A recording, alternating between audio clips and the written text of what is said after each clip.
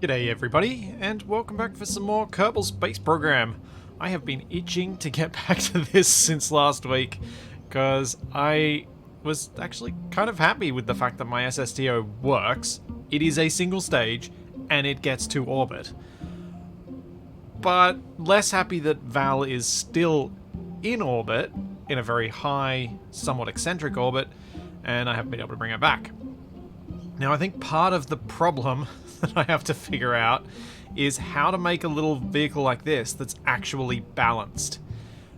Trying to fly this with its thruster when it is so top heavy, given the orientation of things I've done on it, I need to fix that first. So what I thought I would do is not adjust anything with the space plane. I'm actually going to go and I'm going to mess with this little orbiter. This little saving... What was I calling this? Rescue vehicle. That's what I was thinking. So we'll leave here. I'm going to go into the VAB and mess with this thing. Because I need to really try and come up with some better ways of designing this so that I can... I'm hoping I can get the stuff... this thing balanced properly. And also it needs a bit more fuel. It's not quite got enough fuel to get to the super high orbit that Val's in. Although it might be better off if it doesn't have to fight its own wonky weight distribution.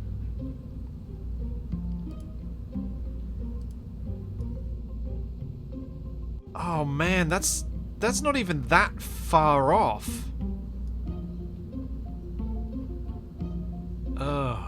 Okay. So that's going to be fun. One of the things I was thinking about last night when I was contemplating how I was going to deal with this today was I need to make sure that whatever I do to shift the mass to balance against this seat, it needs to not be fuel. Because the fuel is going to get consumed equally.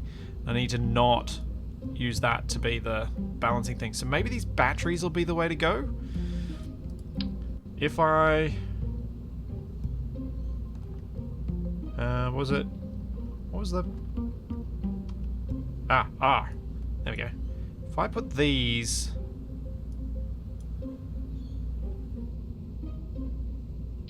Yeah, let's turn these back on. So that hasn't shifted the mass much at all. We're still... the mass is still quite a long way... well, apparently quite a long way to the right. Even though it doesn't look like much. Oh, they've barely shifted at all.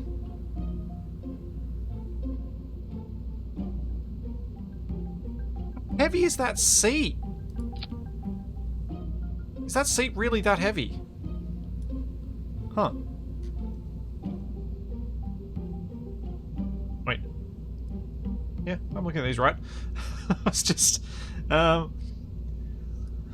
I don't want to just use another control seat. I want to see if I can make this work. As I've spoken about before in this series, part of my goal with playing this right now is to not suck at Kerbal Space Program. So part of that is picking a challenge and deciding to go about it differently to what you would by default. Like the easiest option, yeah, is just slap another control seat on the other side. It'll be perfectly balanced, no problems. But I'd like to see if I can make this work without that. I feel like it's a nice challenge to attempt. But if that's 0.05 tons, how light are these batteries? 0.005 tons. Oh. Geez, even the... okay. Right.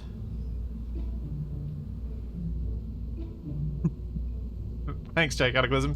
Yeah, I have to support that part of the goal of yours, so I've never reached myself. Yeah, it's just one of those... it's just one of those things that I think if you can manage...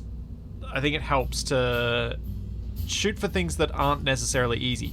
Now, there's a downside of shifting the thruster to the right. If I shift the thruster to the right, I'm effectively shifting fuel mass off-center from the thrust, because it's the fuel tanks that are really heavy.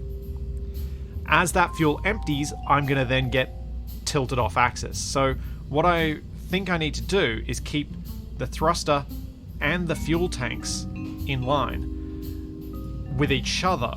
But now that I mention that, what if I move this whole thing?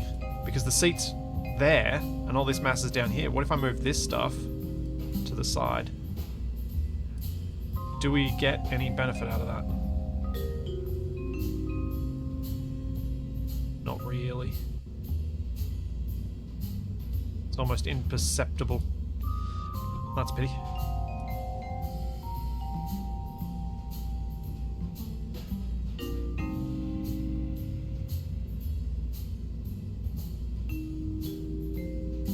Just overlay.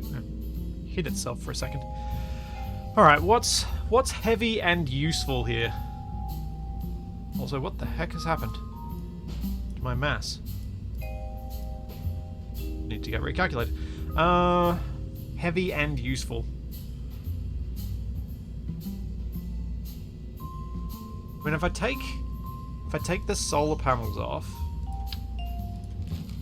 and instead put, say, like one of these on, how heavy is this?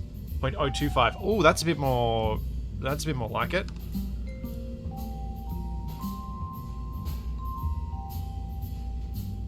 Put that on. That's a bit closer.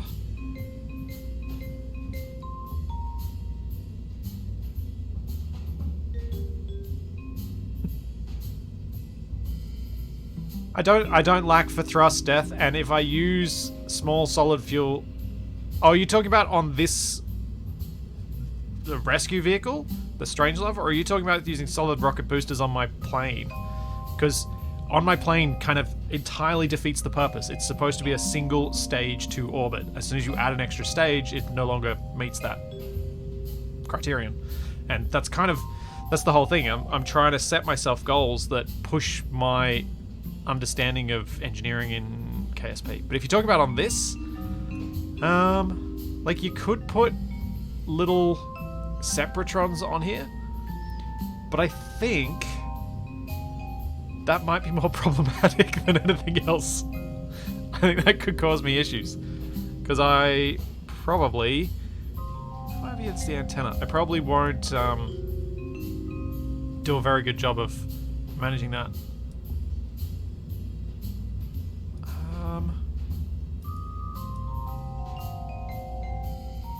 Do I move this far enough?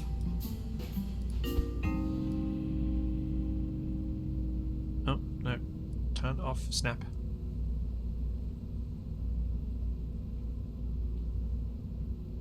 If I move this back...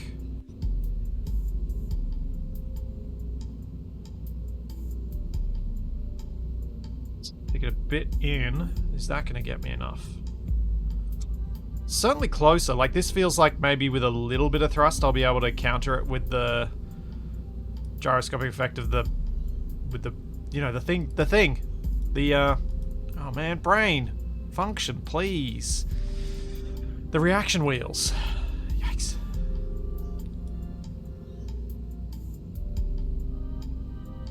You might be able to get away with rotating the engine. That's a fair point, Fish and Hamster. Rotating the engine wouldn't create the fuel offset issue as much, would it? Or would it? Would it still create that issue?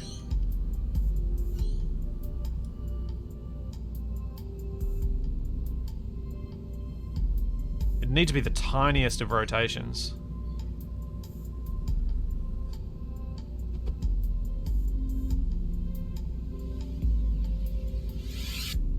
How do I test this thing? That's the other question.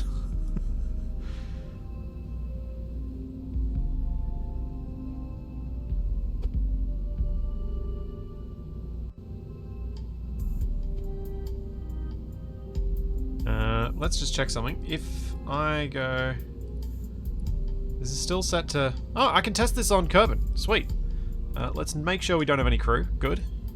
Let's do a test launch. Perfect.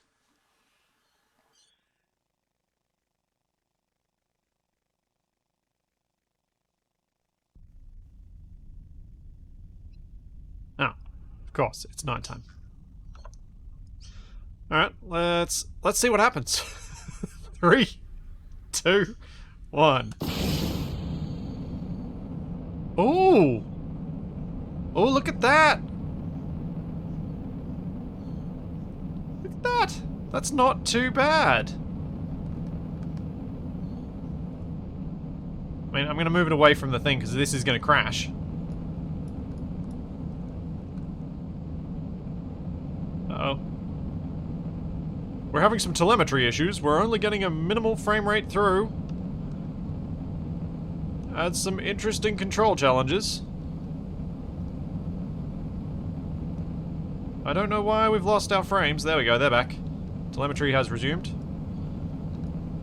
It is once again stable. Huh.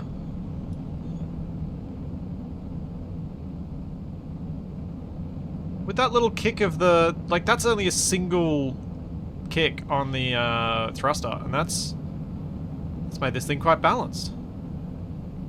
At least in atmosphere.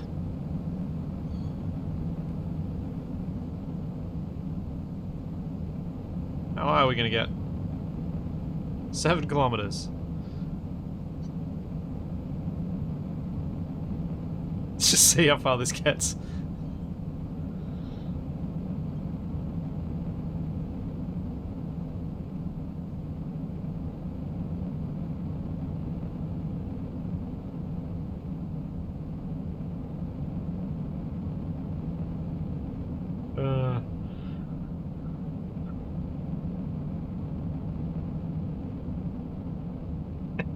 It's all good, Shadow.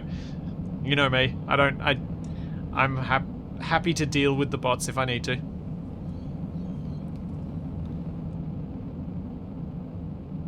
Well, this certainly works on Kerbin a lot better than I thought it would. Now I've done this, what I was thinking of doing was doubling down on the side tanks and seeing if I can get further.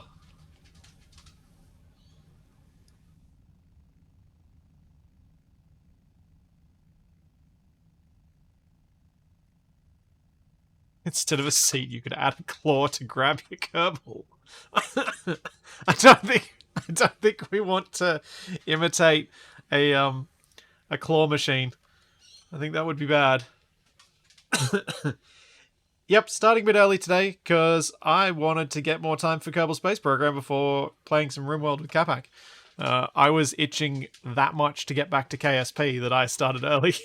It was... that's what I felt like doing.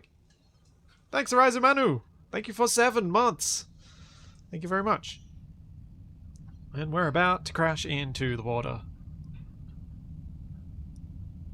Oh no, wait, still 15k's up. Let's speed that up. Oh, missed opportunity. I should have done a powered landing with this. I shouldn't have run out all my fuel. What a dum-dum. Thanks, Delete Ghost. Thank you for the Prime sub.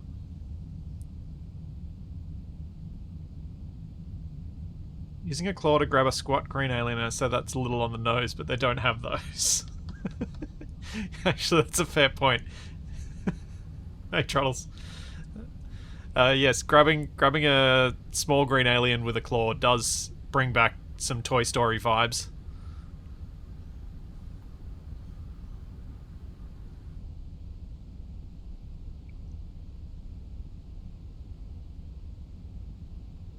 Here we go.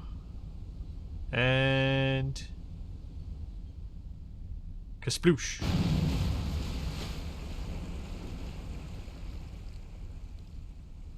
Now, game, calculate that everything is destroyed. Come on. Come on. You can do it. Let me go back. There we go. Space Center. Alright, successful test. Thank you for the tip to rotate the thruster. That was something that I don't know why didn't occur to me, considering that's how it was done on the space shuttle. Which makes sense that it would be the right way to do it then. Nope, no reverting. I've got revert allowed for, you know, bugs because I'm using mods. But no revert. Revert not allowed.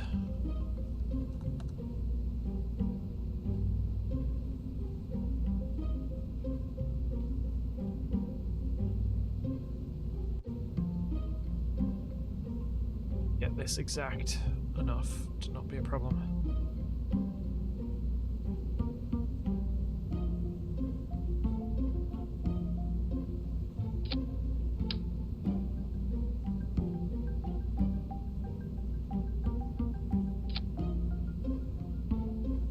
Well, that's not right.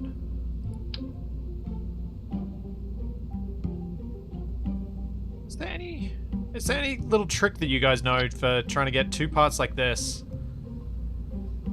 as perfectly aligned as possible?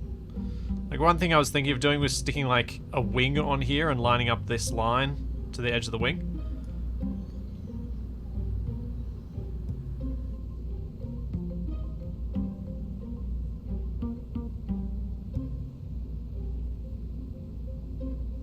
That should give me, there we go, 3,280 meters per second of delta V.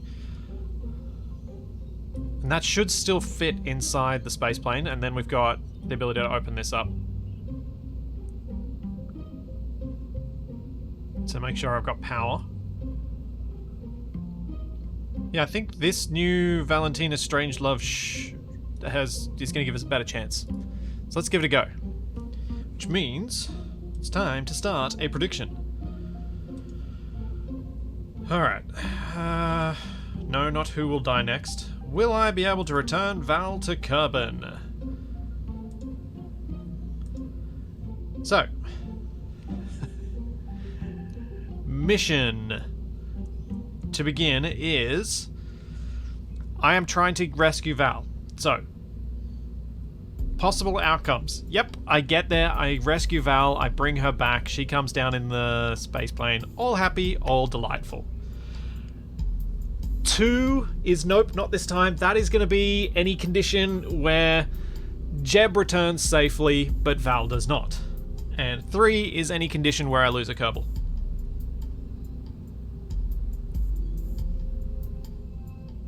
Or if I bail out of the space plane and only save Jeb because Val's still up in orbit.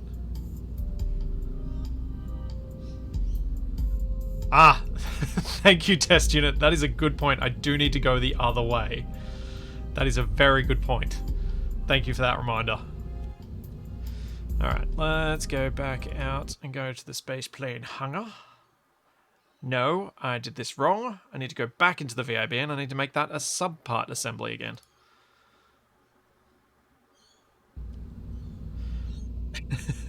Alright, Val and Jeb both remain stranded. Is a 2, not a 3. Because there's no blammo. What am I doing? Doing this sub-assembly-ish.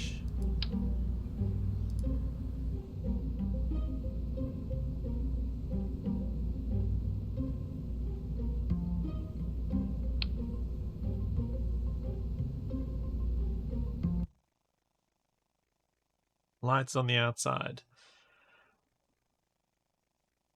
Oh yes, thank you for the other point, is close the fuel valve so the Strangelove doesn't lose its fuel. Yes. Wobbly Goblin K1.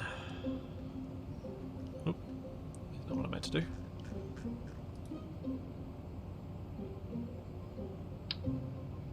Ah.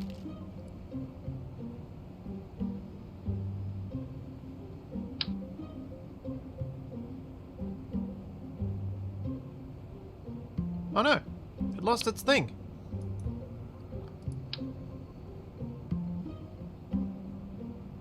What was the... Alt? There. What was the key I was supposed to remember from last time that helped me snap this stuff?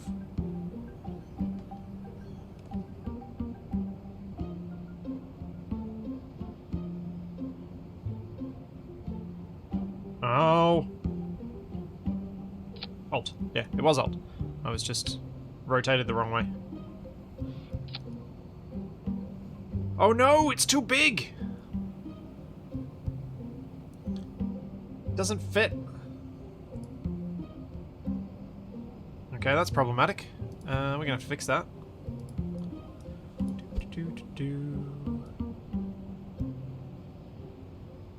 I might have to go back to this, to the VAB to do this so I can do it correctly. Otherwise these are gonna be messed up. And the doors have cut out. Alright. Let's just fix that up. Make it smaller. Nope, that's not the one I want.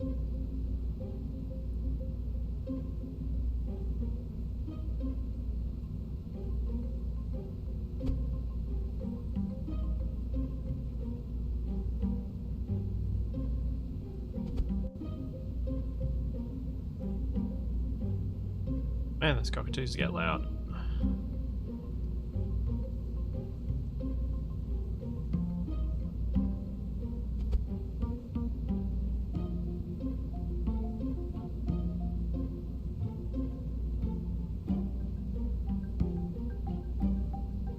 And that looks about right. It's certainly a little more cramped.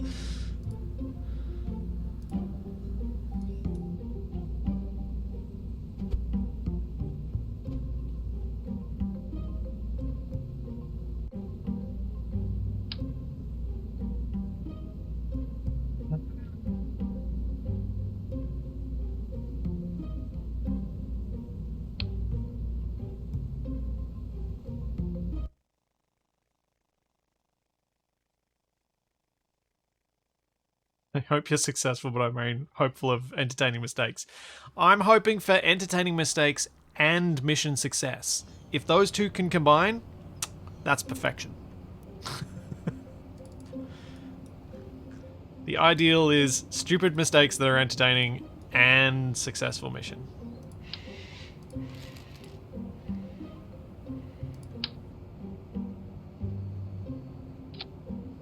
Oh yeah, neat. Ugh. That clipping, is that going to cause me deployment problems? Does anyone know?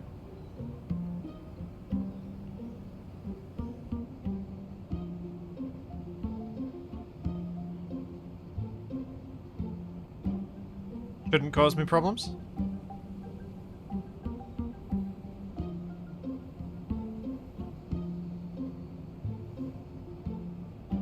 Also, these are not the same.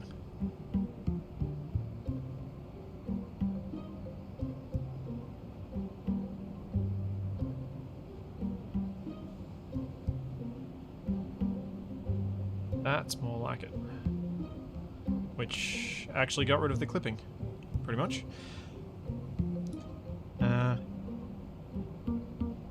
Cool. Alright, crew. No Bill, just Jeb. Wobbly Goblin K2. Save.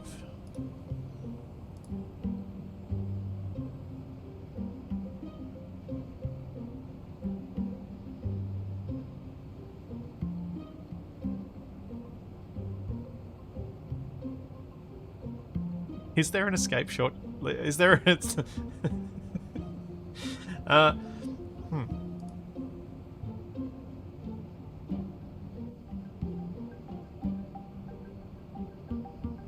Doesn't seem to be.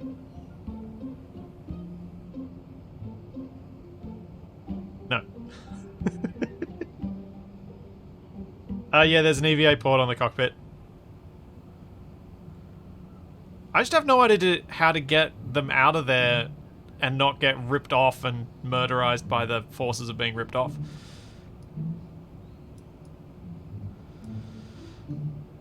Dear.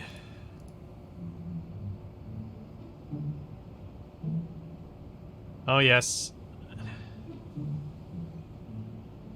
That mass is a long way forward compared to what it will be. Okay. I guess we do this thing? No. We have steps I still have not done. Which is... disable crossfeed.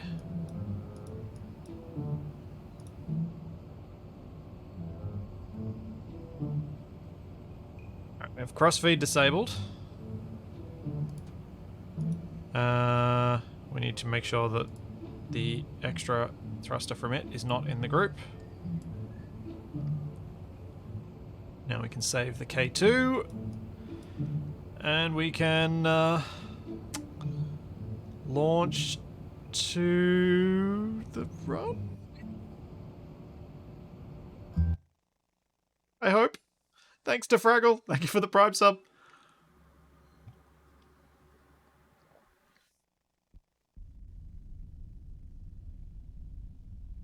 Okay, so flight plan. We take off, we turn around, and then we shoot for orbit. Feels simple to me.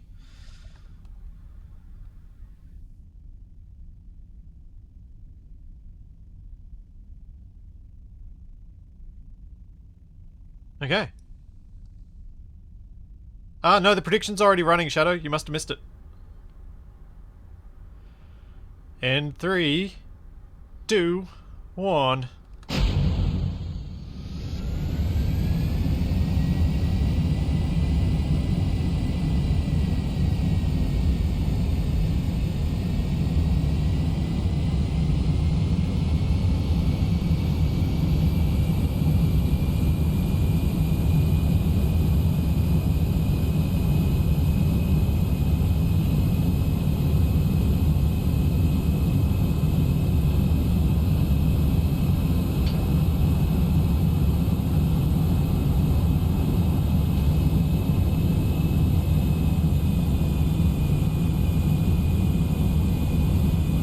Gain altitude, turn around, fly the other way.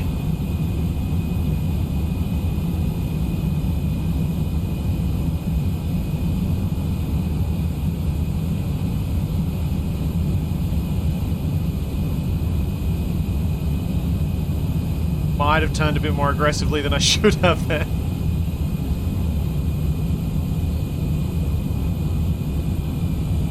Speed is lacking.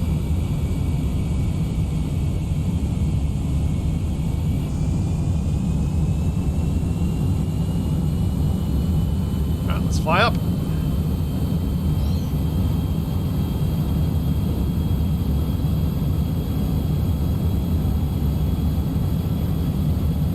I have no idea what you mean by cheaty plane parts, Canada.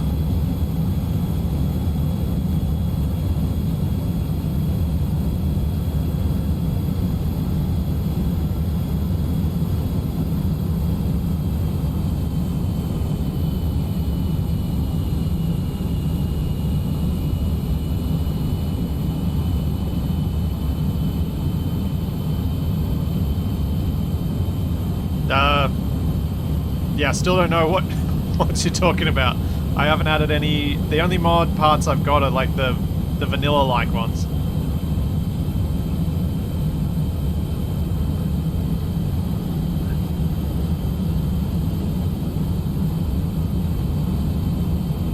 Yeah, these are the stock-alike parts. All the stuff I've got.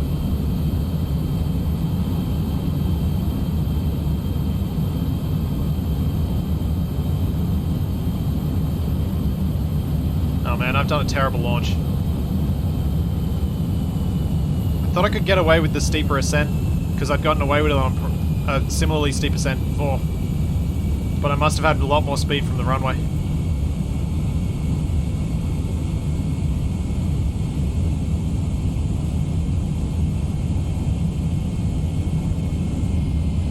The parts that I've got have a slightly different art style. It's still very vanilla KSP, but it's slightly different and more detailed.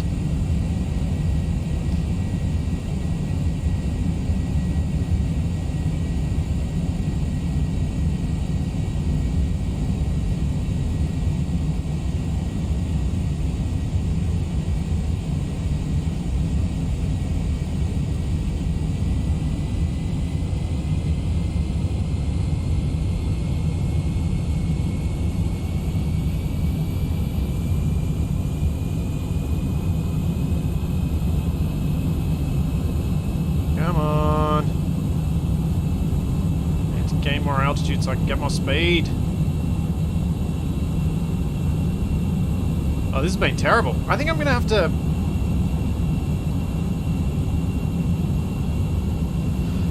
No, Oren, if I go up to 400 meters a second, I have to use a stupid amount of fuel to get there.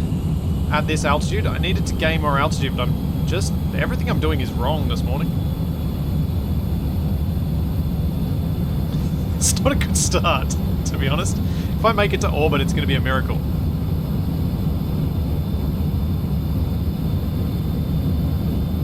I think what might be messing with me a bit is the extra mass up front.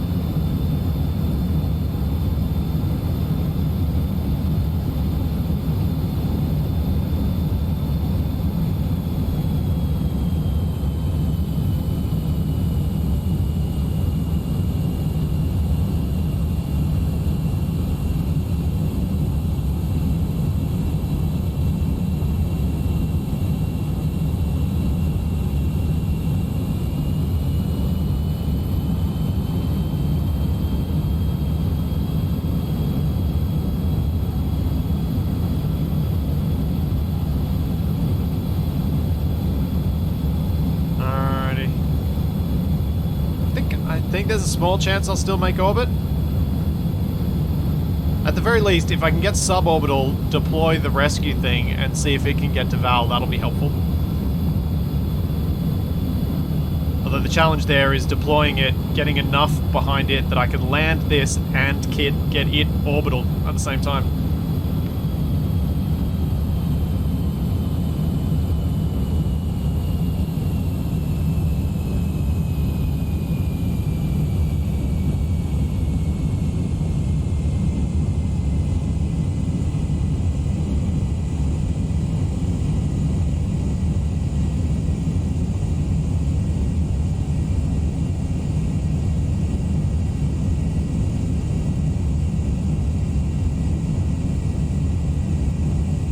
No, the rescue thing does not have a parachute. The rescue thing was meant to bring Val back to the spaceplane. That's how it's supposed to work.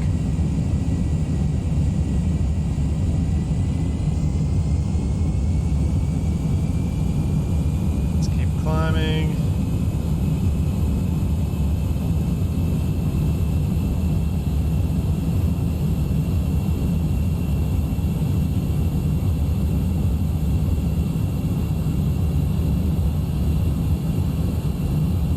Probably should have done this as a test launch of, can I reach reverse orbit?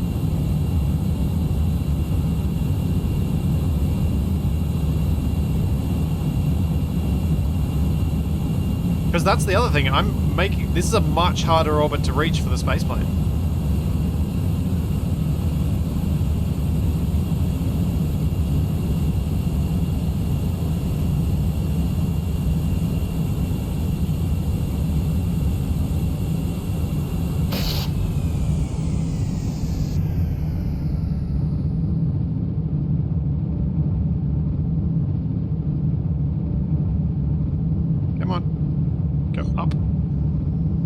Up. Otherwise we're never going to get even close.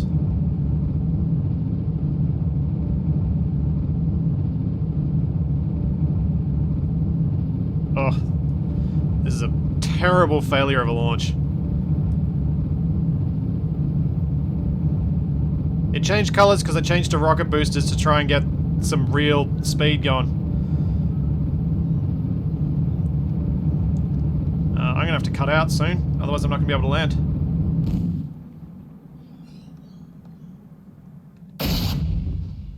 Hold up, was it using rocket? Oh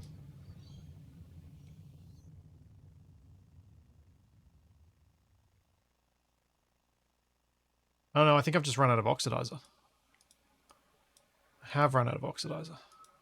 We've made it up to 71. I don't think this is gonna be enough. I don't think I'm even going to be able to launch deploy the thing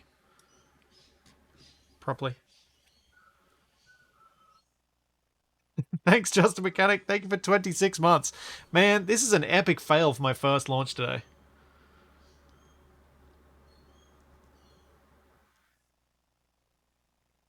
I'm going to try this ascent again and see if I can do it better.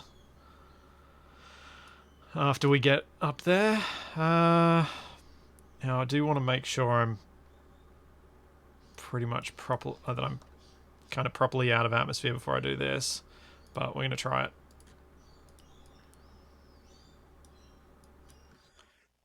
Alright, and undock.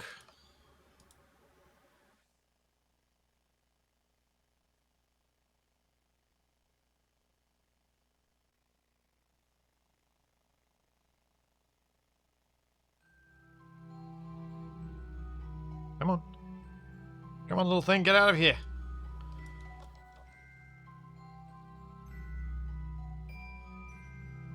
Might need a little Sepratron thing for this. Because I can't shake it free. It won't come out. Get out. Go. Go, go, go, go, go.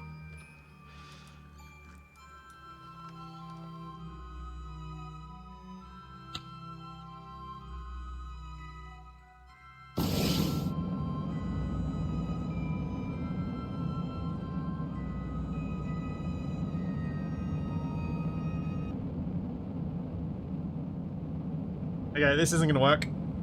Switch back to other craft.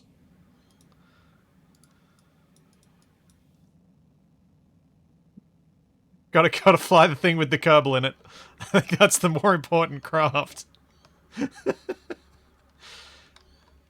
No, I haven't been putting RCS on the little thing because it's extra mass. And I've been trying to avoid the extra mass.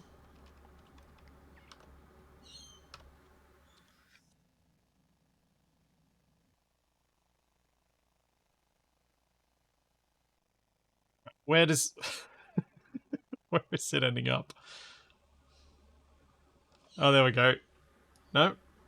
Yeah, there's the Rover, which is currently above altitude, above atmosphere.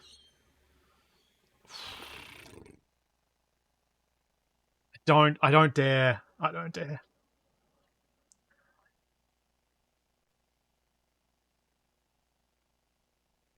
Part of me wants to try and keep it up there, but I don't dare. I can't do it. I can't afford to lose Jeb at this point.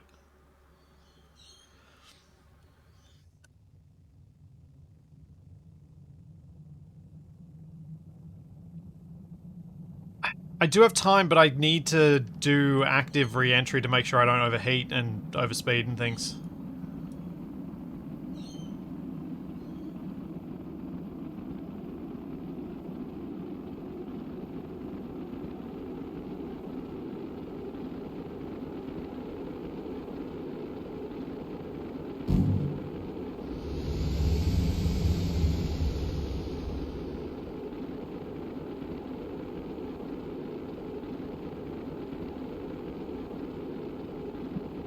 No, there's no pause. You can only make things go faster. Alright, I'm just gonna have to put... I'm gonna set down wherever the heck I am over here. There doesn't appear to be any launch or anything anywhere nearby where I'm at. So I'm just gonna set down wherever I think is flat enough. And hope. How's my power situation? Electric charge, 194. Open that up.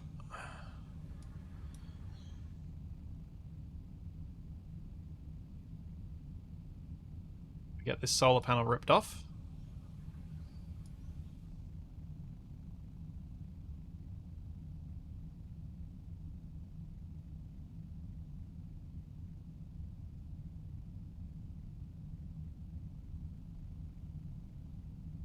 Gaining a bit of power. A little bit. At least I'm not losing it now.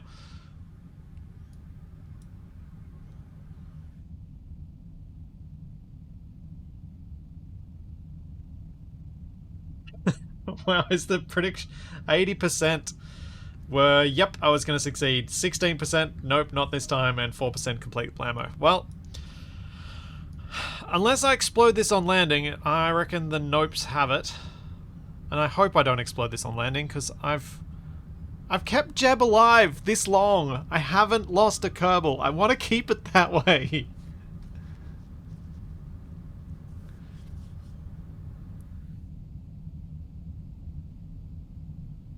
Now, if we look, the Rover will already be Gone. Yeah, it doesn't even show up anymore.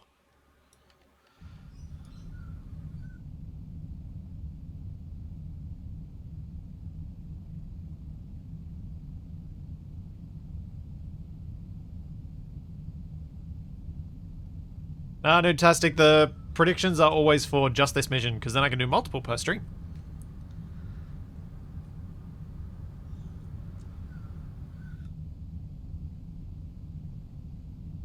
Tilt a bit further. Can I get a bit more power? Or am I fighting too hard against the aerodynamics at this point? Oh! I forgot to do something that people reminded me of, which I have done before and which does help with planes. I need to change my control surfaces to only do one thing. Oh, there goes the panel.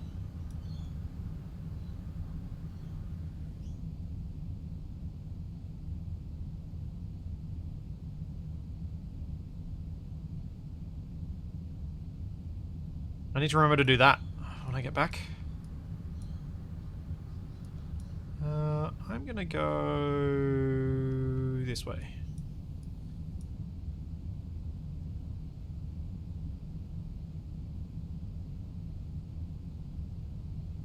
Looks a little smoother.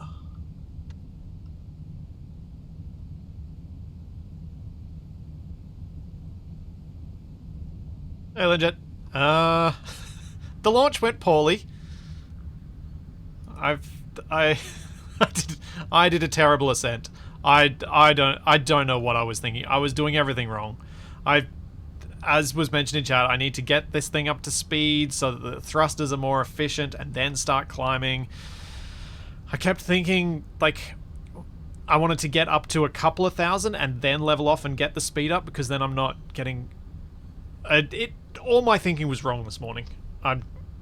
It was just bad. So we'll try it again and hopefully actually manage to get into a reverse orbit with the SSTO, which I think is going to be a massive challenge anyway. But if I can't get a reverse orbit, what I was thinking I would try and do is attempt a polar orbit, because at least that's closer.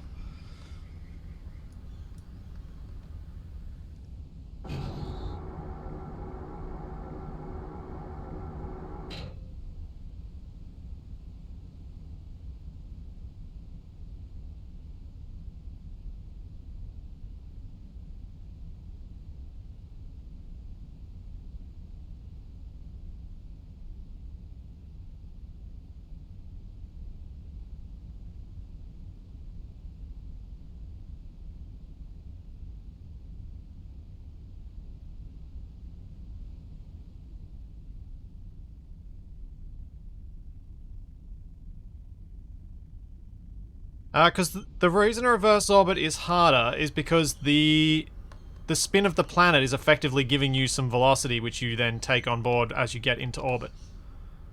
So if you're going against the planet's spin, you have to counter that spin as you take off, which is hard.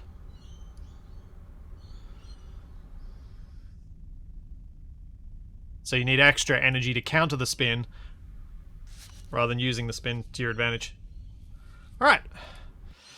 I didn't kill Jeb. That is a relief.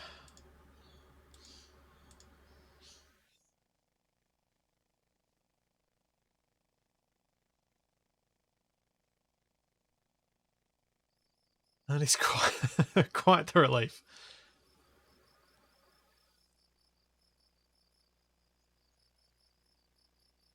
Alright, let's do a couple of things to improve this. First off, this does only yaw. These do only pitch.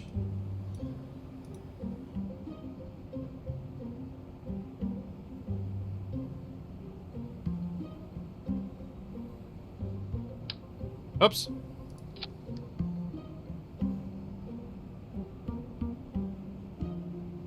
With the elevons, should I be having them do more. They shouldn't be doing yaw, but should they be doing roll?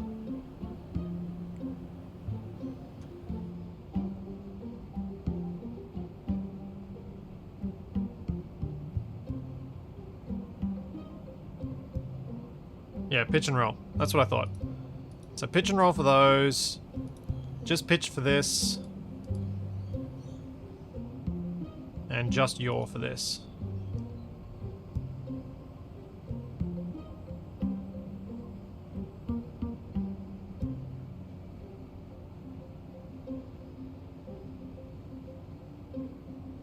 Okay.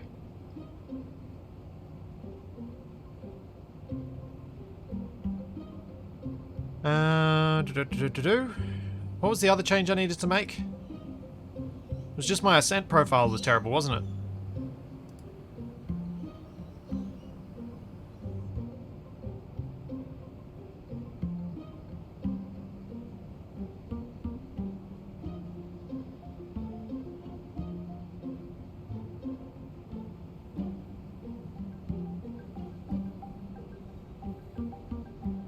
I mean, yeah, my weight is a long way forward. It just kind of is. It makes climbing a bit harder, but there's not a lot I can do about that. It needs to be that heavy to get enough fuel to go get Val and come back.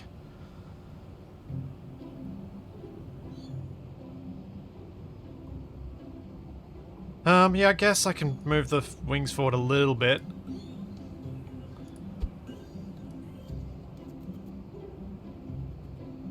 I don't want to move them too far, though.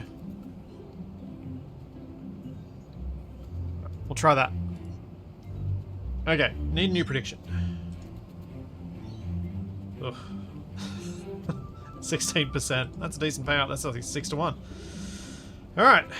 Attempt number 2 for today. Can I do it this time? Is there anything else I can adjust on this to make it better? Let's push these back a little bit.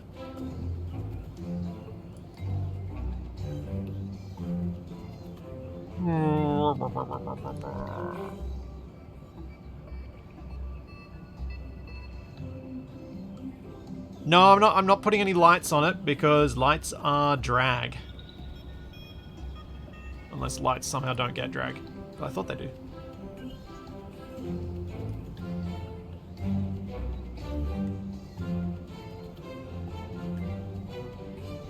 Something to help separate the rover. The rescue thing. I don't. If I'm actually in orbit, it doesn't matter if I have to do that fiddling and messing around to get it out. Oh.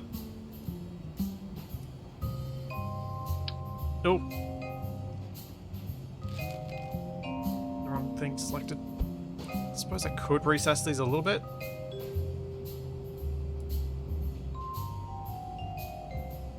Don't want to kick it up too much. Especially if I land with the air brakes active. Oh, I know that having the lights would be useful for the dark side if I'm doing something over there, but the downside of the lights isn't insignificant.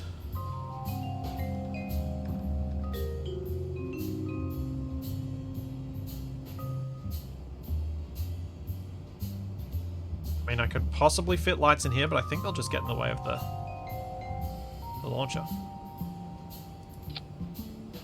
Rescue vehicle.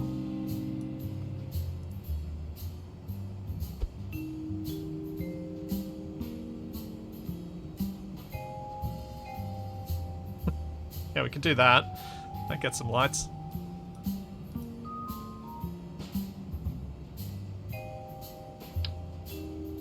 Oh! Click on the wrong thing.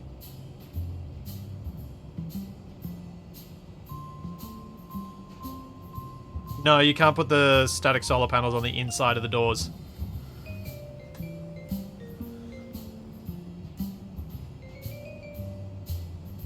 Yeah, we've got to wait for KSP 2 before we can paint everything. So that's not a thing in KSP. Alright, I think that's as good as I'm gonna get.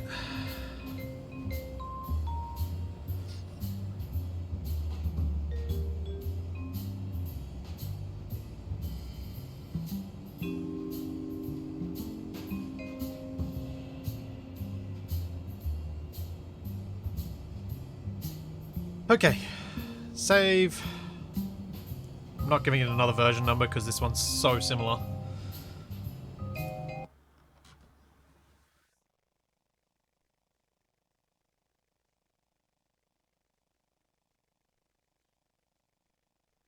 Minute 30 left on the prediction. That should be okay.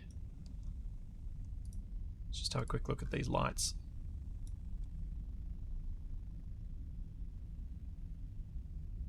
Oh yeah, they'll provide some amount of light for things? Sure. Oh, not what I meant to press.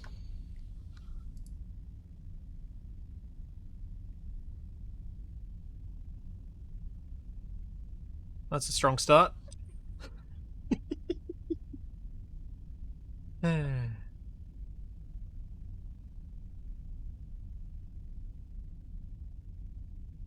Okay. Let's roll.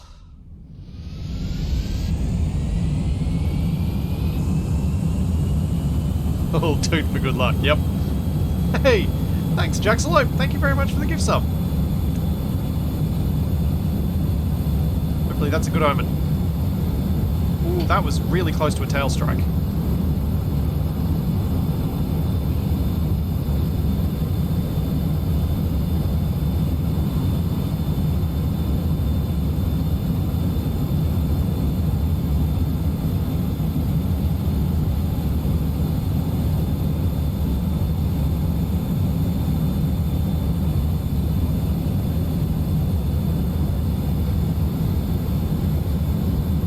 Very close to a tail strike on takeoff.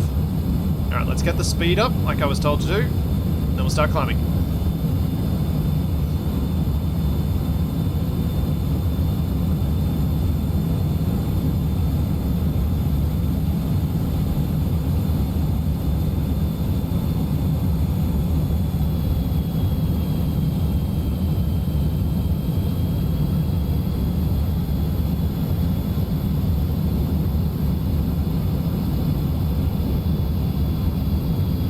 Okay, we're at 500 meters a second. Ooh, that hurt. Still gaining speed, gaining altitude.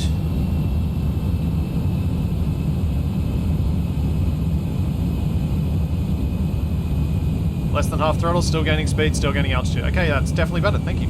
Thank you, guys.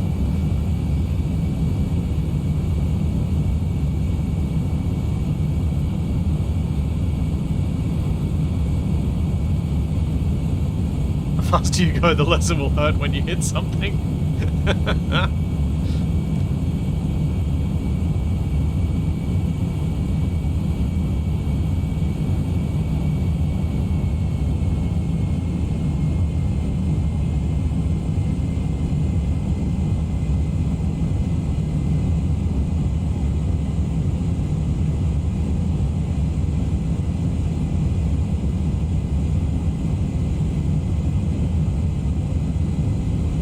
I worry about trying to tilt a bit steeper until I'm a bit thinner because I was getting a lot of tearing.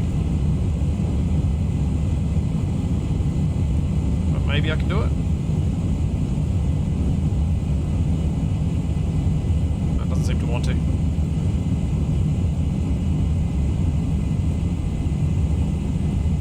Up at 20. This is already heaps better. I reckon I can switch to rocket now. Let's get some climb.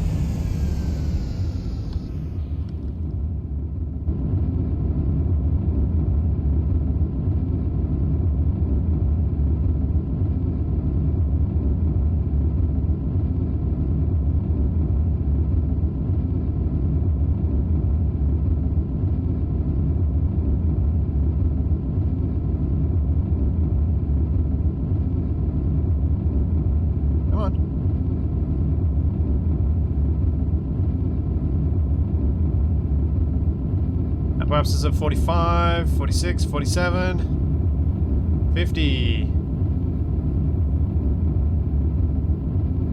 60. What the? Why am I running out of... What is going on? Why am I burning oxidizer when these engines are not on...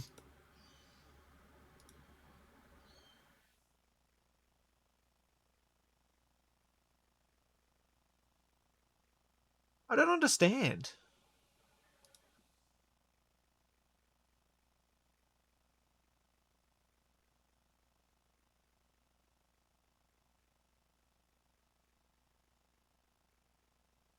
I could have sworn I was getting a longer burn, but maybe... Yes, yes, Shadow, this is a good time to say, oh no.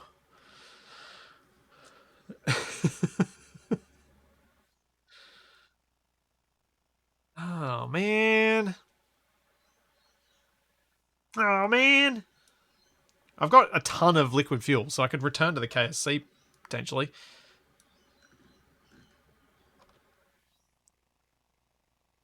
Ah. There may be no point releasing it, sort of, but if I release it, it's less mass, so... Oh, actually...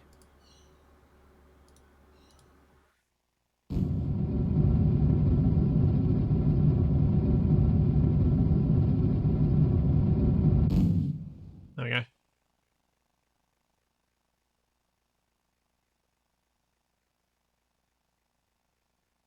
Now we shake it loose.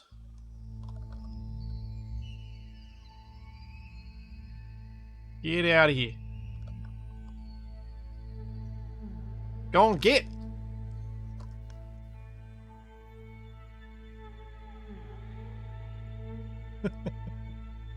Okay. You know, you may not be getting enough intake air. They could be switching on their own.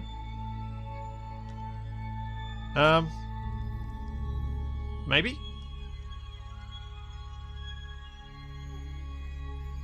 How far am I going to make it toward the sunshine? Not far enough.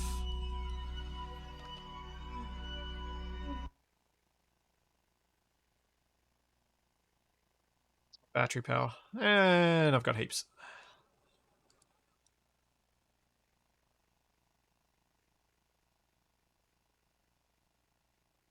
Is this the splitsy version of backing up the truck and slamming on the brakes? Yeah, kinda.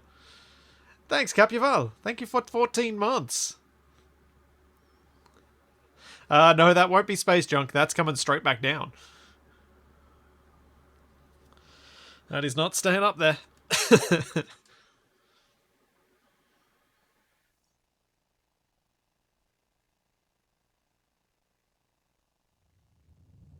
As you can see it falling down beneath me.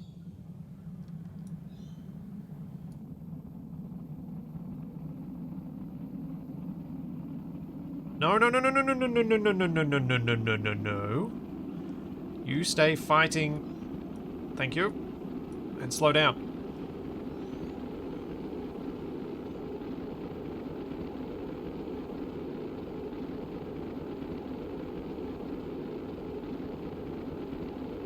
Can you taxi to the other end of the runway and remove the need for the initial turn? Perhaps? Would certainly... Like, it would probably save fuel, wouldn't it?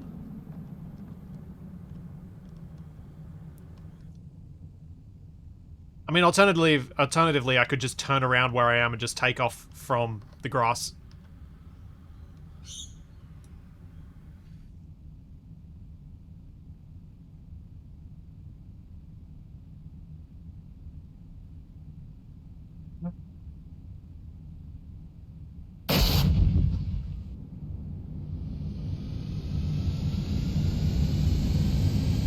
Let's get to some land, please.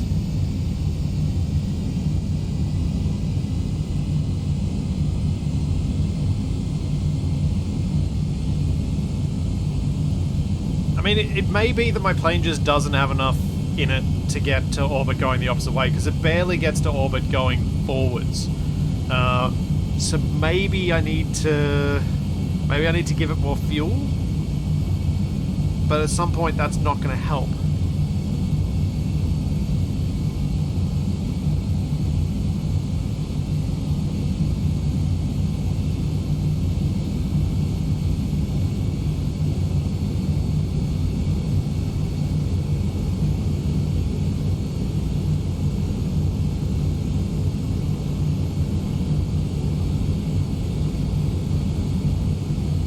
I don't know.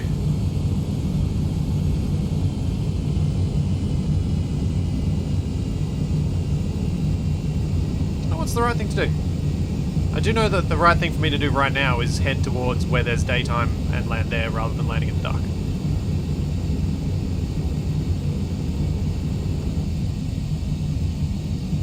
I know that for certain.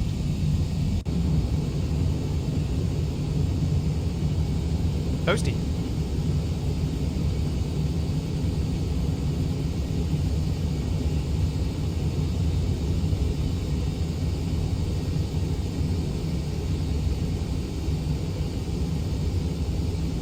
So more air intakes kind of falls into the same issue as more wing or more fuel.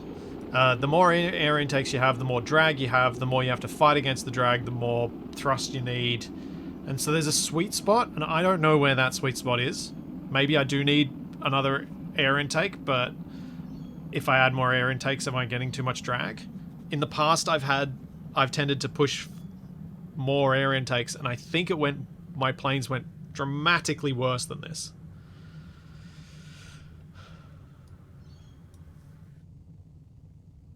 Is there a way to turn off... Oh, if I go manual...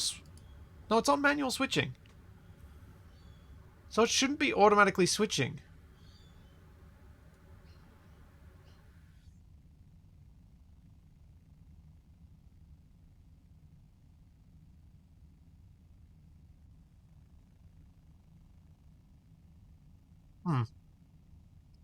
Hmm.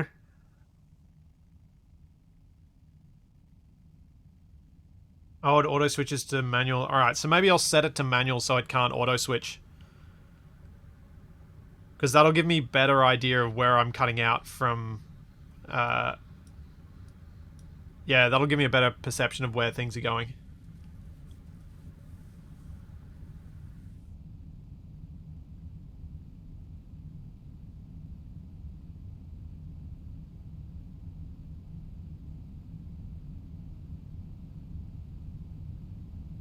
Because, yeah, having it auto-switch and use up my oxidizer when I don't know that it's happening isn't great.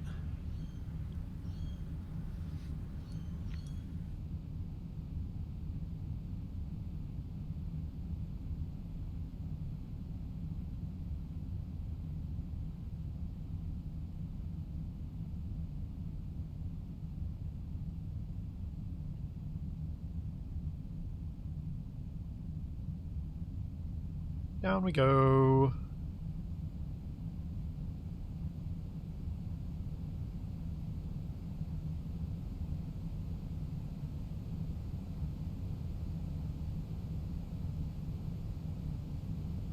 I might wait till sunrise for the next launch as well.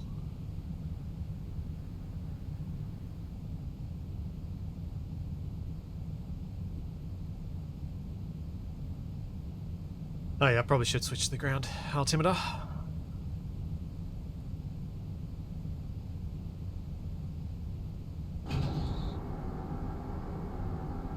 Do that before I forget.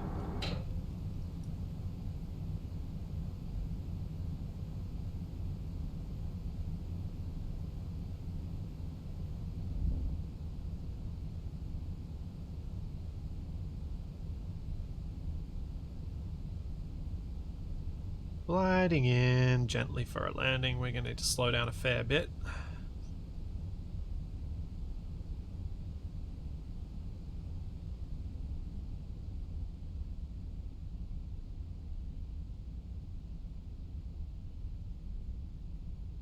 Super smooth ground.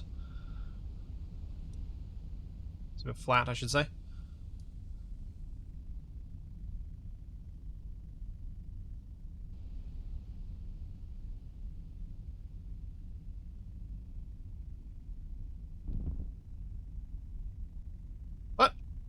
Safely landed anyway.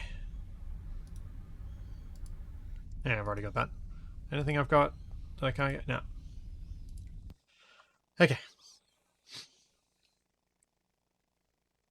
Choose prediction outcome. Wow, 41% for nope, not this time. I reckon that's going to keep increasing until I finally actually nail this thing.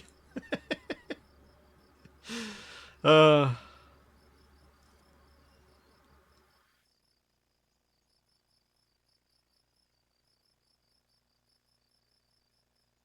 Galadas, I think a good pilot who's very comfortable controlling these things wants less authority, but there are certain situations where I need that high authority for pitch control, and so I want to keep it that way. I don't want to change how much control I have over that. So what have we got options here? I could put another... Like, I could switch out how much fuel? 40 versus 400. Okay, there's a lot more in that. Let's manual switching for all these. Start with that. I think that's going to help a lot. I'm suspicious I'm using a lot of oxidizer at low altitude.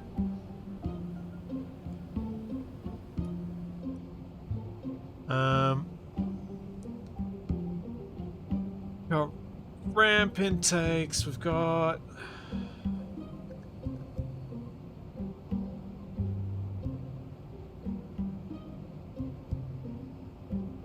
Yeah. Not sure I do want to... I mean, these would be the only other ones I could think of to put on here. But I think they create a lot of drag.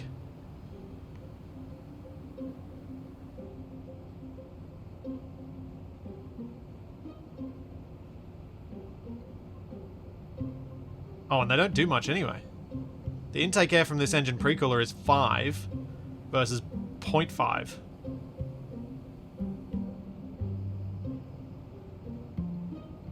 Do I need 3 rapiers? I mean, maybe not.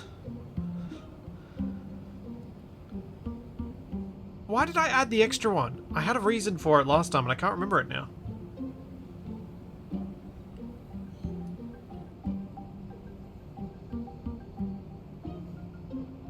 A bigger plane to drop the little plane out of does not equate to an SSTO.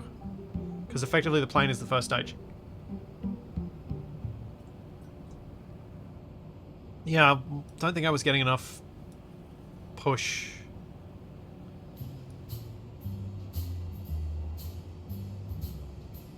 Alright, let's just try it. Let's just try it without the automatic switching, because I think that may help me figure out where the problems are. Use air brakes and flap to make them thrust. Yep. Okay. So. Start prediction. Let's go. 2 minutes this time. Because we're going to launch. I don't think I'm going to try the same mission, but I'm just going to, this time, attempt the taxi and turn on the runway.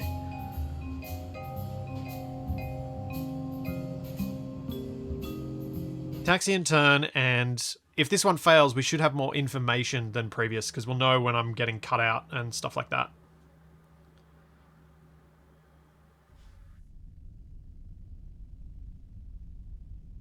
Would replace the third rapier with a pure Atmo engine? Yeah, I guess you could. But now that I've got the rapiers set to manually trigger, I should be able to...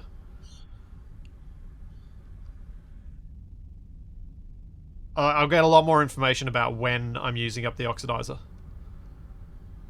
And we'll probably make a much better ascent.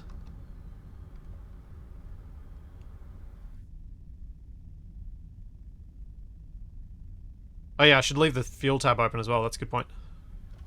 That would help as well. That would have helped if I left it on auto, but because I've got it on manual, at least now I have to switch it myself.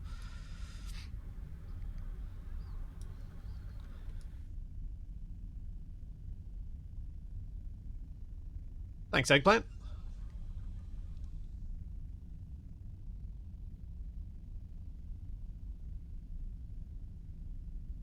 In fact, if this doesn't work, I am going to switch out the third rapier for a purely Atmo engine, because the purely Atmo engines all have alternators. So that way I won't need to worry about these power problems, because I'll have power being generated for it the whole way through until I get to orbit. And then when I'm in orbit, I've got the solar panel. That's actually potentially quite good. Add close air intake to the command that switches to rockets. Oh, yeah.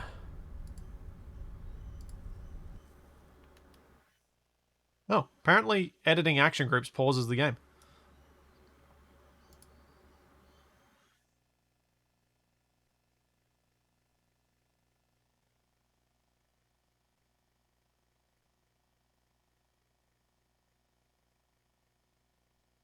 Oh, wait. What am I doing? This.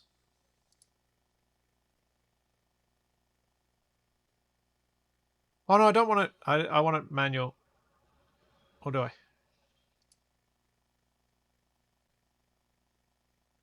Okay. So it'll switch them, which should give it better aerodynamics for the limited time it needs it.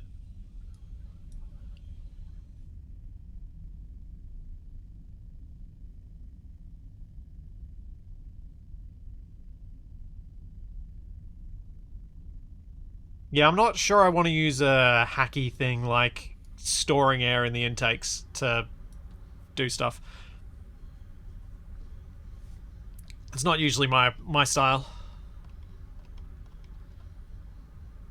Alright, we should be right to turn around here because I don't need the full length of the runway. I say optimistically.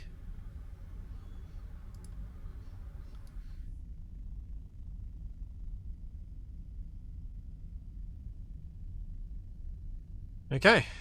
Here goes everything. Let's roll.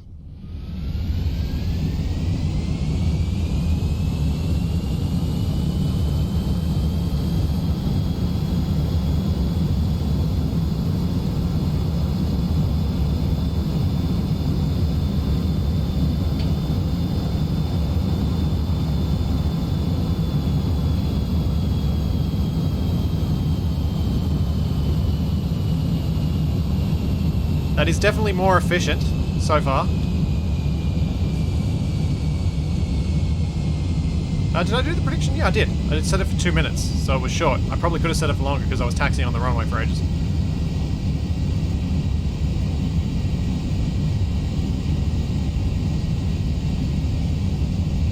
Let's get a bit more pitch.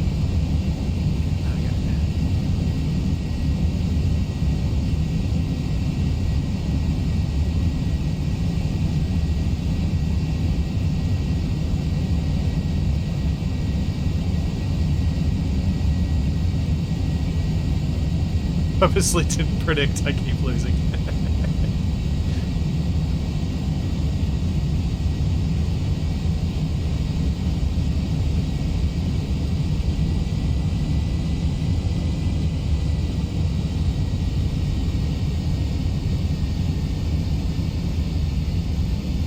Alright. Hope this goes better.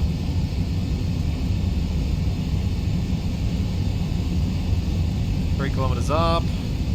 Might level off and try and start getting some speed up now.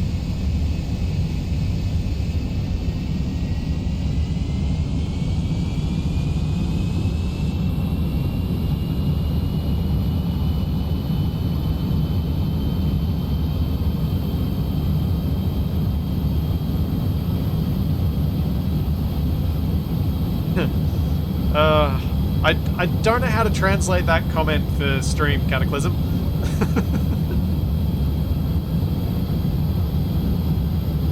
For the people watching the VOD.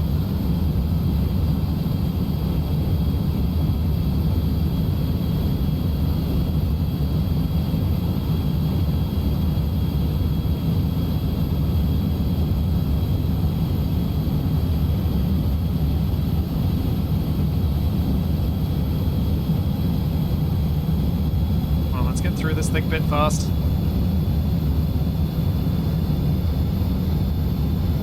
good speeds.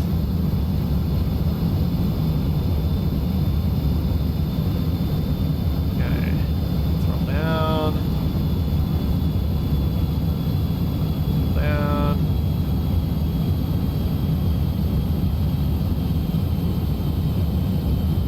Let's open up Orbital, see, get an idea of how high we're picking up the periapses.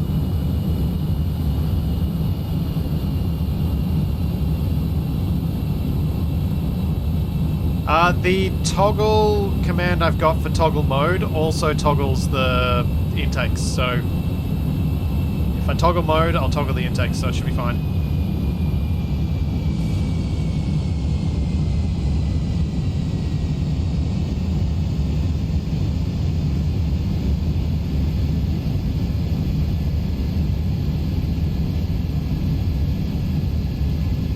Is of 22 kilometers, 1,000 meters a second.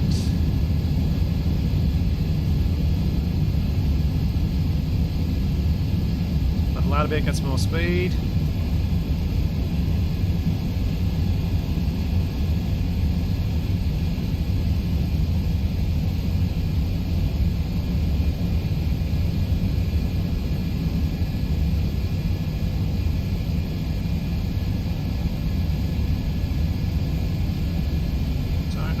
Get much more than this out of it.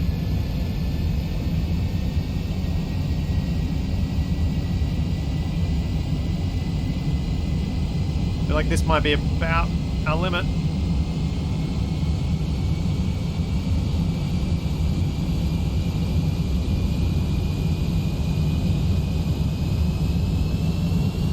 Crank it. Oh, I can crank it a bit faster.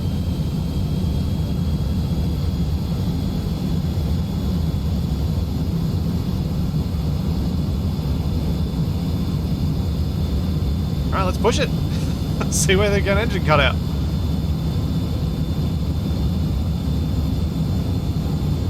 Oh, now we're losing altitude.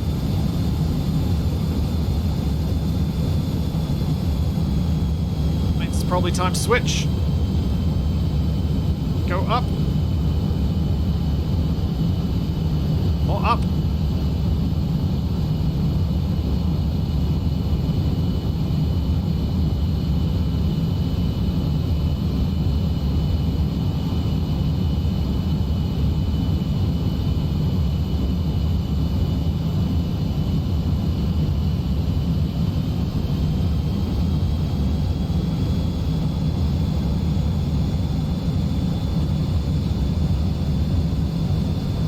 It gets unstable at the high speed, Brandano, so I can't get any faster. It was starting to kick around all over the place.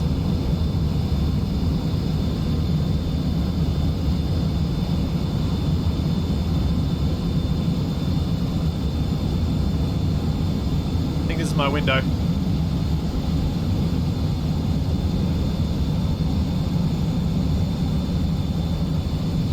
I'm aware that orbit is about speed, but when the plane starts rocking around like this, you're not going to have speed, you're going to have rapid unplanned disassembly. It's very different. Alright, I'm going for it.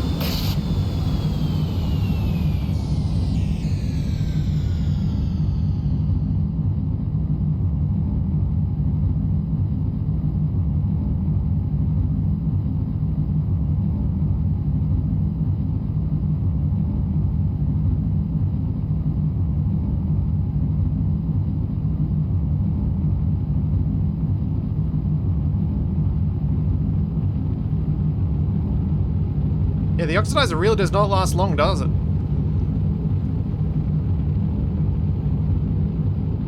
I feel like my control is worse since I turned off the control surfaces. Like, terribly worse. Also, I just got flame out. Oh, right, because the oxidizer's on board the thing.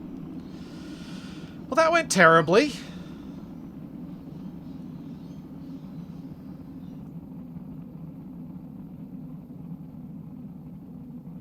This is honestly, this is why I didn't follow these in the guide that you guys have been giving me, Because this has been my experience in the past when I followed the instructions of like people like Matt Lown and stuff. I was like, go faster, go faster. And it's like, my plane explodes.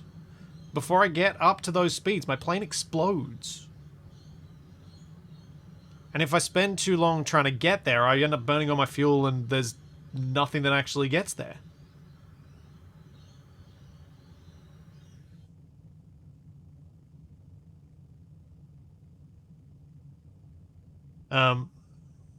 So I don't know what it is about the way I'm building that causes that.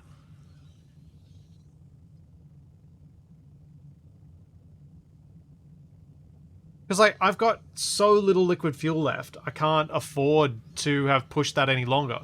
If I was pushing that any longer, I would have run out of liquid fuel instead of oxidizer.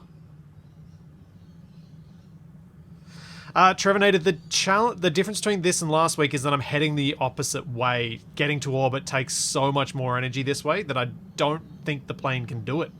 I think I'm going to have to reverse orbit with the rescue vehicle rather than with the space plane. I think.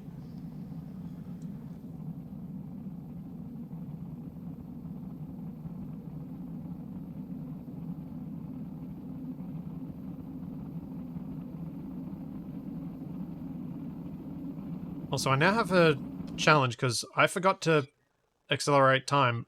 I don't think I can make it to... I don't think I can make it to daylight.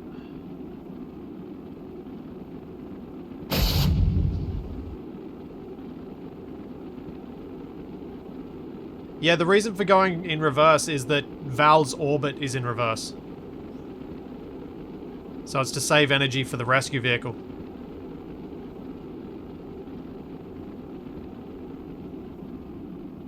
Because otherwise the rescue vehicle has to reverse to get to Val and then reverse again to line up with this.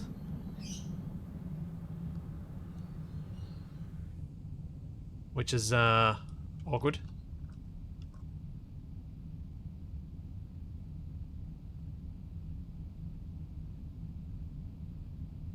It's really unfortunate that Val is in such a terrible orbit.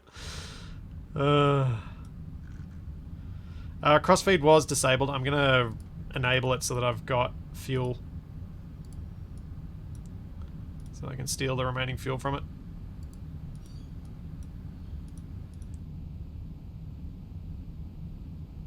Thank you, Ramirez. Thank you for 9 months.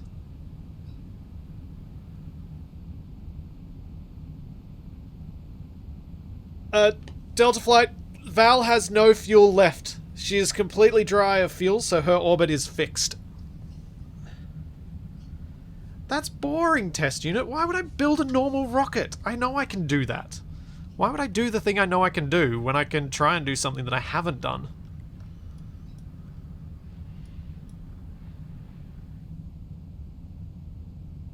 Two-stage mission. Can the first SSTO mission correct the orbit?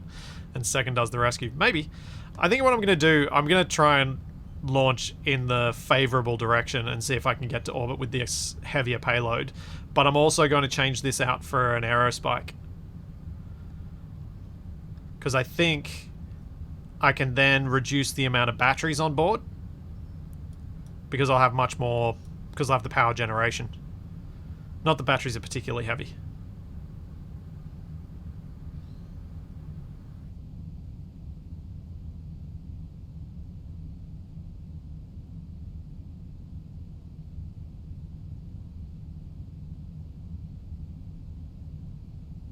Yeah, Eggplant, if the multiplayer mod actually worked reliably, as in you could see the same thing on both ends, Capac and I would have done heaps of aerial launches of rockets, of planes, of all sorts of things. It's such a pity that it didn't work, because it meant that the co-op space program series I was doing didn't end up being co-op, because we couldn't actually do the co-op stuff. We couldn't do things in multiplayer. It was just two people whose satellites existed in the same universe but barely interacted, which was really sad. KSP2 is not co-op at launch, and I'd be almost willing to put money on KSP2 not being co-op until at least 2024, if not even later.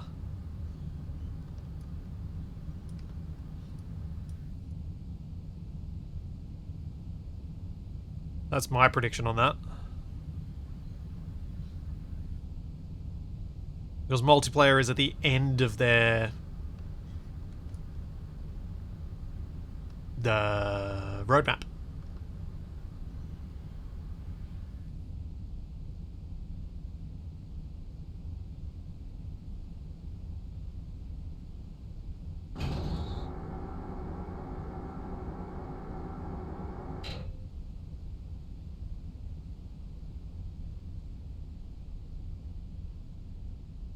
Sorry, Val. We could just set up a rocket, but the boffins in mission control say that is boring, so we are developing a whole new vehicle. Don't worry, it'll only be a few years. Yep. I mean, she's already been up there for like 12 years. It's fine. She'll be fine.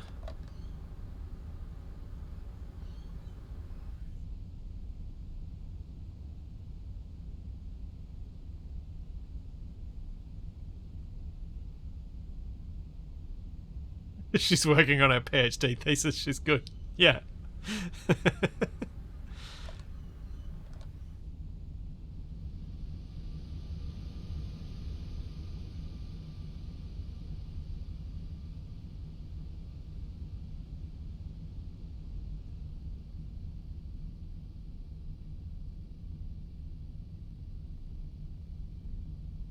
That's not good.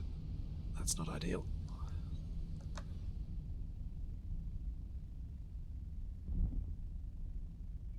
That was bouncy.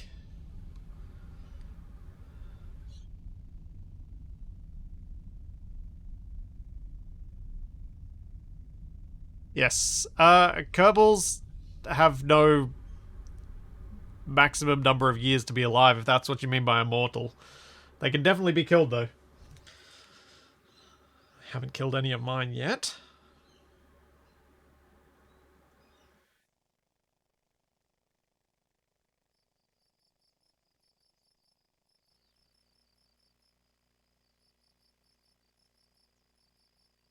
Kerbals are basically sapient goo. Yeah, I think that fits.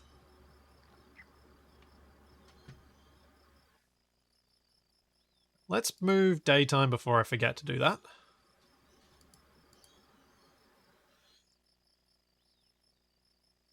I know I can do the skip to sunrise, but I prefer to stop there, whereas it stops later.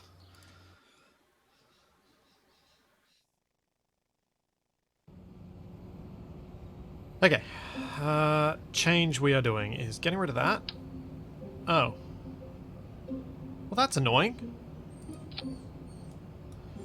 Didn't realize that's how that was attached.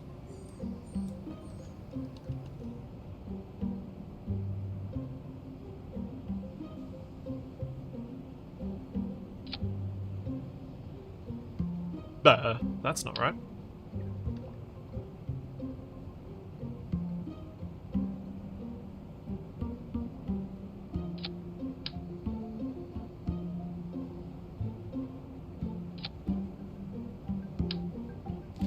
Okay. And we're going to try and have a... So we got the whiplash.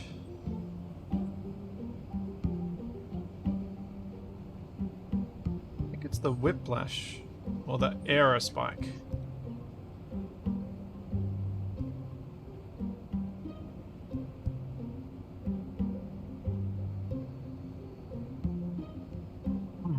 Aerospike, thrust at sea level 153, 180 versus the whiplash, which is 386 at Mark 3.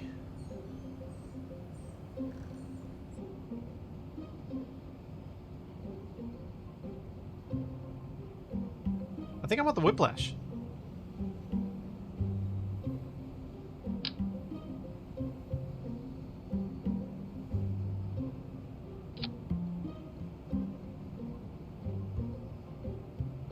Yeah, I don't want the aerospike, I want this one.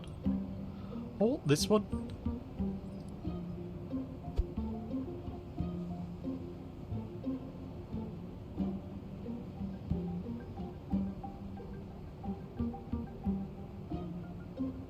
Well, let's just check all the things.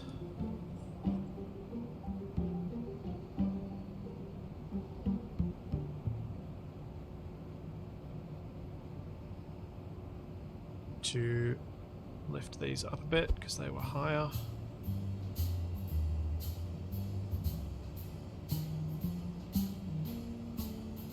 That's about right.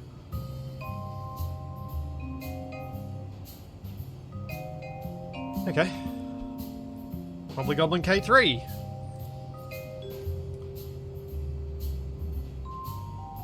Now, what was the other thing I wanted to have control over? Oh, that's right. I modified the action group. So that this also has toggle intake and toggle intake.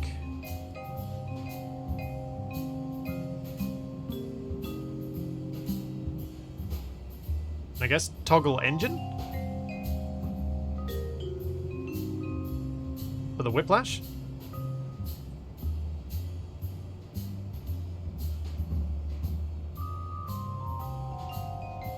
No, I won't. Actually, I'll get rid of that. I'm going to set that up on 3. So we'll have a toggle engine for that on 3.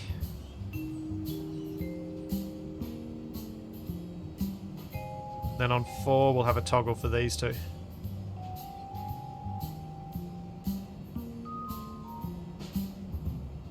Yeah, I'll see how many batteries I've got. I don't think I've got a stupid amount, but I've got...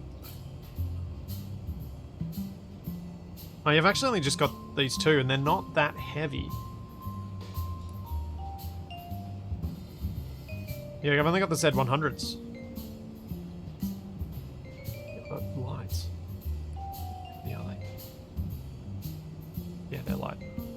Okay, I don't think the batteries make too much difference, but at least this way I don't have to worry so much. Power shouldn't be an issue.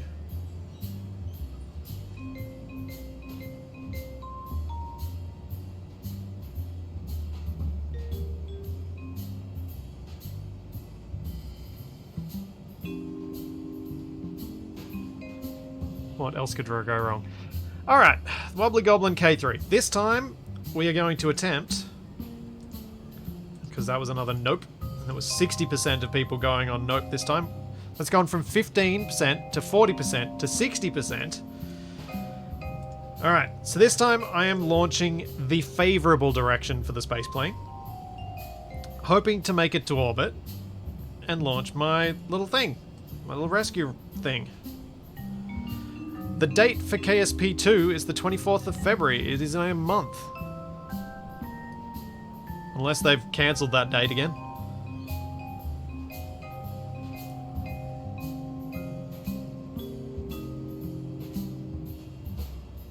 Which is part of the desire for me to play Kerbal when I started playing it, was so that I didn't suck by the time it comes out.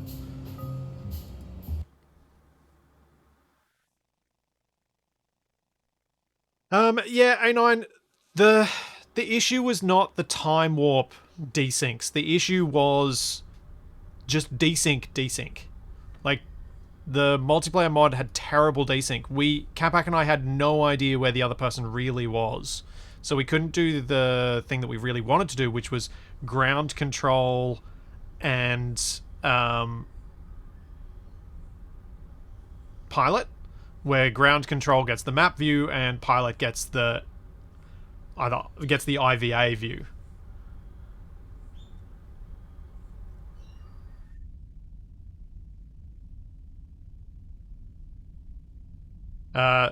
So we couldn't do that because what Capac was seeing of me was, like, say I was piloting, he would see something that was totally different to what I was seeing, so he couldn't actually do it.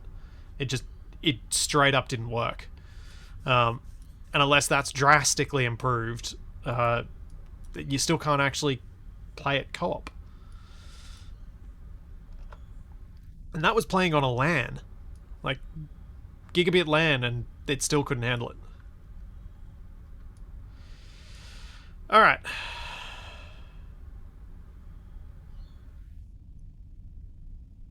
You go there. We're going to go shut down those. We're going to launch on this one only.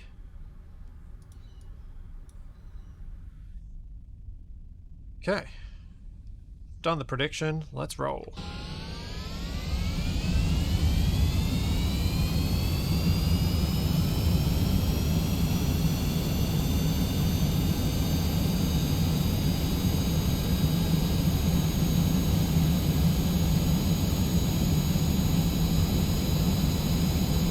Also, which multiplayer mod are you looking at, A9? Because there are two. There's Lunar multiplayer and Dark multiplayer, which are kind of, I think, forks of each other. I can't remember which one is which.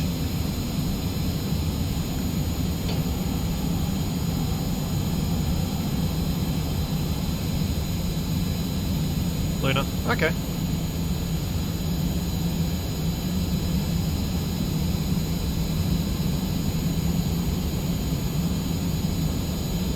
What I'm thinking I do is, because the ISP of this at low altitude is so good,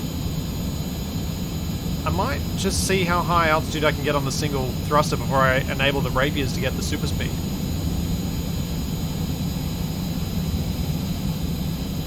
So I can't remember what the ISP of the rapiers is at lower.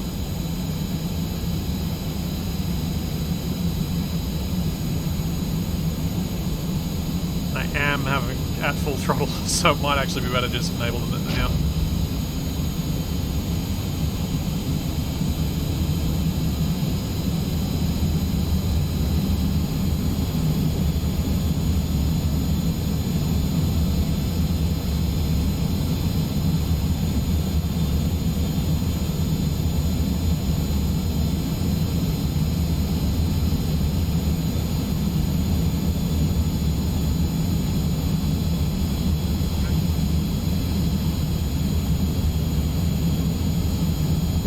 Yeah, the horizontal stabilizer. These little bits, they're getting toasty.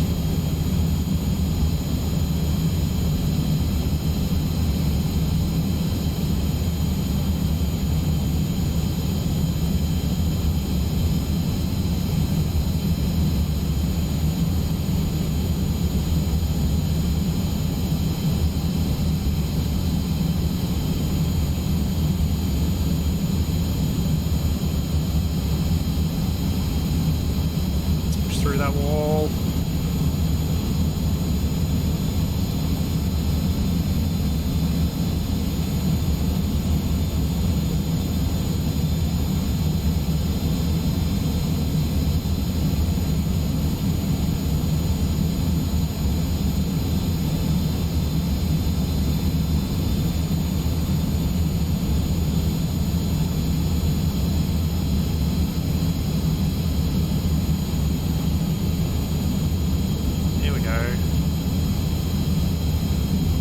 See how high we can get.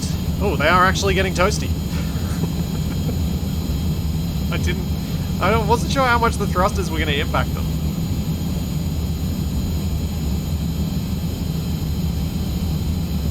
Congratulations, Splitsy, you now have both of my puppies watching. They're not sure what's making the vacuum cleaner sound, but they're fascinated. Yeah. Yes, Ladle, I do play RimWorld. In fact, I will be playing some RimWorld with Capac after this. Because the multiplayer mod of it works really well.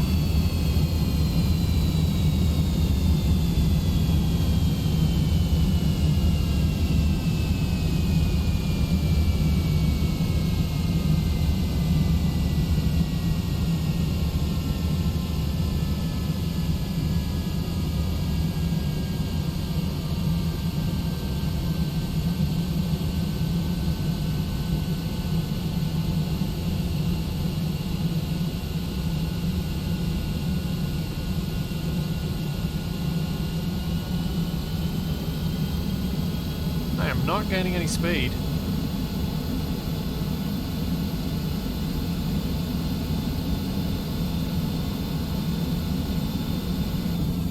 I think that third rapier was kind of needed.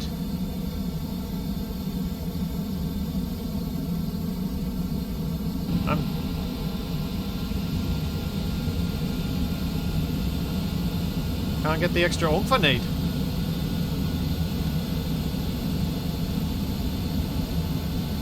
Like, I'm getting enough air for the engines. That's fine. They're not cutting out. at full throttle. Yeah, I think the only option now is to try and go up. Let's see if I can get it. See if I'll be able to get them going faster if I can get myself going faster.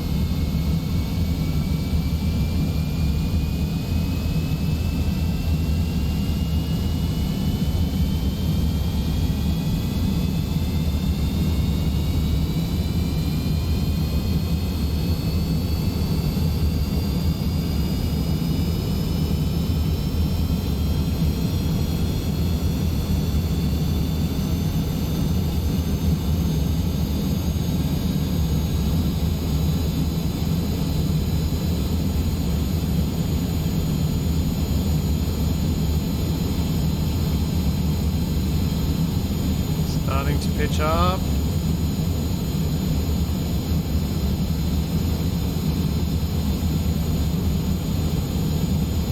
Will it burn? I hope they don't burn off.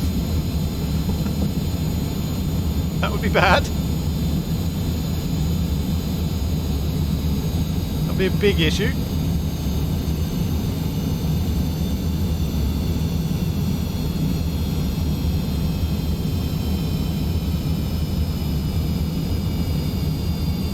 It has brought my periapsis up to 420 kilometers though. But I have burnt half my liquid fuel.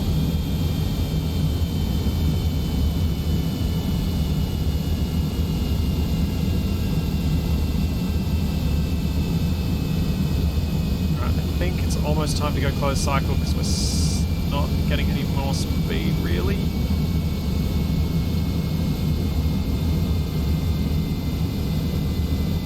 Apoapsis is at 20, periapsis is at 412. Alright, let's switch.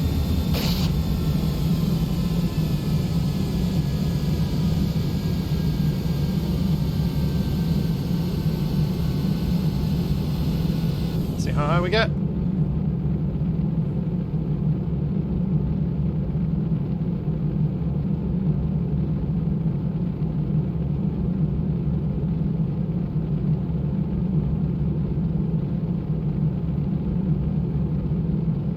Stop rolling.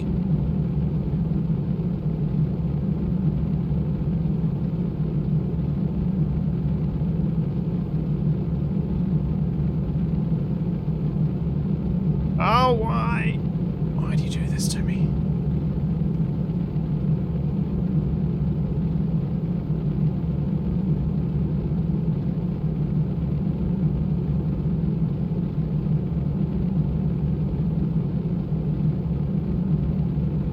Our apoapsis is at 70 something.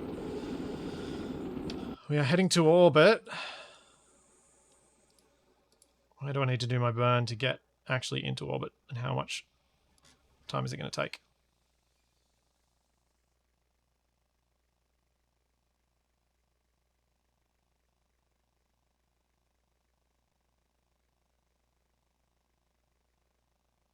"36-second burn." I don't know enough fuel for that.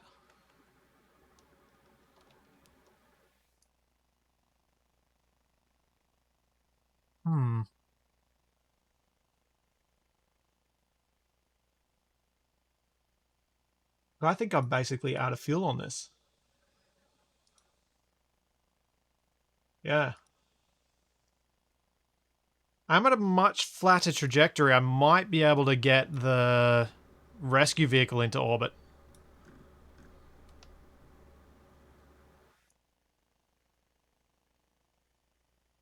Drop tanks would defeat the single stage to orbit, because the drop tank is still a stage.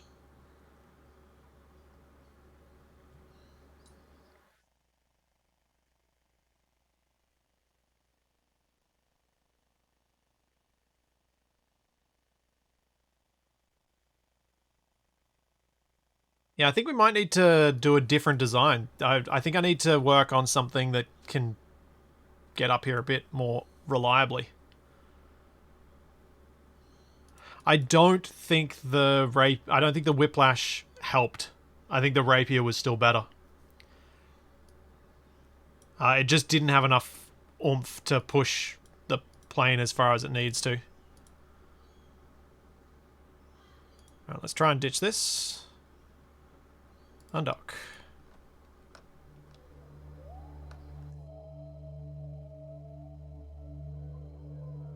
Fling you that way. There we go.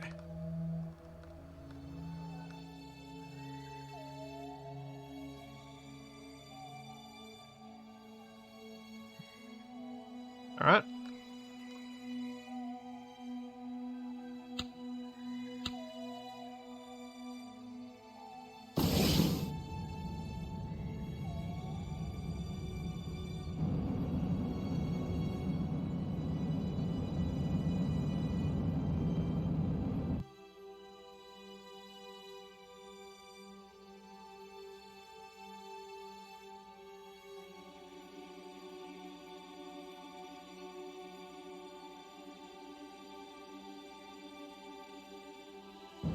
Alright, we just gotta burn.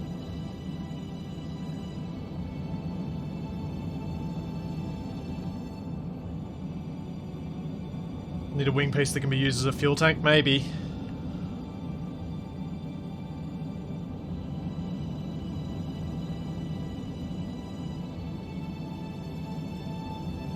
Okay, once this is in orbit, I'm going to switch back to this plane, land it. Because if I can get this to Val, I can actually rescue Val with a space plane. It's just going to be a space plane that doesn't launch with any payload. This would be nice to at least rescue Val. Then I can mess around with space planes and go back to unpiloted ones and things like that.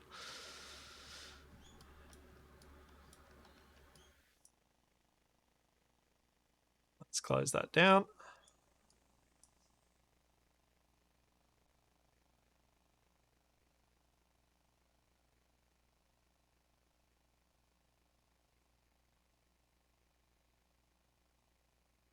Yeah, could stretch it with more fuel up front. I think what I'd like to do is I'm going to try and get the rescue vehicle to Val.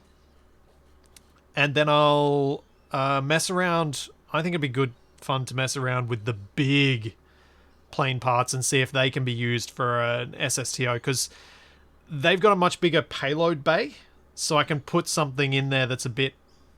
Hopefully I can get a bit more balanced. And what I think I should also do is swap these two around. Move the payload bay back so that the payload bay has less impact on the center of mass distribution, so I can have it set up more reliably. See you, Jaxalope. Under machine, the nuclear engines are good if you can actually get to orbit with enough fuel to use them. I can't. haven't gotten good enough at these yet to be able to do that, so it's not an option. Yeah, let's turn off the rapiers.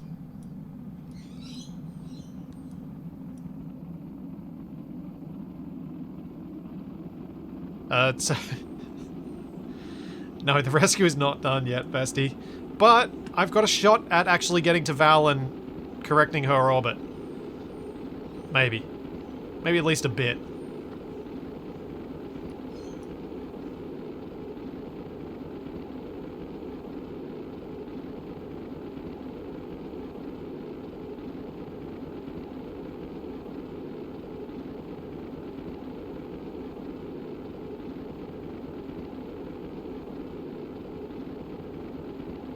So, from what you guys have been teaching me, and I'm going to talk through this just in case I'm missing some details somewhere. For me to reverse the rescue Strangelove's... So, the rescue thing is called the Strangelove. If I can reverse the Strangelove's... Sorry, let me start that again. To reverse the Strangelove's orbit, I'm best off increasing the apoapsis as pretty much as high as it needs to be for Val's highest part of her orbit, and then flipping myself around at that point, because I need to get up to that altitude regardless. And if I flip at that point, the amount of delta V required is minimal. Right?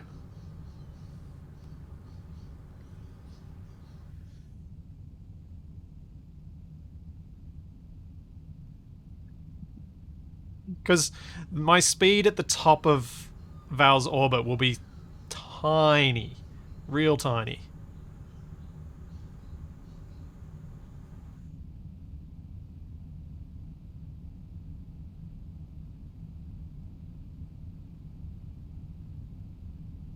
Yeah, I'll give that a shot. See if I've got enough delta V on that thing. I should do. It almost got there on the previous attempt.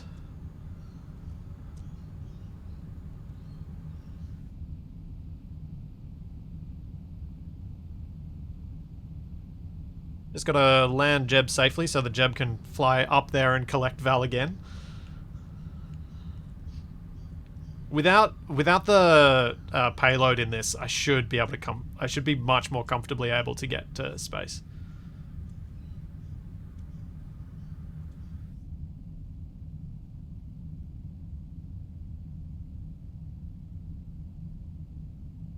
Val is in a very eccentric orbit that I do not want to attempt using the moon to get me to, because I think we will all be old and grey before I manage to pull that off.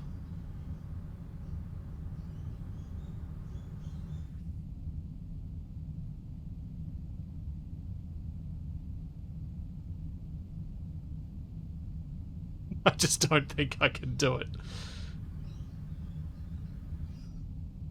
Because it's just so fiddly getting those things right.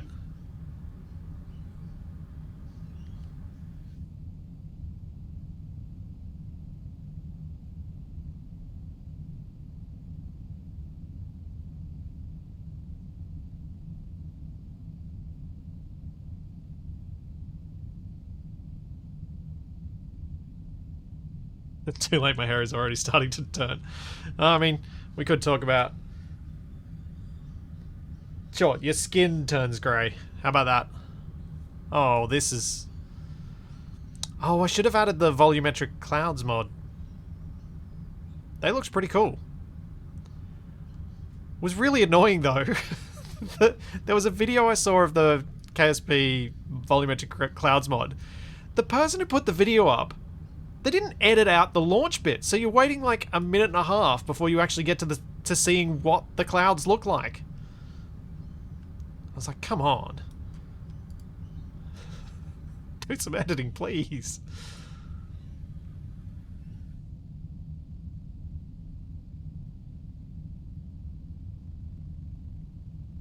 Yeah, I should still be comfortably high enough in altitude that we're not going to have a mountain sneaking up on us, but geez. It's not nice when you're flying through that and trying to figure out where I can land.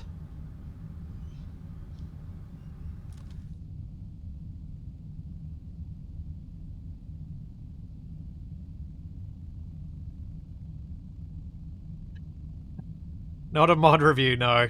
I don't like the idea of reviewing mods as a general concept.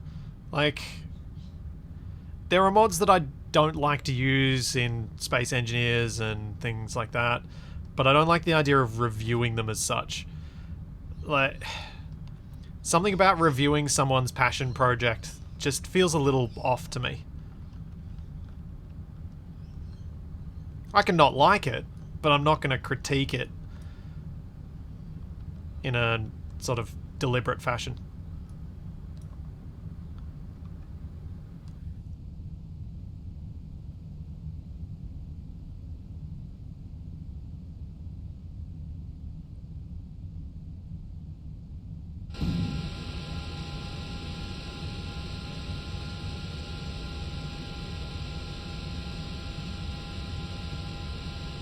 Why intake set?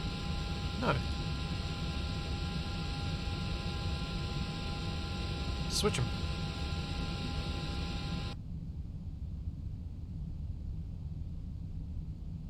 I don't know, I just feel differently about mods versus a game that's out there for money. If you're charging for something, you got to suck it up and take people's opinion, like either completely ignore people's opinions and keep yourself happy, or you've got to kind of accept that people are going to offer their opinion on your paid product. If it's unpaid,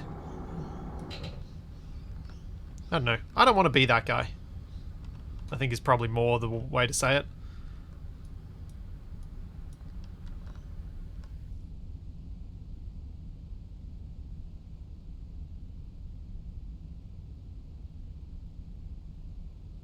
Mod highlights? I've been still thinking about ways I might be able to do some mod highlight things, but I'm thinking the best way for me to do those might be to do them as shorts rather than as full videos. Because the full videos just, they don't perform.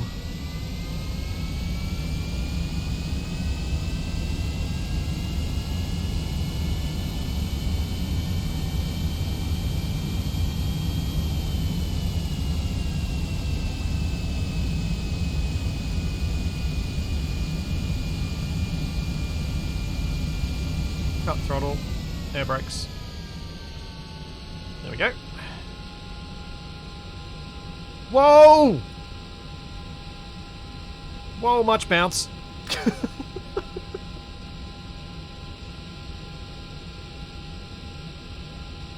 Oof.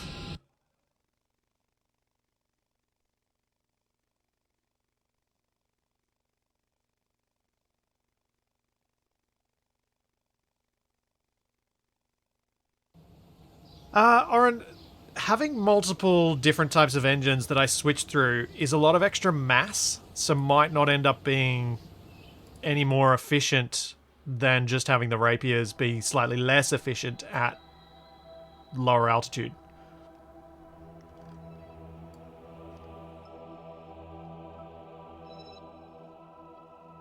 That'd be the Wobbly Goblin. Let's go. And that's the one that's way out. Is there a mod that gives some local inhabitants that appear with pitchforks, convinced that you're a UFO when you land in the middle of nowhere? Part of me is surprised that if there isn't. Where is Val? Val? Interplanetary transfer. There we go. Set as target.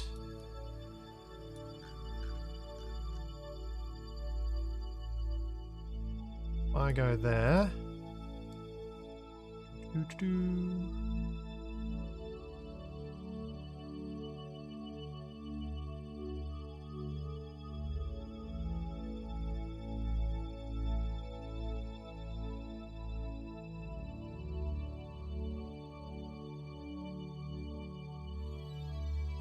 Should be a good place to start.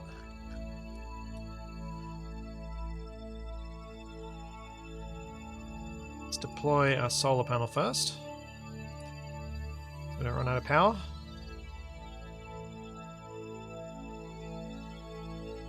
Extend our antenna.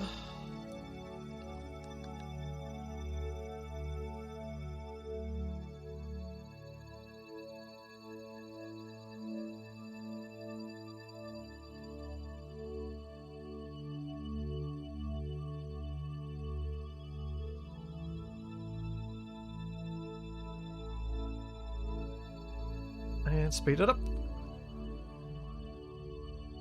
54-second burn. Oof.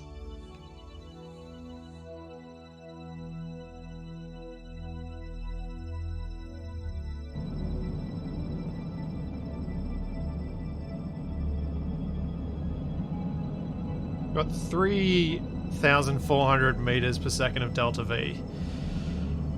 Hopefully that's enough.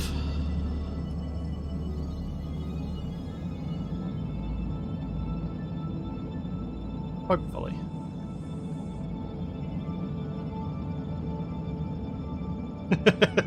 Yep, I'm only sending up the Scooty Puff Jr. We're going to have to upgrade to the Scooty Puff Senior.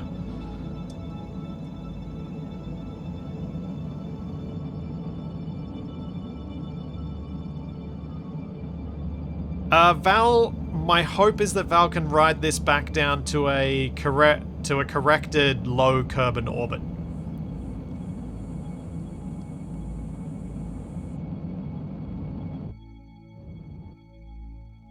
Alrighty.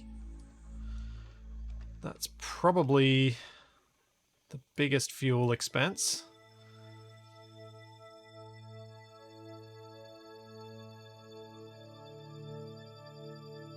Then I want to basically do this.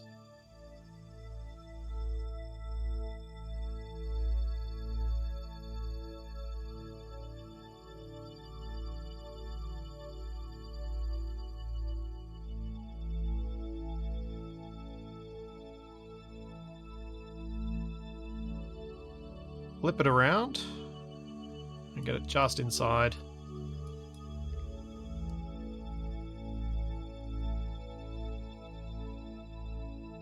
Where's Val? Val is behind me, but I don't... Or is she ahead of me? I don't know where she's going to be. She's ahead of me.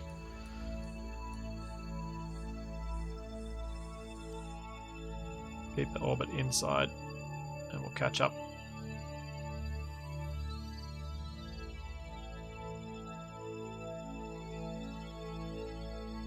Okay.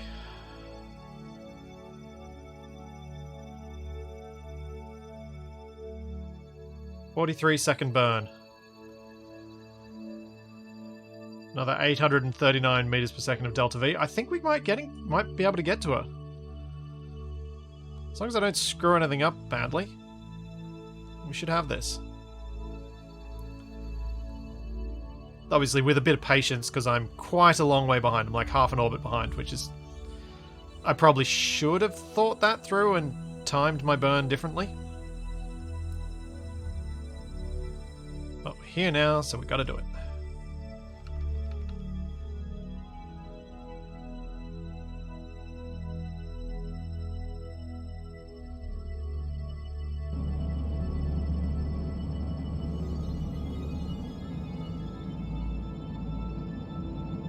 Alright, it's flipping in a second.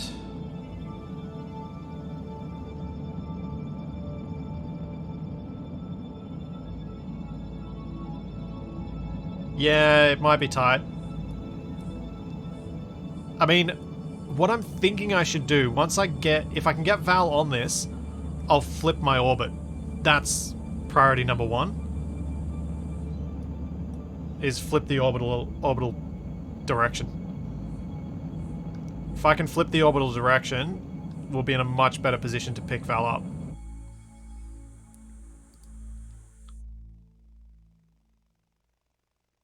Let's slide this a bit. This is pretty bad. Nope, not that way.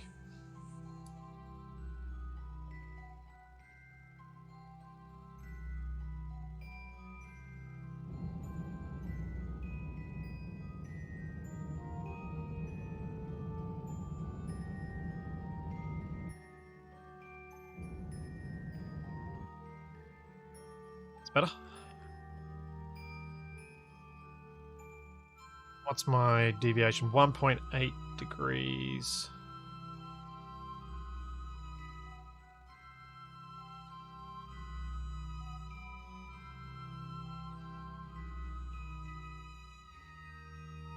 Fix up my deviation.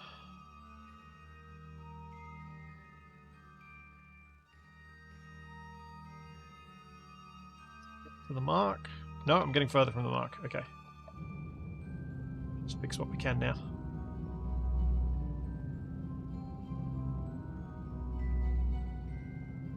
Close enough. Minus 0.1. Perfect. No, Val's dry. Val's completely dry in her stage. That's why her orbit's where it is.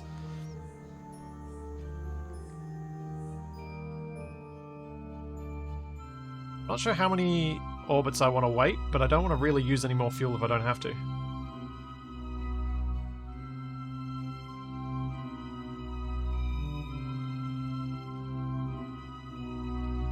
Slowly catching up.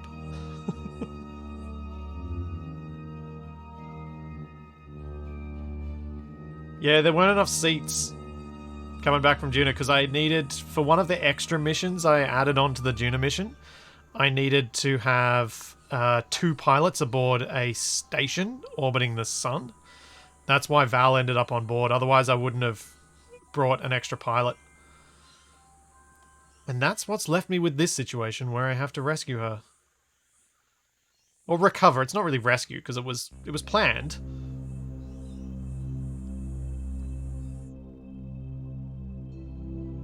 Just wasn't planned well.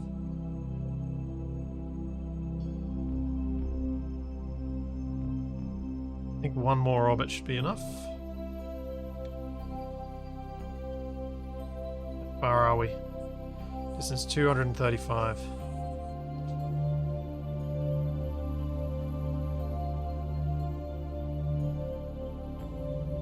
To burn a bit prograde. So I'm going to get ahead of her otherwise.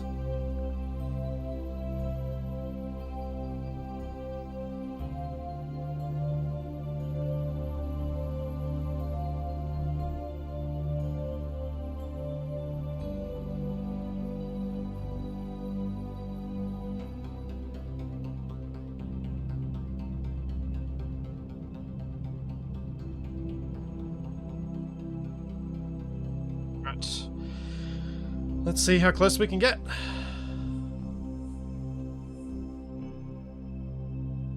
All the way on this side. I'm going to have to rejig my orbit a bit.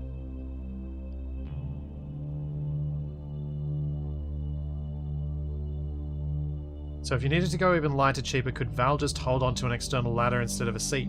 I don't know. Does Warp not do weird things when you have Kerbals not properly seated? Okay, that was 100 and... Whoa, jeez.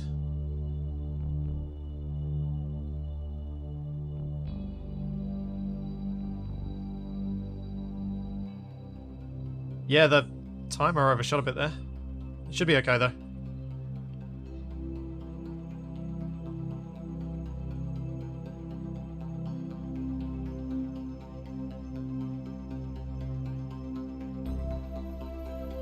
Should be okay because we slow down on this part anyway. I'll just push it out a little bit further.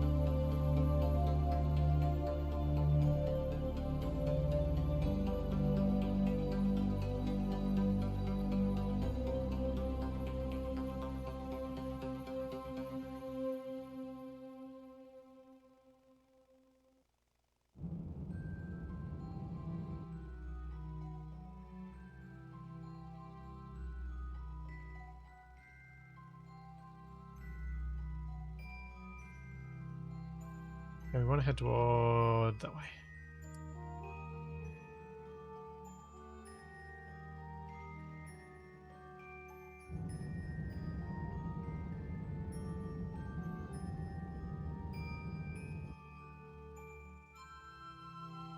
At 90 kilometers, I need to just get within like 5, and then I'll probably just get Val to launch herself across.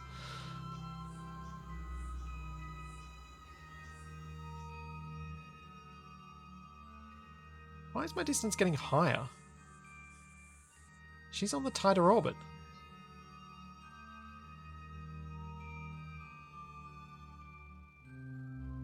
What?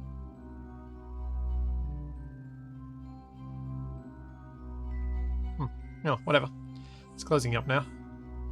Down to 80, 70. I wish this text wasn't so tiny. 50... 40,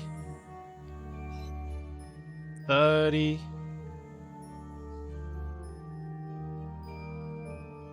20, 19. Come on, we can get close.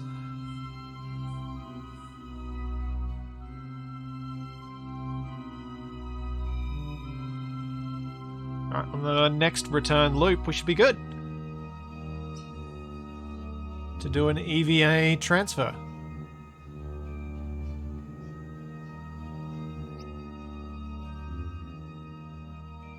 Nope. I messed it up. How did I... Oh man, these distances are too big for me to cope with. I'm screwing this up constantly. Arg! Do you reckon Val can cross 40 kilometers?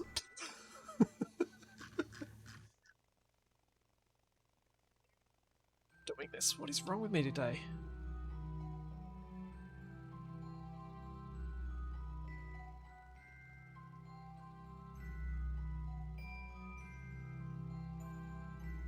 Separation at the orange markers is 68 kilometers. No, do not stop at the orange markers.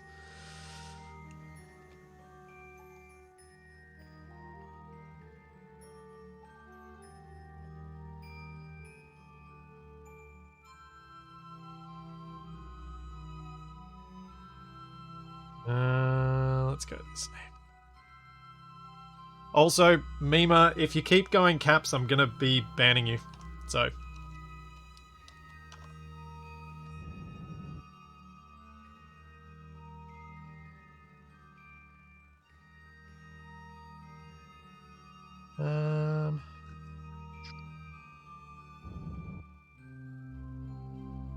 Yeah, there we go.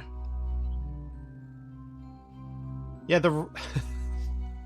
Okay, here we go. Now we've got one.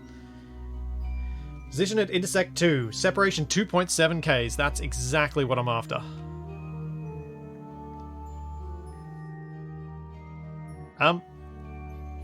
Just gonna point out, I have no idea what the micro adjustment tool is, Mavlight. Someone was trying to say it in the comments, and I have no idea where they're talking about. Like, literally zero idea where they were talking about.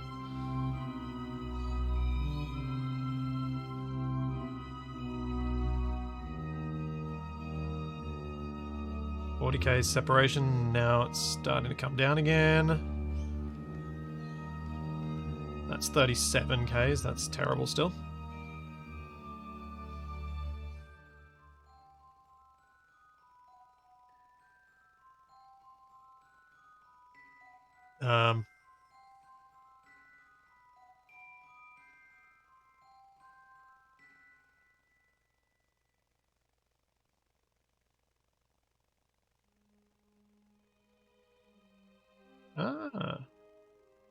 So you can do things here and you can adjust how much it's doing.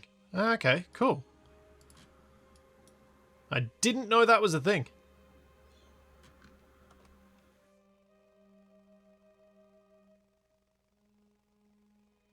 We are at 10, 9, 8, 7, 6, 5, 4, 3.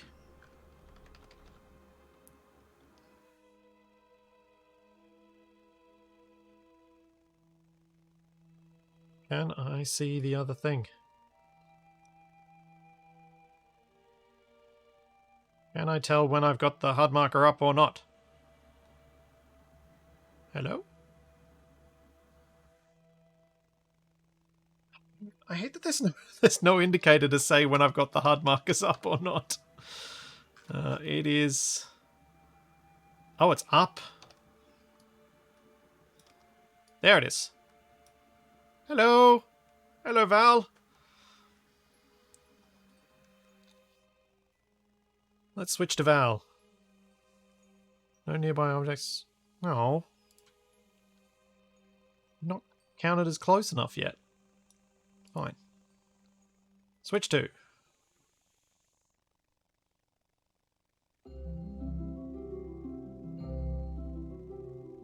Alright, Val.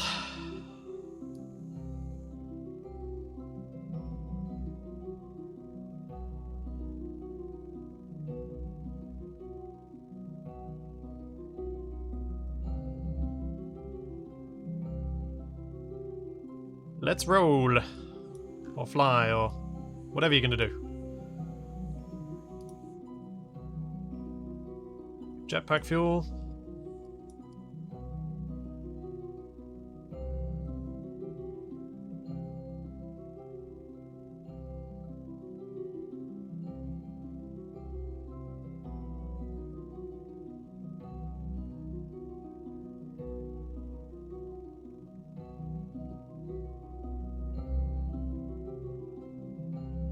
.8.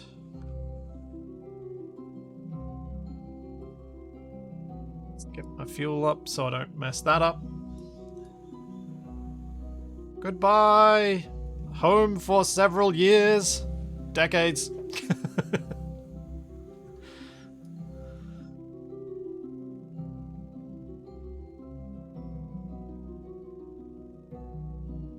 I love that my single stage to orbit has led to a 12 stages to rescue.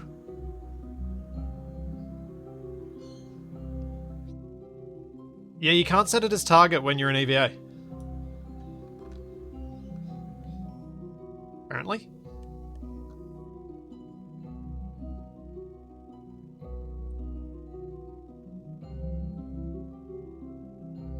EVA, you lose a lot of that telemetry.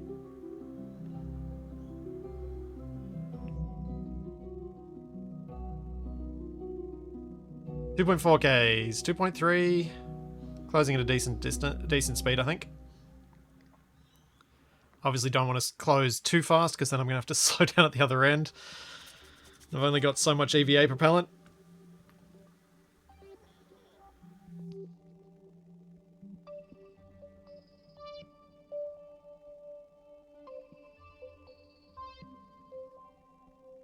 No. I've clicked orbit numerous times. It doesn't. You don't have a target when you're a Kerbal. You can't set target as a Kerbal, as far as I can tell.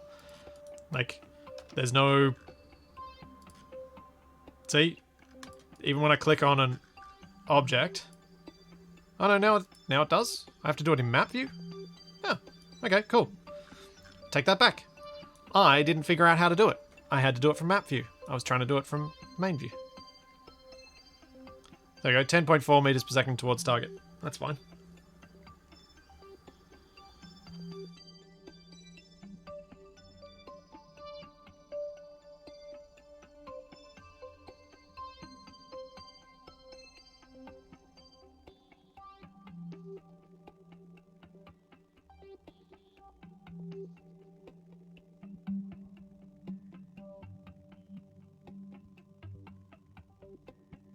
.260 meters.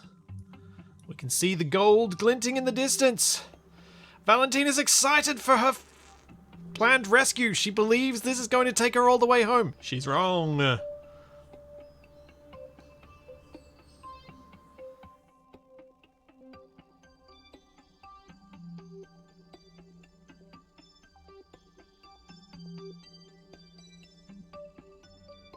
Yeah, where seat is towards antenna.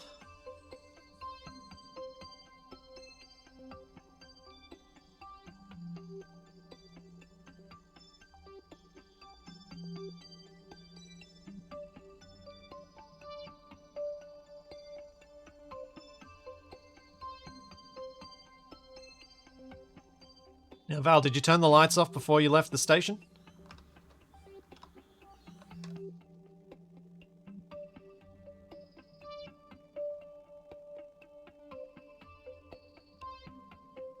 Hooray!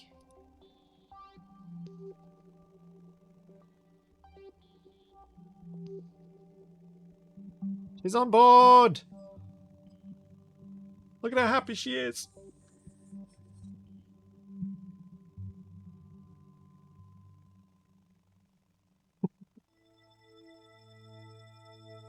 There we go.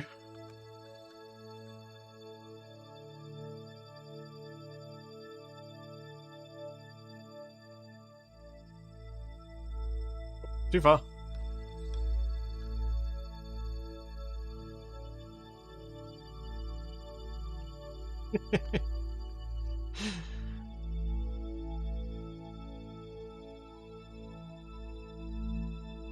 Perfect. I think I've got a thumbnail for this week's mod. Alright, Val. What we're going to do is we're going to wait till you're at your apoapsis, and then we are going to turn around.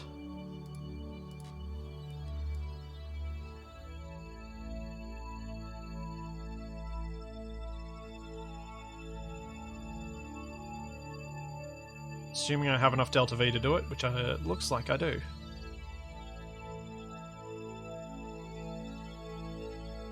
Alright, that's about perfect. Gets us down to a 100 kilometer periapsis. And then we can see how low we can get the apoapsis so that next rescue phase is a bit easier.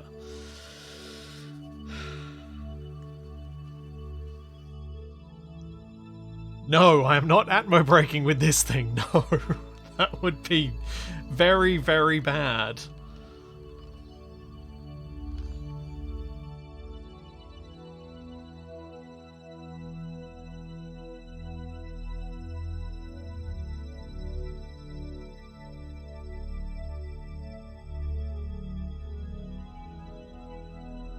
Yes, atmo braking would lead to burning up and not even a chance at litho braking, I think.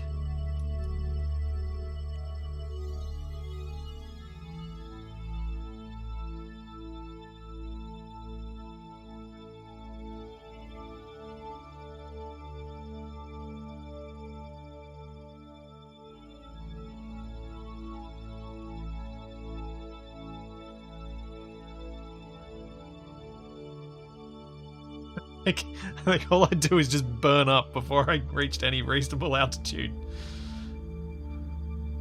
I don't know how people do the parachuting from low orbit thing. Oh no! Oh no, bad wrong. Okay.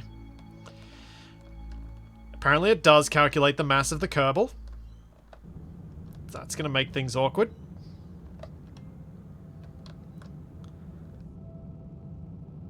Should have started this burn earlier.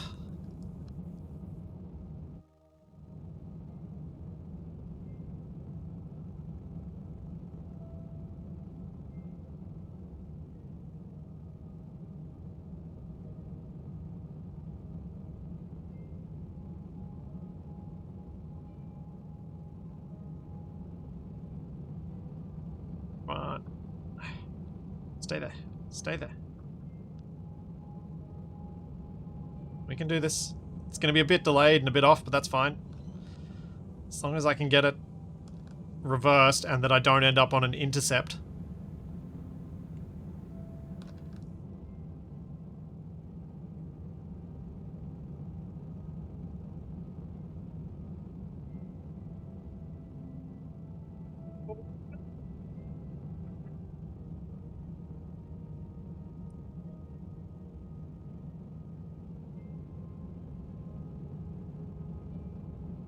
Come on, periapsis, keep going. Keep going.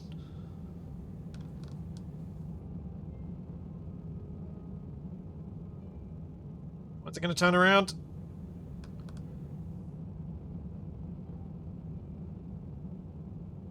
Minus 580. Should start going up now soon. Yes, it's going up. Okay.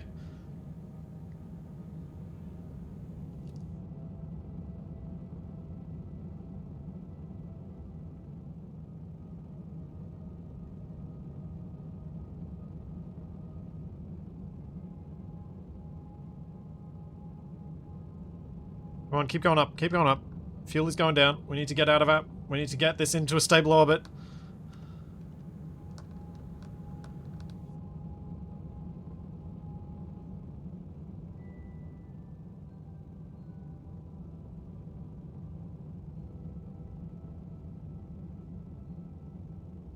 Come on. There we go. Stable orbit achieved. Phew. With 16.89 fuel remaining.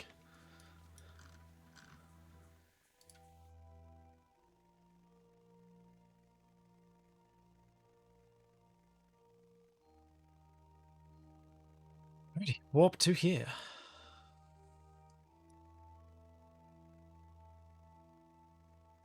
I'm going to need to send another another rescue vehicle, I think. Like another mini thing for her to hop onto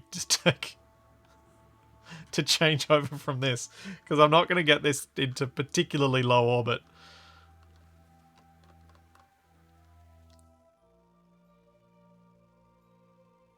Oh dear.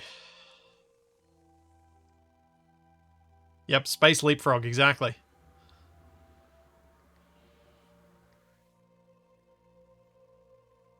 Let's see how low we can get our apoapsis.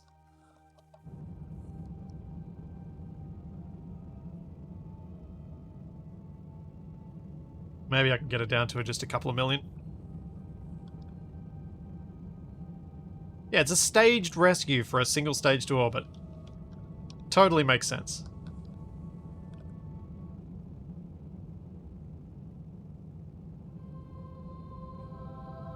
Avalite, I've seen some of the, like, Kerbal challenges that people do, but looking at them, most of them must take advantage of glitches in the physics system and stuff like that. And so I kind of go, oh yeah, that's neat, but lose interest.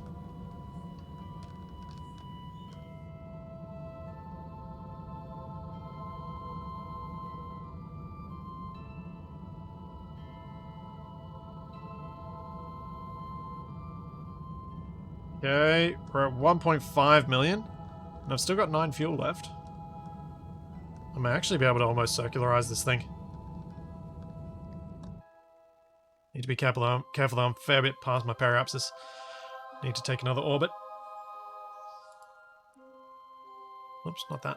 That's not what I wanted to do. Up here. Hey, Scythe! Yeah, this isn't going too bad.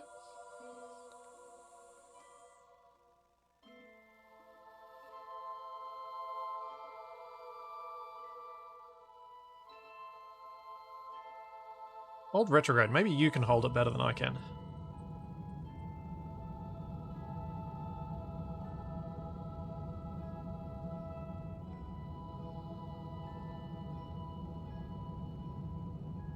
Alright, we have finally dropped below 1 million meters of apoapsis.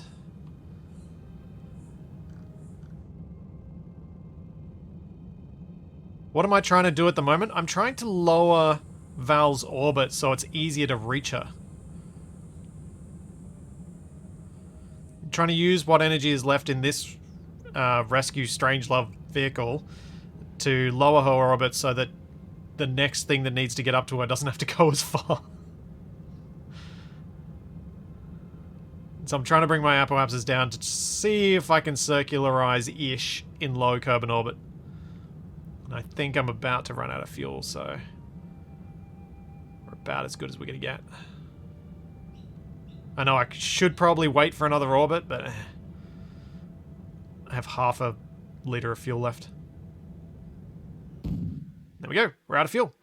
Out of fuel with a 199.72. I'm okay with that. That's alright. It's not bad at all.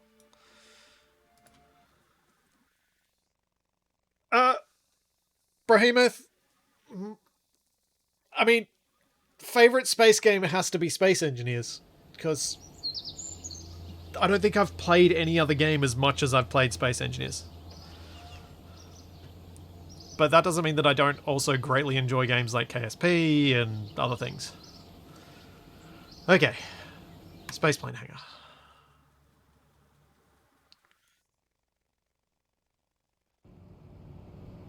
So, we're going to go back to the K1. Now, the K1 did just fine with this little rescue vehicle. It was functional. So, what I thought I'd do is just check something out with it, which is our thrust and aerodynamic overlay. Go away. I'm going to pop that off, pop that off, pop that off, pop that on there, that on there, and that on there. Does anyone remember whether that was any different? Because I don't. Has that helped? Has that hindered?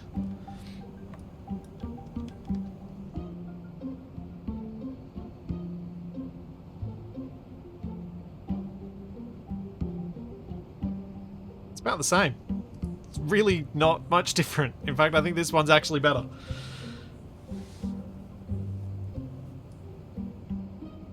Huh. Alright. Did I do a prediction?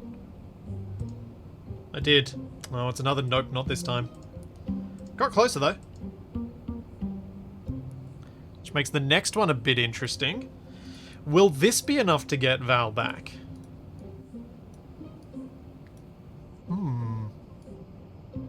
Do I want to add another fuel tank? I don't know. I don't know if the fuel mass will be more problematic or less.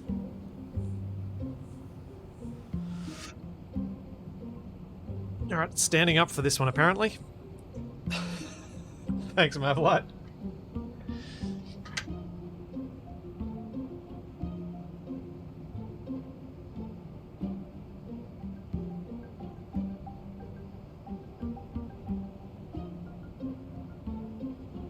No, I'm not going to check. So this is... I've rolled back to the version that has the 3 rapiers. Because I think they're actually... That's better. Man, my desk is not wanting to go up this morning. Come, go up.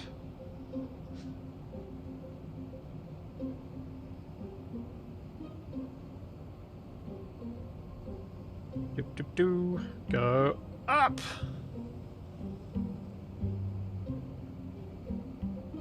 Go up.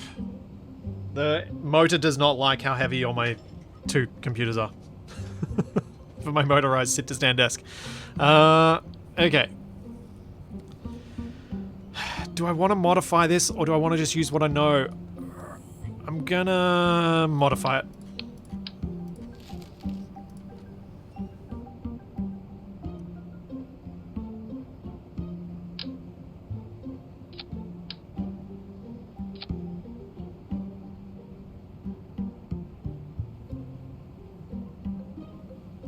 Let's try this.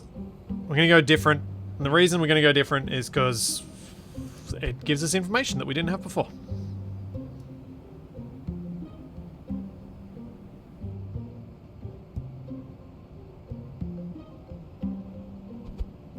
So if I don't change anything, I don't learn anything.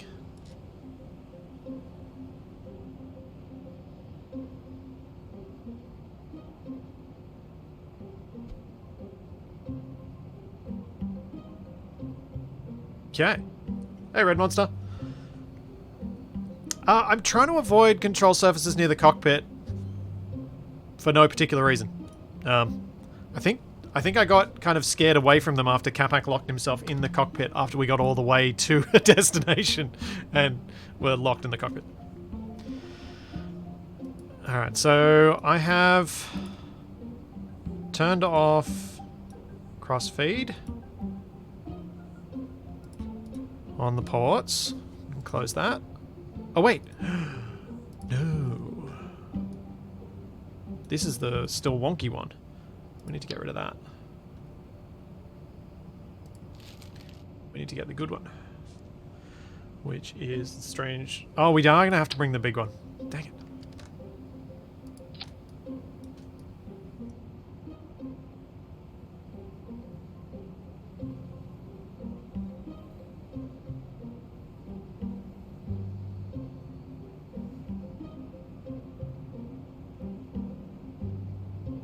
That's not quite right.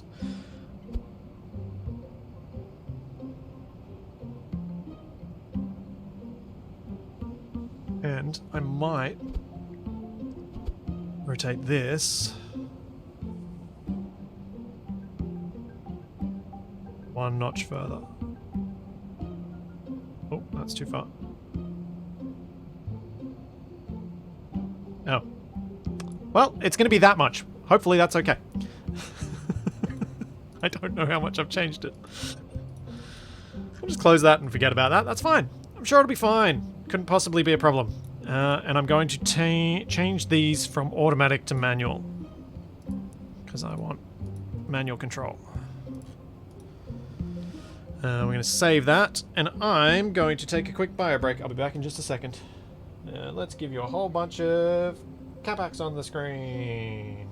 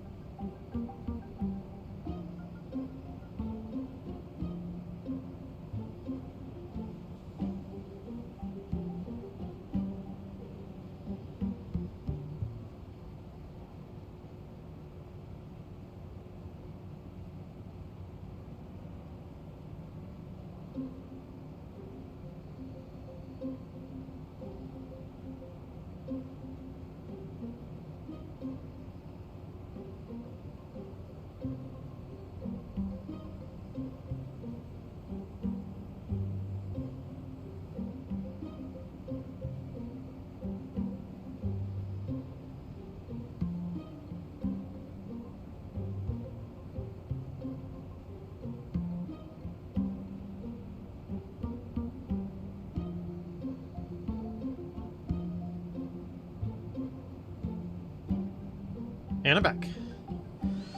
Okay. So, we are going to start a prediction of getting Val back, because it's still my goal. It's still my goal. Am I going to have a better chance this time? Are you guys going to be all predicting towards... nope, not this time again? Because that's been the story of today.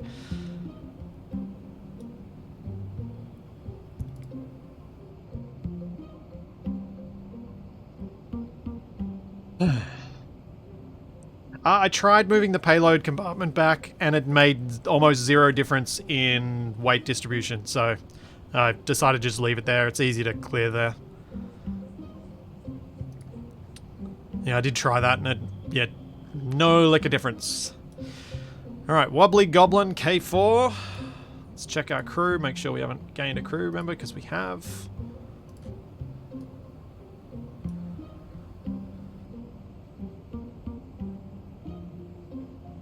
Yes, Delta Flight, I do need another taxi to taxi from Taxi 1 to the SSTO. Probably. I'm bringing it because I think I'll struggle to adjust my orbital position properly with the SSTO. So just in case, I'll bring something with a bit more to it. In fact, what I should probably do is empty some of these tanks. Or remove these tanks altogether. Do I need all the baguettes? Maybe I can just get rid of these baguettes.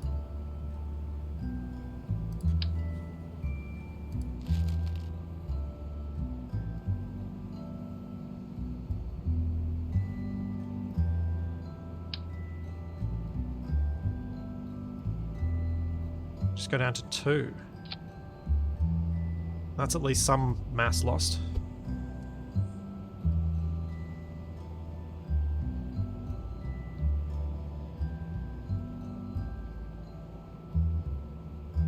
Yeah, that's better.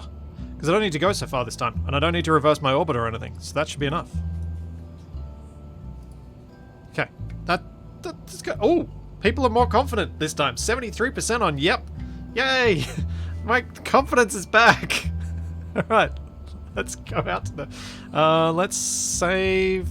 Check that it's daytime at the KSC, because I would really like to land at the KSC with Val, because I think she deserves a heroic landing at the KSC, and it is daytime.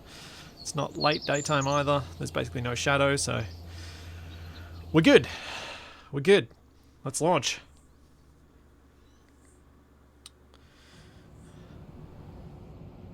Come on. I can get Val back.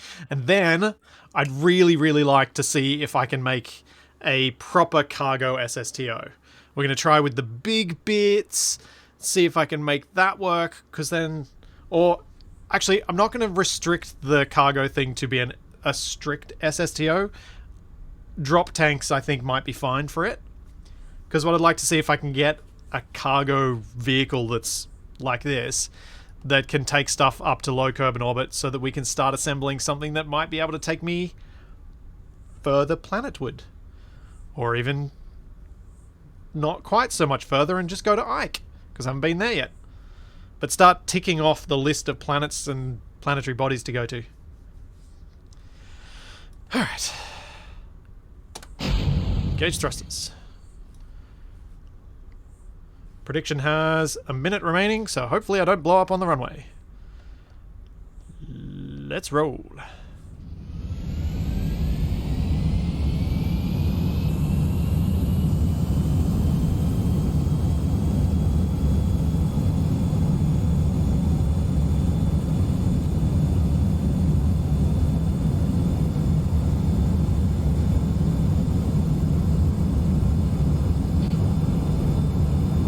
Here we go.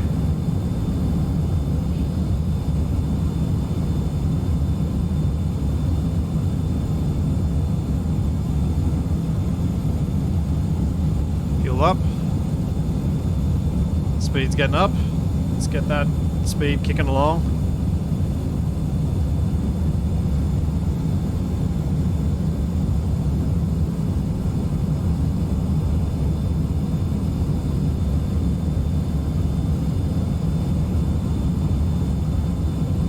I've been so consistent with the takeoffs that I figured leaving the waiting till the prediction's over for a takeoff is there. Nah, don't worry about it. But we're at 80% on yep, 16% on nope, and 4% ever consistently with could even be the same 6 people going for blammo.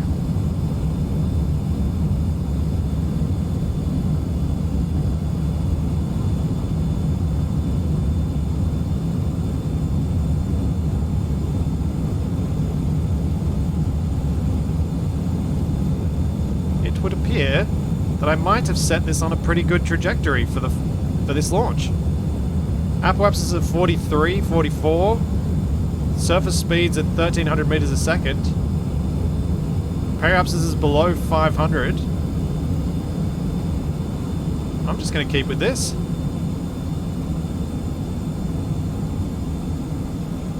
And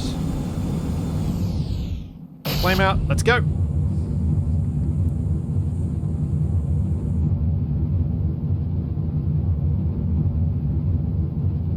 Yeah, Nev, Capac did die on the prediction you set up for. Alright, and Outpost is at 76. Let's set up an orbital maneuver. Something like that'll do. We're good. That's got to be my best launch yet. By far.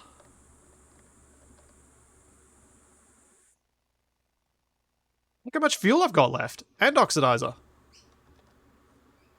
Winning.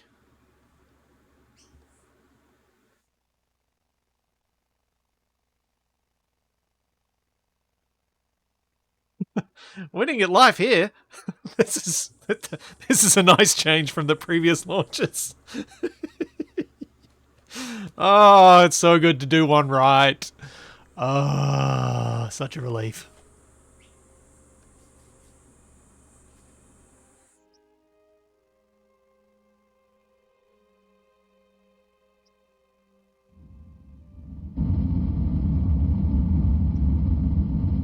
Such a relief.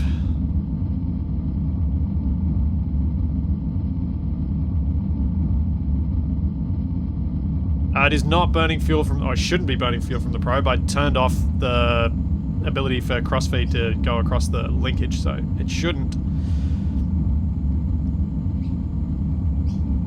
Oh, that is a very large bug inside my window. That looks a bit like some sort of hornet. What is that? And should I get it outside? Oh, can I get a picture of it so you guys can see? Let's find out.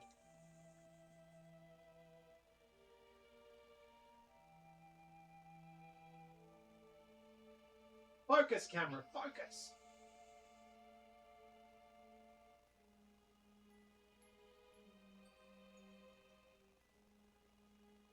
Ignore how dirty my windows are. Hang on, I've got to send this through to Discord. No.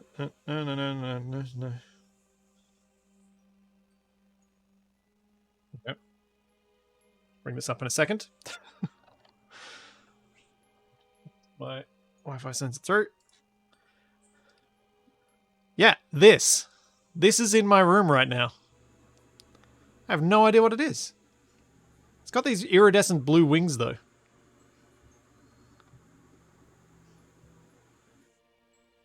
It does look evil. The black and the iridescent blue wings. I have no idea what it is, though. It's close to 3 centimeters long.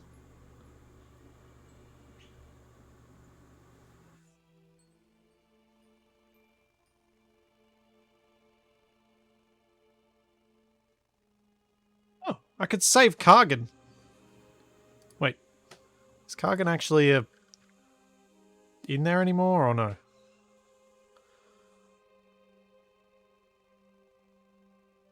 Did KSP just turn into Starship Troopers?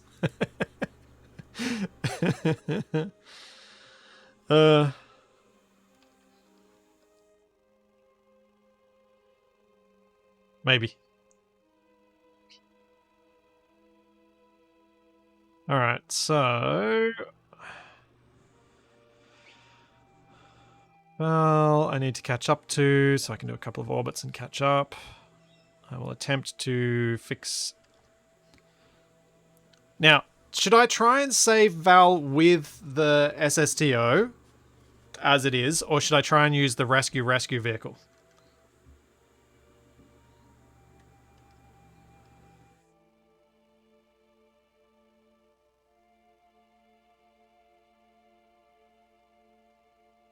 I don't want to go anti-normal, do I?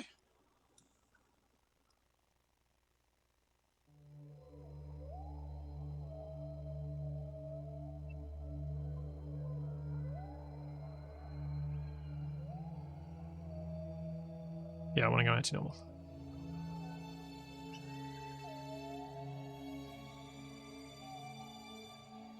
The more complex, the more fun. Use the lifeboat. Yeah. Although, but there's also the other side of it is my thing good enough?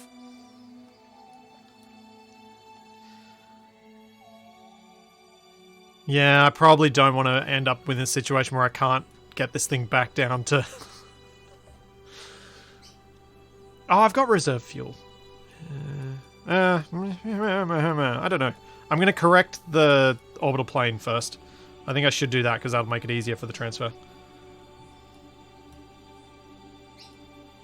I probably shouldn't do it at periapsis, but it is what it is.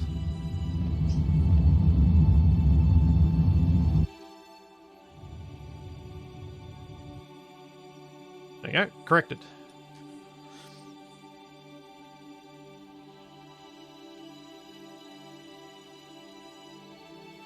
So happy with this. It works!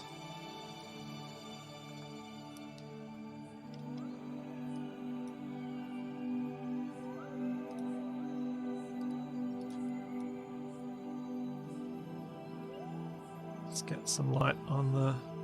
Oh. Where does this version have its... This version doesn't have a solar panel. Okay. Yep, definitely using the rescue craft. Which also appears to be lacking any solar panels. How did the solar panels get deleted from this version? Oh no.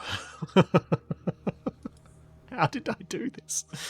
I have 495 electrical charge remaining, so I'm okay. Oh, it is on the bottom of this one, because this is the new lander. This is the new rescue thing. Sorry, yes, you're right.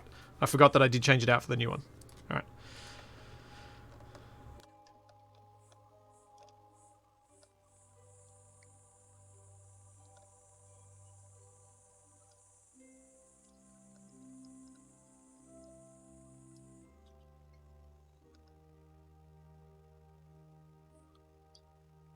It's powered by Val's desire to get home. Okay, here we go. Wobbly Goblin. K4, extend. Extend. Rename vessel. Dr. Valentina Strangelove.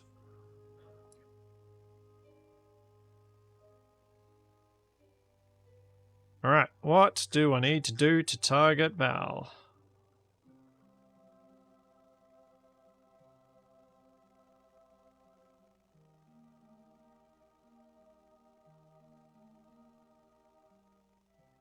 Tell Jeb he can't charge his phone until he gets home.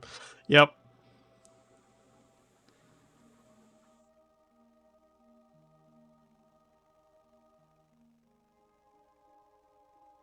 Okay. Where's our next one? Couple more orbits, and I think we'll be ready to do a bit of a burn to get close and do this EVA transfer again.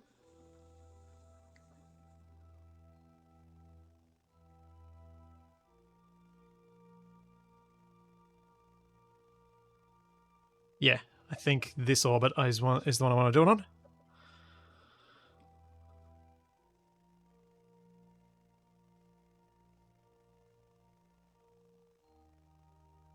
Val is right here.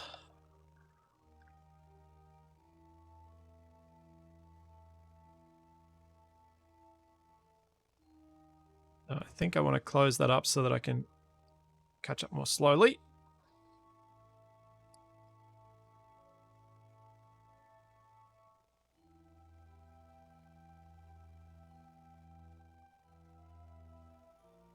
Why this engine never seems to like to start with staging.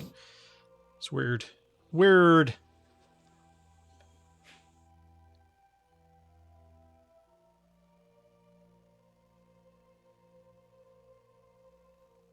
Hey, Onyx.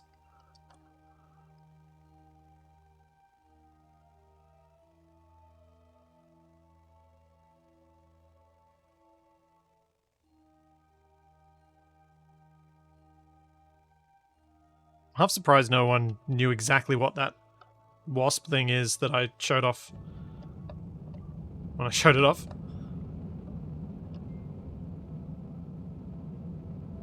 Might need to send it into r/entomology or something. See if anyone knows exactly what it is. It looks mean. It looks pretty cool, but it also looks mean.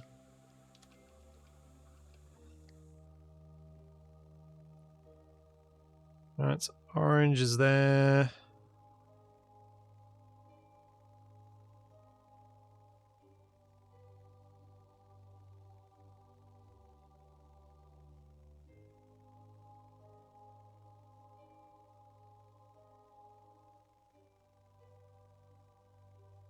Closer. Oh. Let's slow things down. That is separation 66 kilometers.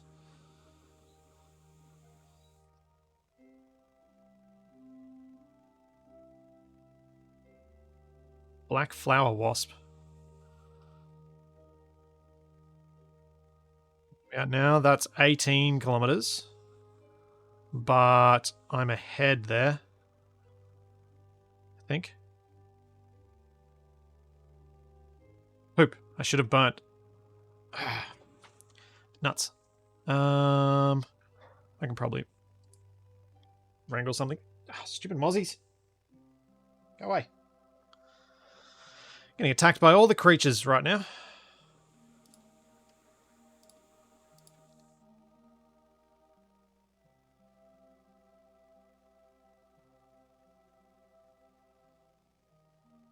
Ah. I'll fix a bit ahead. So if I go that... Ooh. Separation 9.3. Can I keep that up? No. Yes. Separation down to 8 kilometers, 7, 6. See how low I can get this. 2.2. Nope, that's going higher.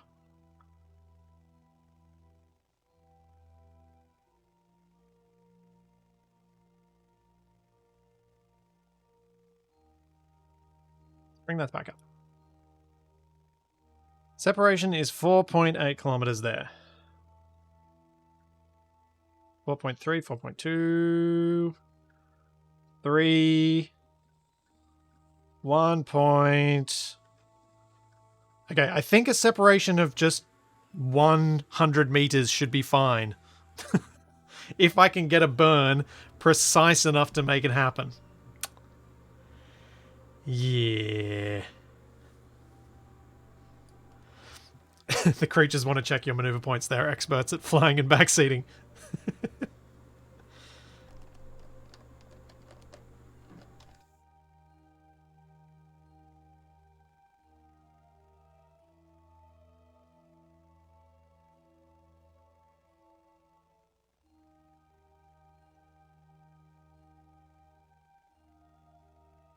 Control Shift just pulsed it a couple of times. What does Control Shift do? Is that like a tiny bit of throttle? Oh, it does just a pulse.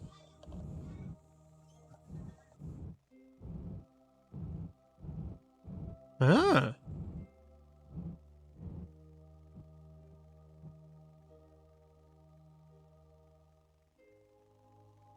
Alright, 500 meters. Perfect. That is good enough.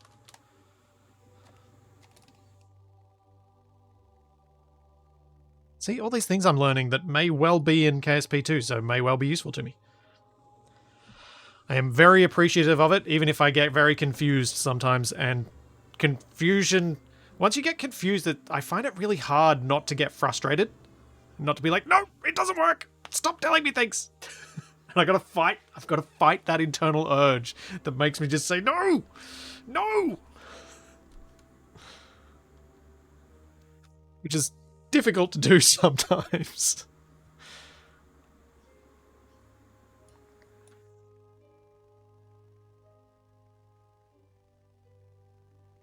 What is my separation at the moment?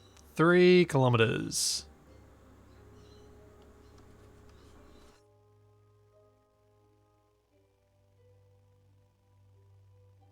Oh yeah, so if landing on the moon and landing on a slope when you're learning the game is rough. Okay, I think now is a good time to switch to the other vessel. Which is where? There. Switch. And... how do I leave? How do I get Val out of the seat? Does anyone know how to get Val out of that seat? Leave seat. Oh, there we go. Uh-oh. There it is.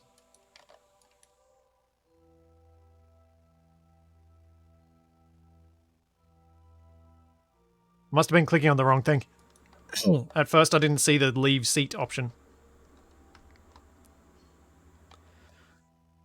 400 meters away.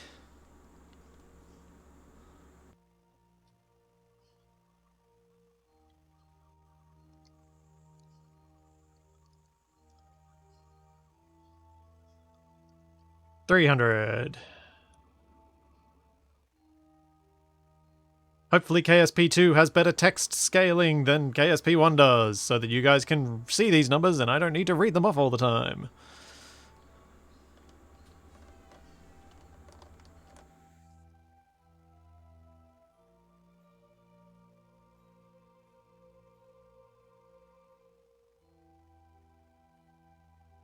I'm not playing in 1080p. It looks so nice.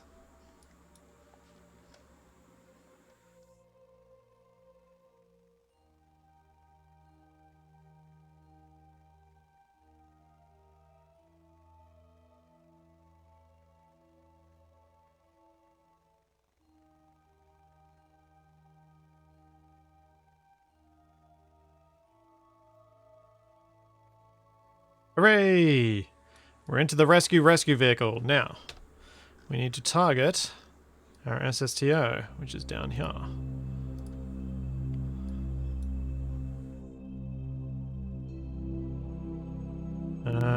Do I let it catch up to me, or do I try and catch up to it? I think I have to let it catch up to me.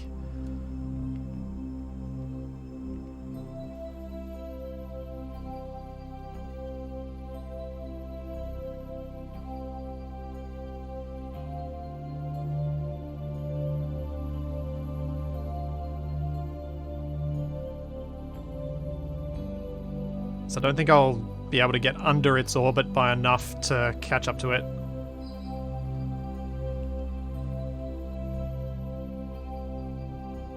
Almost opposite.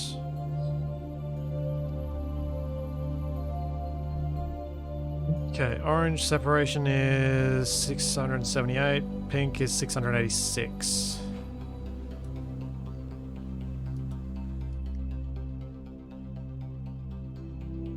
Doesn't really help me. Like, at all. You can't do 2 predictions. Pegasus, unfortunately, you can only do 1 prediction on Twitch at a time. So, it means that I can't do, like, here's a prediction for the overall mission, here's a smaller prediction for something within the mission. I have to choose one or the other, which kind of sucks, because I would like to do an overall and then individual things. so people can have a bit more fun with it. Or even effectively change their overall prediction by voting for things to go wrong once they see things are going wrong.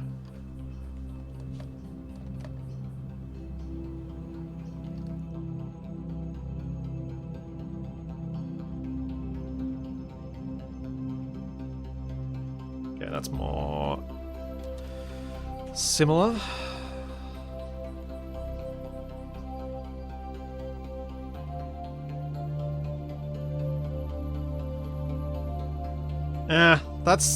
It's too clunky using different sites for poles and stuff.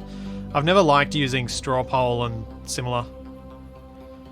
Okay, we should be able to line this up for a good intercept. So what's our distance now on this? 3.4 Ks. What can I do to adjust that in a useful fashion? 3.3, 3.2. It's disappeared. Separation 0.3 kilometers. I think that's close enough. Unfortunately, Val can't do mission target.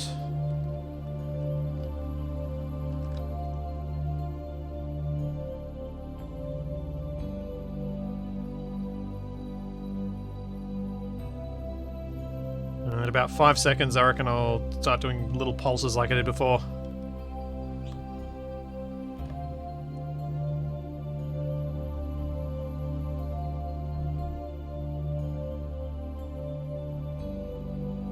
Right. Yep, intersect is 200 meters apart. I'm very happy with that. Fortunately, it is at periapsis, so we're going quickly, but it'll be fine.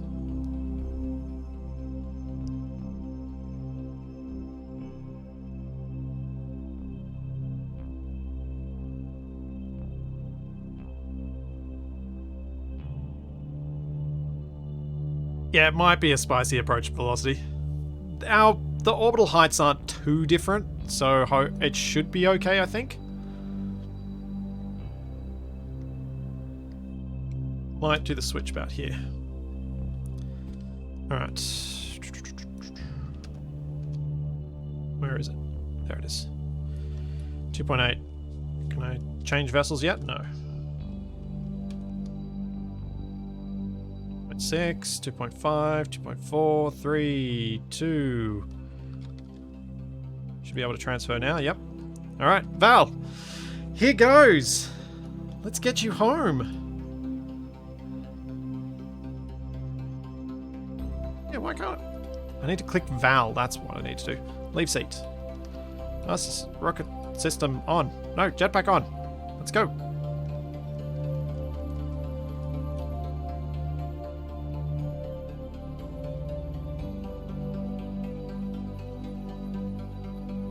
I might just so that I have an idea of how fast I'm approaching this, let's set target. Alright, 30 meters a second. That's probably a bit fast.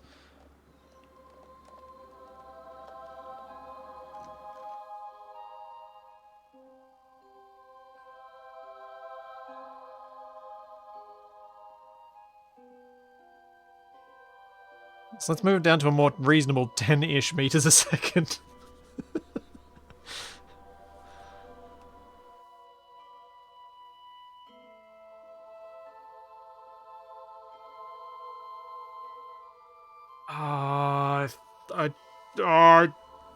I better not crash this on landing or burn up in reentry.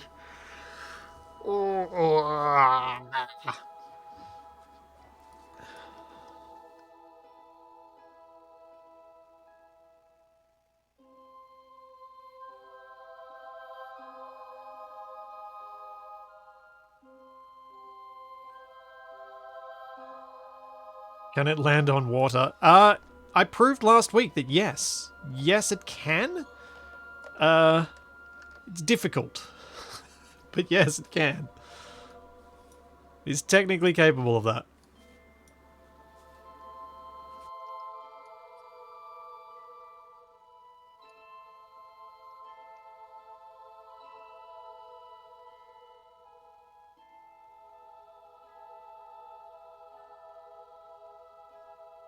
Well, say hello to your long-lost pilot comrade, Jeb. He totally didn't waste his time getting up here. He totally wasn't getting distracted with a whole bunch of other stuff instead of coming to rescue you. That never happened. What have I got set as target right now?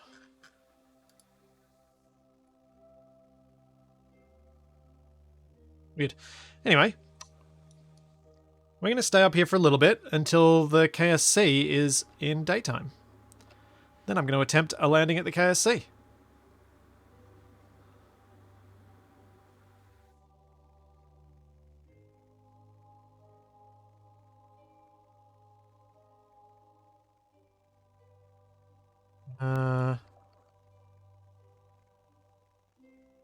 Probably about here.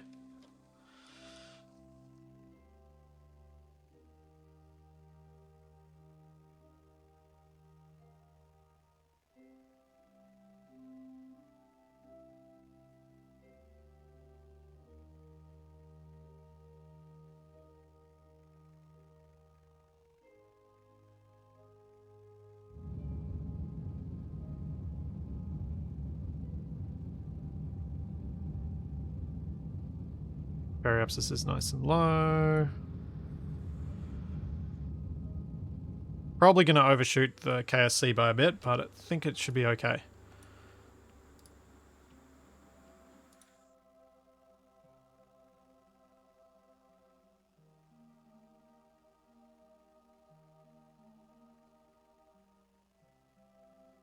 Space planes are hard, but they're so fun. And for me, once I felt like I had one design that mostly worked, just doing singular changes to try and make it better, like in this case, it got to orbit heaps better by just adding a little bit more fuel. I felt like once I got to that point, it was a lot easier to do the changes that I needed. I feel like I should be able to get somewhere from here if I was happy to do, like, iterative launches over and over and over and over.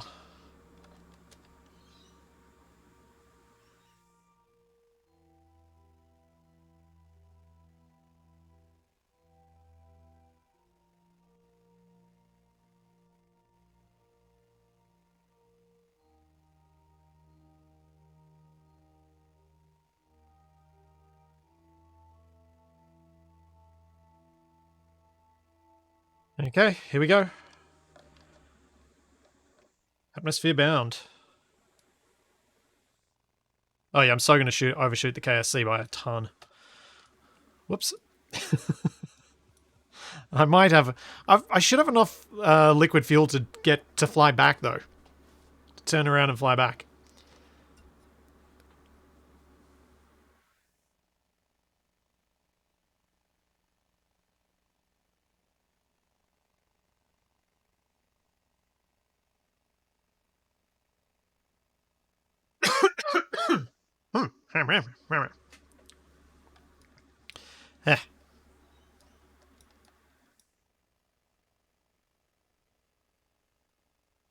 Nope, don't go that high.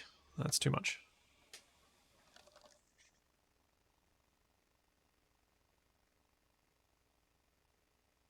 We're going to need to start using some power, but that's okay, because we got 275 power, and as proven to me before, I don't need much power. Like, I don't need power to fly this. Look how happy Val and Jeb are that they see each other again in person. In Kerbal. It's just lovely. Look, flying over the KSC down there. Down there. Whoops, I was looking at the wrong thing. Down there. I very much overshot. No, Nev, it's totally happiness. It's totally not madness. Not delirious. Definitely not. Nope, nope. It's definitely not that.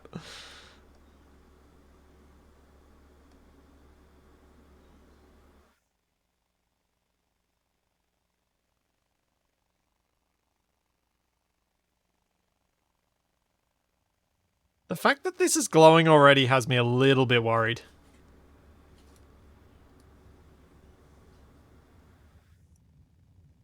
Thank you very much, Swifty. Thank you for the 5 gift subs. Thank you very, very much. How's it going? It was at this moment the Kerbals were very happy they didn't have noses. Yep. Yep. You could probably taste the level of unwashedness by this point.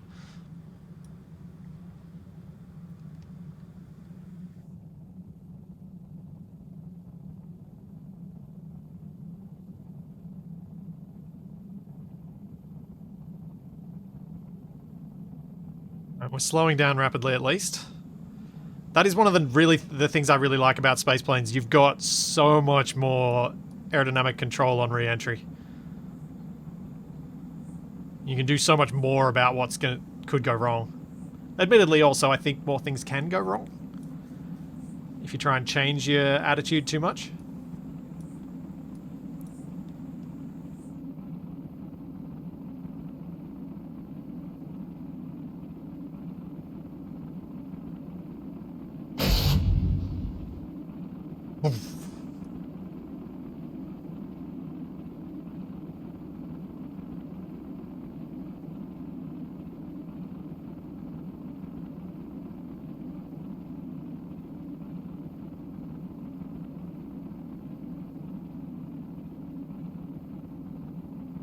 Alright, once I get down to about 1200 meters a second, I'll feel pretty confident to attempt a little banking around and heading back towards the KSC. Maybe I want to go a bit slower, actually.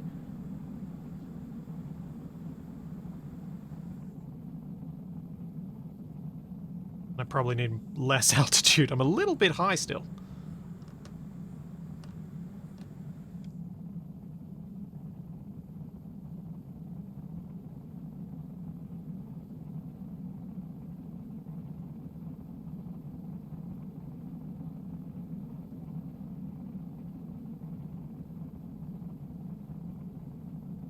There is part of me that's tempted to land over there, but then there's the other part of me that really wants Val to return to the KSC, because that feels so much better.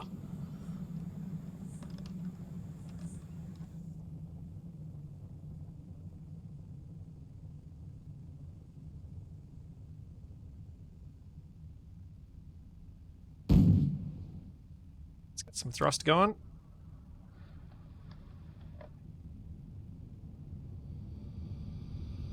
Turn us around.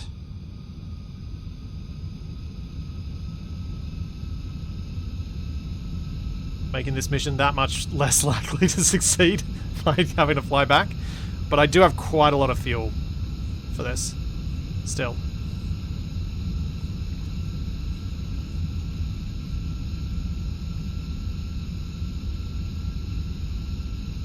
And it can glide a decent distance, so it should be alright, I think.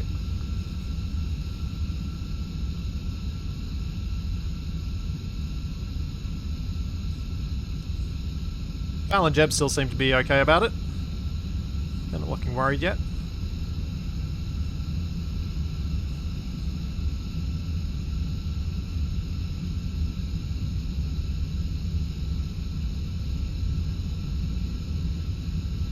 Honestly, I'm more worried if that wasp decides to take an interest in me.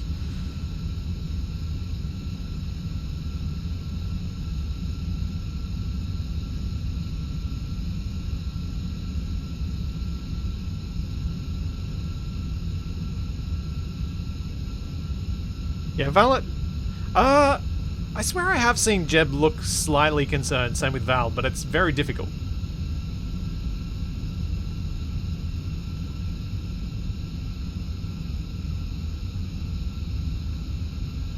But maybe it was just like a transition state between other emotive states that made it look like they were worried for a brief moment.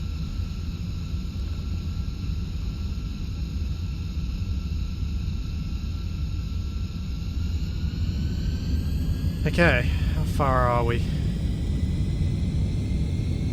I overshot by, you know, a good, 1/8 of a rotation of the way around the planet, but could be worse.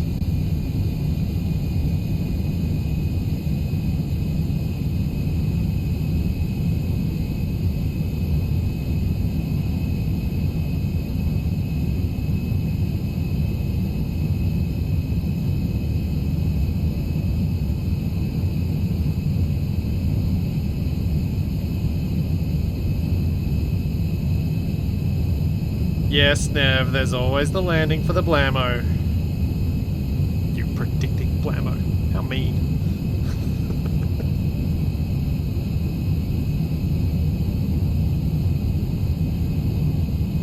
Jeb, you're piloting, why are you waving hands around? No, I feel like Jeb's just kicking up his feet now. He's like, well, Val, you drove me most of the way back to and back from Juna. You can do the last leg as well. Oh no, now she's dancing as well. Apparently they're both just that confident.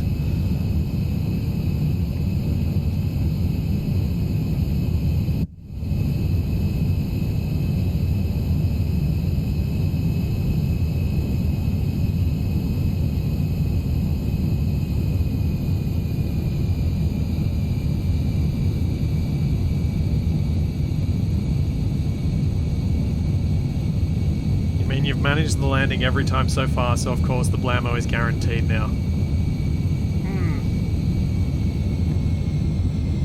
I'm still so chuffed at myself over getting that water landing. That was that was such a moment of achievement for me.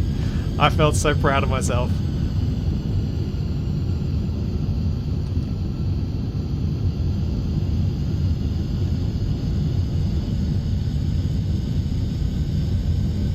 Closing in. Should start to be able to see it peeking over the horizon in a second. Any minute now. Cruising at a cool 1,060 meters a second at 14 kilometers altitude. 226 fuel remaining. Closing.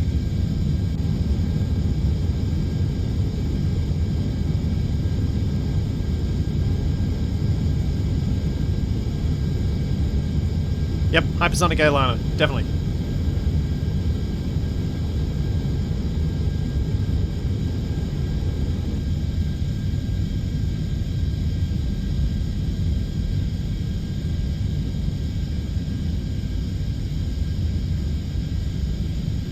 Come on. Where is it? Where's the KSC? Somewhere down there, I think. Maybe?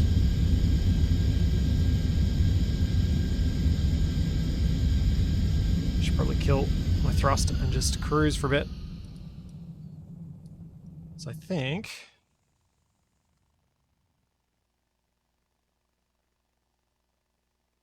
yeah, with gliding we should get there. There's the landmass there.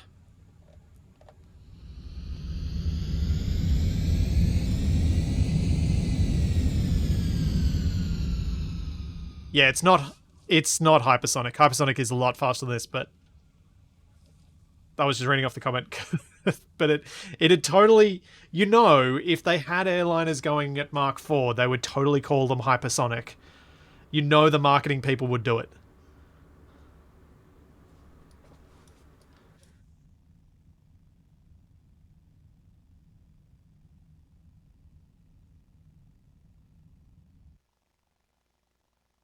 Oh yeah, probably should have done that. Thank you for the reminder. Although I do tend to do my landings at the runway entirely visually. It's called hypersonic adjacent.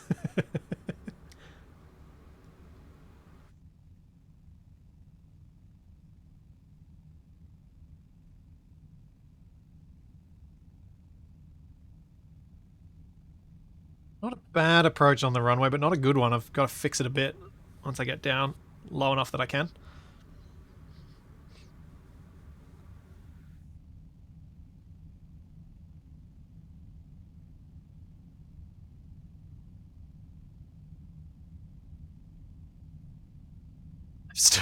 I've still got the wasp picture up open on the other window. Where's the wasp gone? Yeah, well, hopefully it's not making a nest in here. That would suck.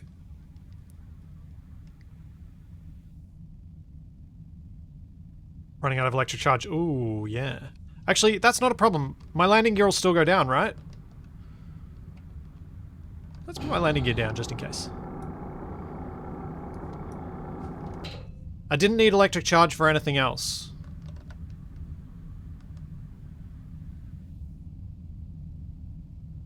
Because the flaps and stuff still worked.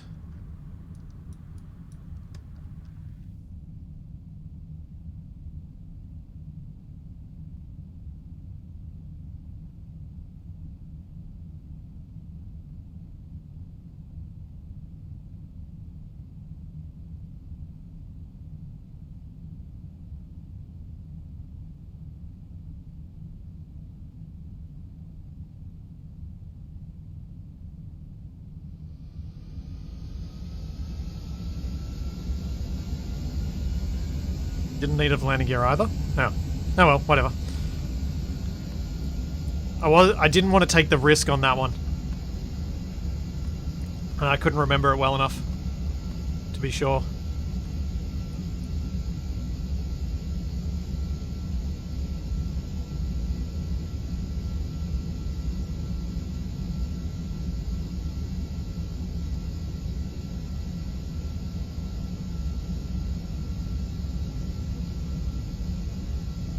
You can definitely put staged on a space plane, yeah. I just didn't because then it's no longer an SSTO. Single stage to orbit craft are considerably harder to do, but I wanted the challenge, and apparently, according to most things I've seen posted on Reddit with SSTO in the title, a lot of people don't understand that it literally means you can't drop anything off it. Then it's not a single stage anymore.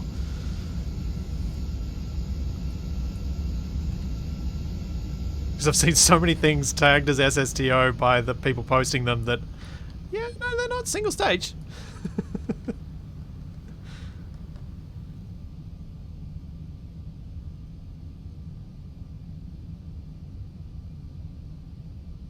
But as long as people are having fun, it's a game.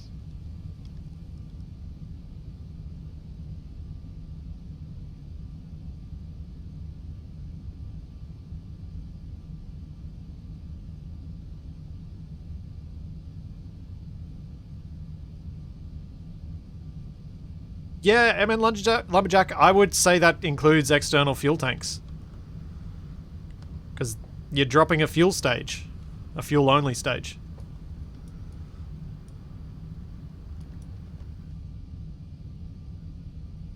Yep, trying to approach it nice and closely. If you eject the fuel stage after you've achieved orbit, it's a single stage to orbit. But you got to get to orbit first.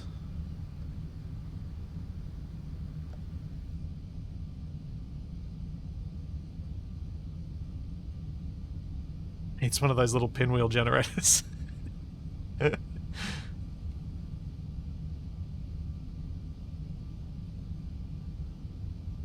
Yeah, there we go. A single stage to orbit vehicle reaches orbit from the surface of a body using only propellants and fluids and without expending tanks, engines, or other major hardware.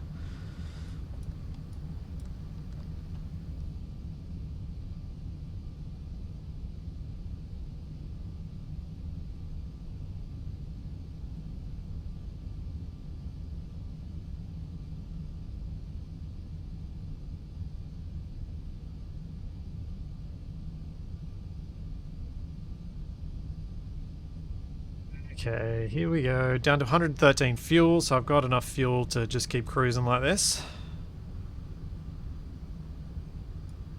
Runway approach is not ideal. I still need to get a little bit over.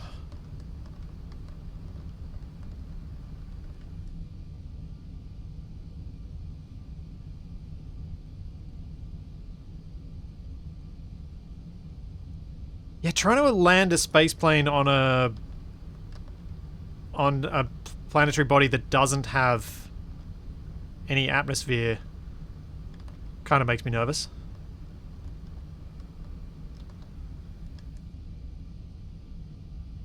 Because you need some retro thrust, or to land tail down.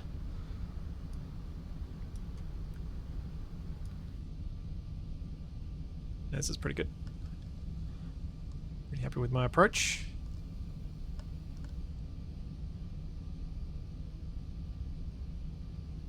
More thrust.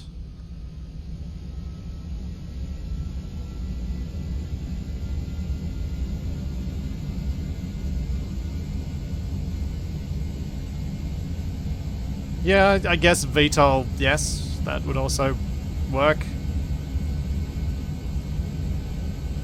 I've never done a VTOL.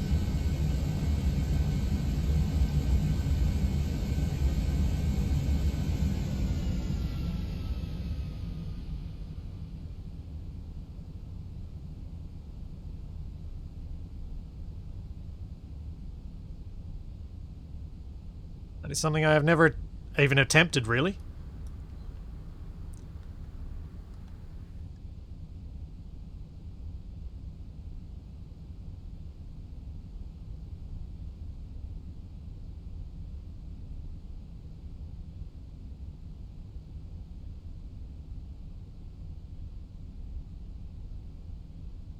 Come on, we can do this.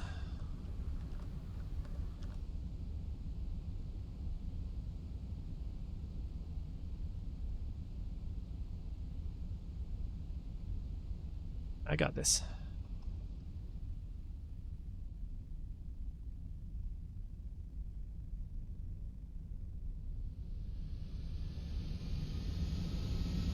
Oh, I wish I didn't have frame drops when I got to the KSC.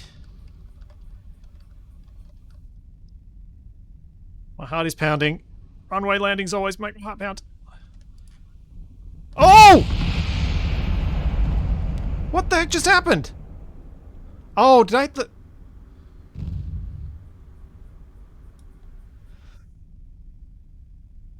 Hmm.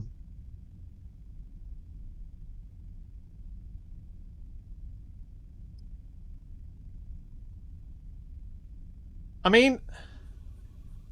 I returned Val to Kerbin.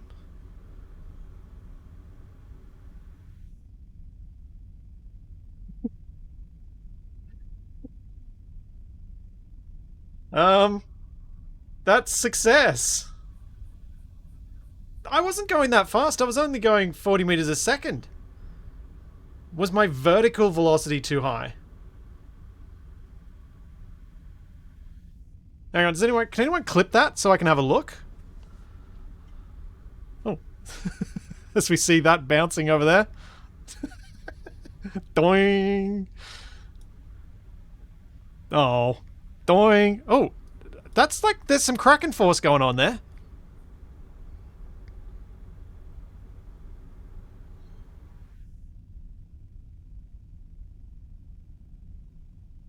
Is that ever going to stop?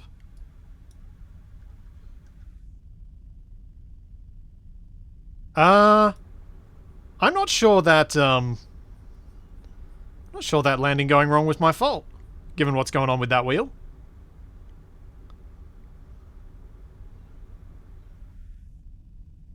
Any landing you walk away from is successful, yep. What the heck? It just keeps spinning.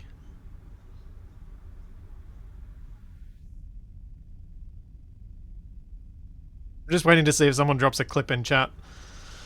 Can I get a... Can I... Ah, thanks, Life. Here we go. My heart is pounding. Runway landings always make my heart pound.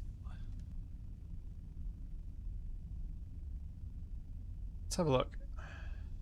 Runway landings always make my heart pound. The wing just crumpled. My vertical velocity was too high, wasn't it? Runway landings always make me happy. Just crumples there.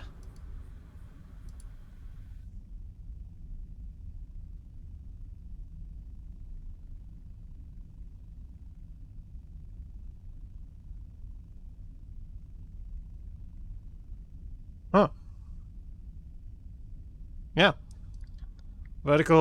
The vertical was too high, everything else was fine.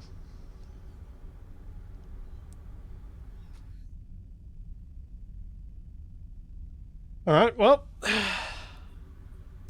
I'm counting that as a success. We got Val back to the runway. She's alive.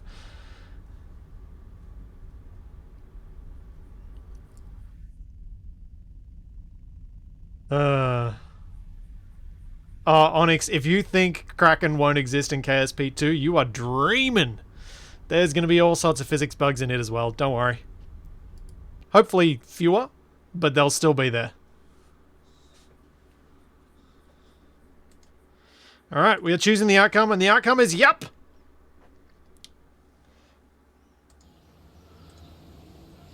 Much success. Yes. Yes, yes, yes. And now, for some silliness. Yeah, I shouldn't have had the... I hit the brakes too soon as well. I don't think that helped. Alright, we're going to go for a new plane. And we're going to start big. I'm going to see if I can get a big one to orbit. The Mark III cockpit. Can we get this chunky thing to orbit. Need a payload bay. Nice biggin. Then we need some fuel tanks. Where's the rocket fuel? Liquid fuel fuselage. Where's the rocket one for this size? Do I not have it? Hang on. Maybe I don't have it. Mate, does this not have one?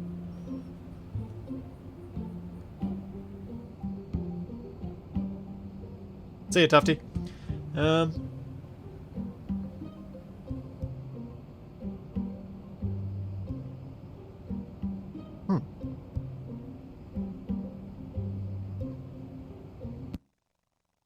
have a look.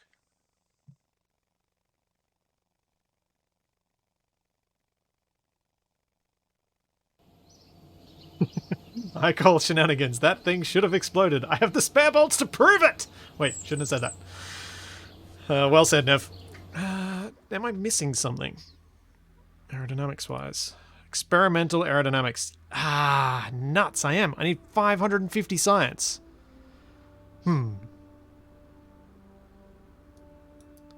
Alright, let's see what missions I have and see if we can get some quick science. Oh. Moon. Ike. Moon. Duna. Don't think we've got any quick science options other than maybe going back to Minmus. Should I make a Minmus rover? Maybe we could do that. What have we done on Minmus? Can I change this to a different place? It's all carbon, carbon, carbon, carbon, carbon, carbon, carbon, carbon, carbon.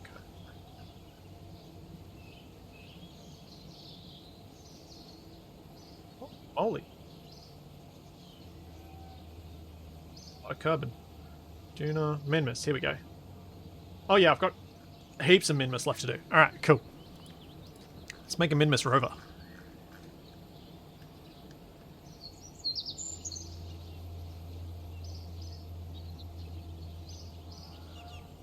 Let's design the rover first, then I'll design the rocket around the rover.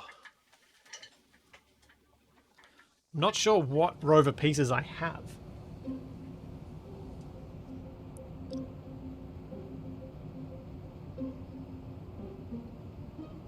Redoberdyne Rove, mate. There we go.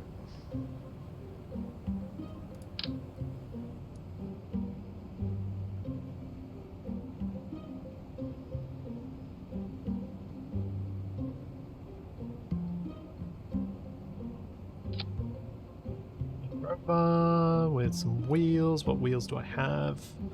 I've got... What's the difference between these two? Ooh.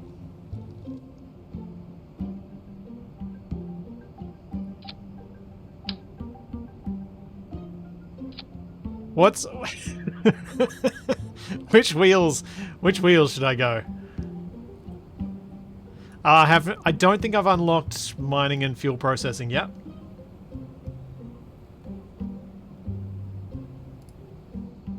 Might be able to after this though. Boonix, you want to use the command that's in the stream title.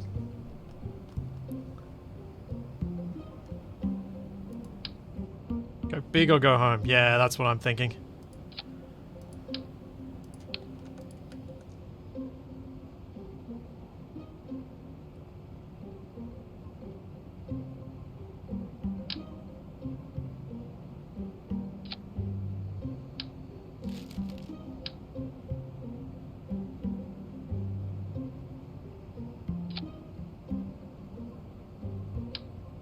Let's go Space Engineer's wheels.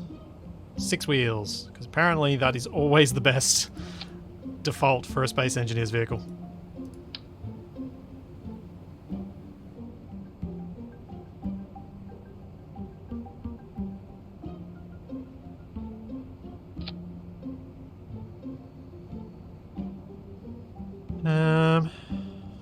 Friction control auto, spring damper auto, steering adjust.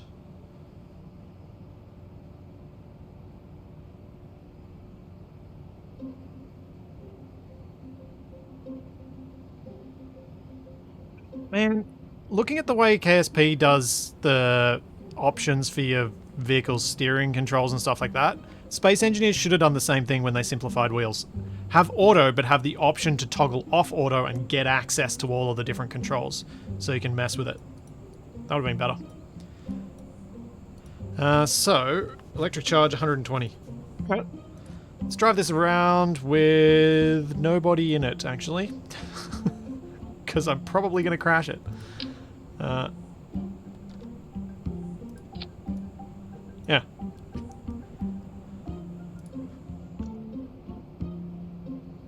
You guys can give me a proper rover name once we get a bit more of it done. I just want to test and see how this goes.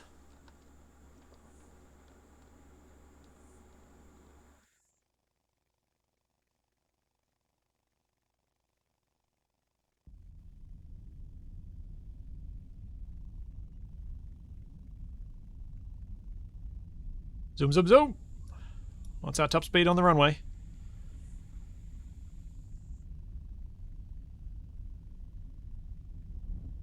We can turn at 30 meters a second, so that's good. Oh!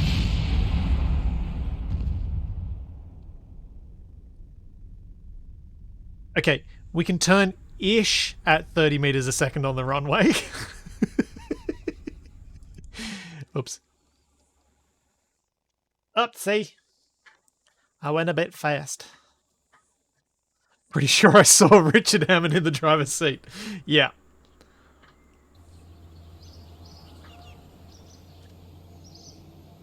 Ah, dear.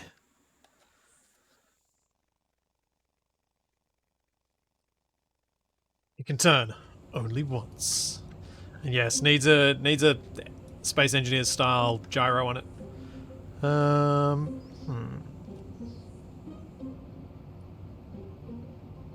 What to put on this? What can I do with these?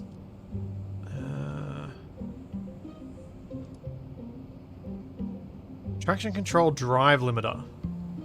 If I limit that, is that going to limit how fast I can go?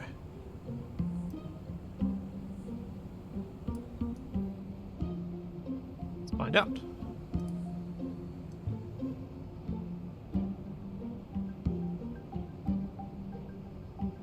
Because if this is going to be landing on Minmus, I do not want a lot of thrust. Oh, it's pretty wide, but the wider I go... Oh, right. I need to, like, make this thing so it unfolds as well, so I can fit inside a smaller fairing.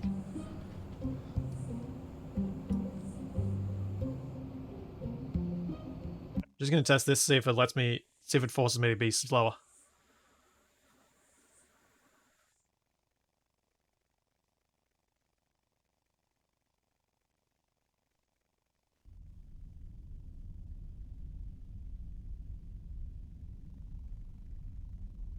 Or if I still end up going up to the same speed. Because it doesn't seem to have like a top speed adjustment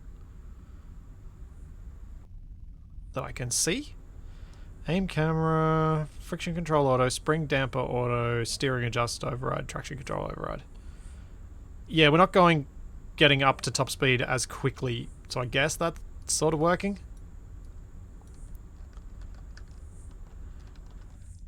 The presence or lack of RimWorld is entirely dependent on Capac's presence or lack of. Otherwise, I'm just going to keep doing this until I call it a day. This is feeling alright. I'm definitely going to be able to roll this thing if I keep the pedal down. Oh! As seen. Destroyed less of it this time, though.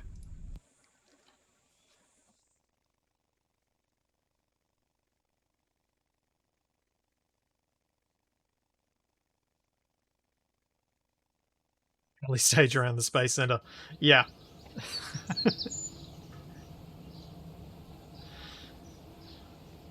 Okay. Now. I want to make this thing collapsible. I also want it to have science on it. The science bit I think we'll do first.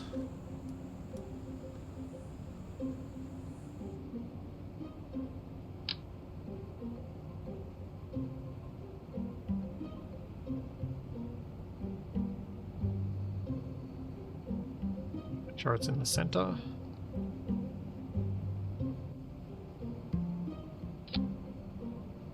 So there's our heaviest bit. We're going to want thermometers.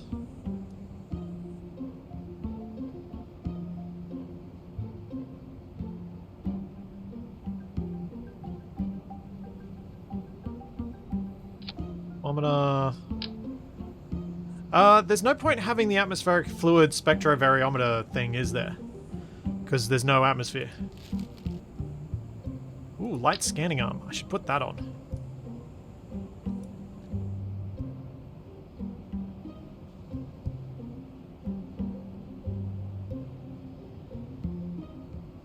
Should probably put that on. I'll put it on the front.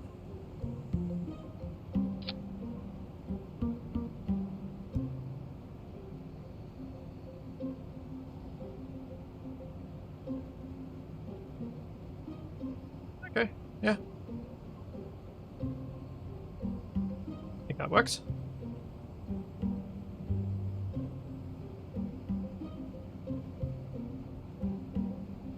Check power consumption while driving. Good point.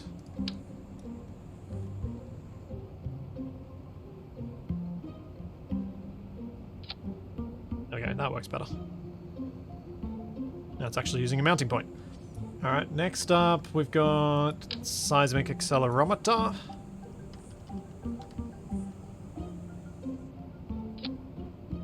Oh, these should probably be put behind the Kerbals, because then I can possibly get the science out of it a bit quicker rather than at the back.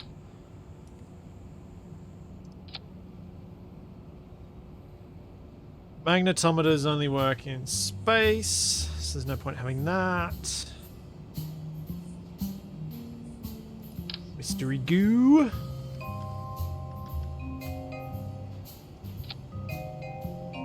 And Presmat.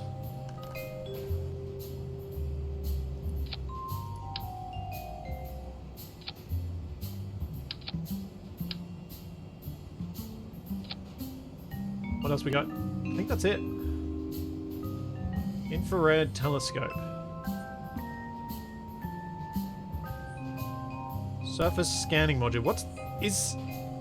Small module that includes soil, atmospheric and oceanic sampling tools. When used while landed on a planet or moon, the sample data gathered can be used to increase the accuracy of orbital survey scanners.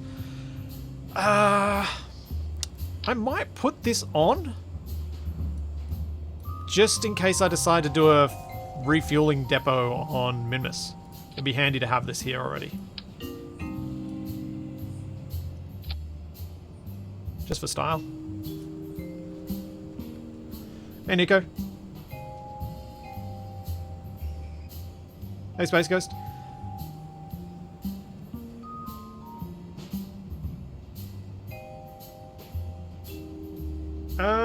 No, Mike, I haven't heard of Stolen Realm.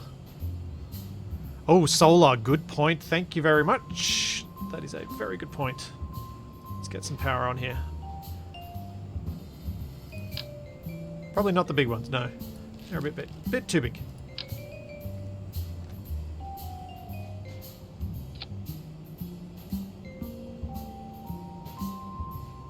Might just put an emergency little... Oh, hold up. Do I just go on big panel?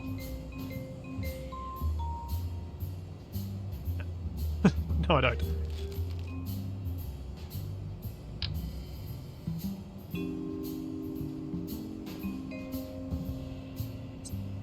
Placing on there.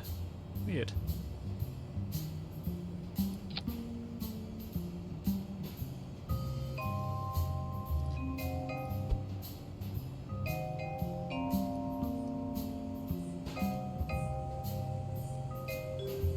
Yeah.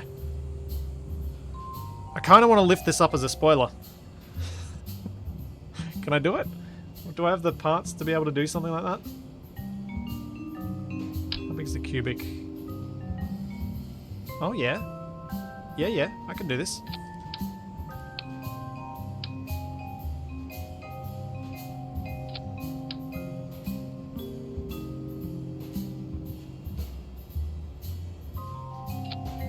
Alright, now we gotta just manipulate it a little bit.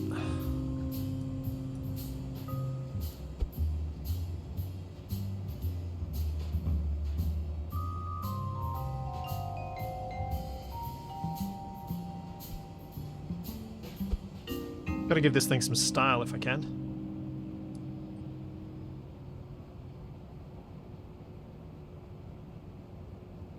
Oh yeah. It weirdly almost looks undersized.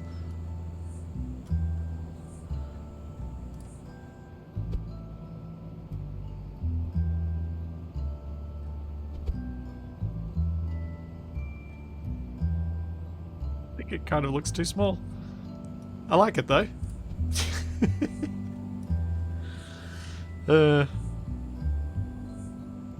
Perfect.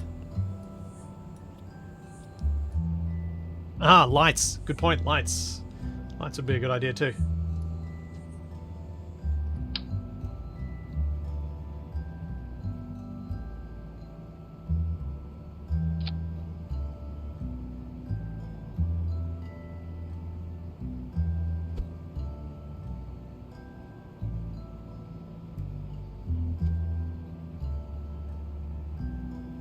It's got a face!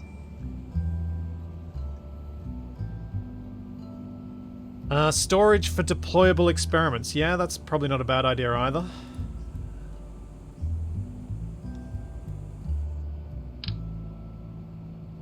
It's getting chonky. Maybe they could fit on the back?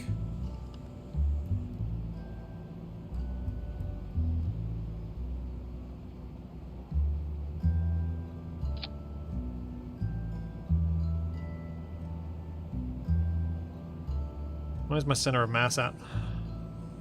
Oh, it's still in front of the third wheel. Third axle, second axle, whatever you want to call it. The extra axle. Middle axle. There we go, that's clear. Alright, Crashtastic, let's drive you. See how you handle. On Kerbin.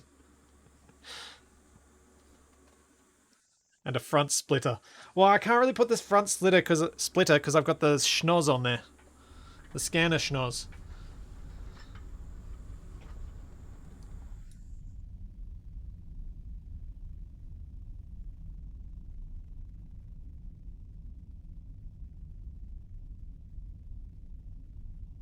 Is there anything I can do with some of this thing to change to get my frames back when I'm at the KSC?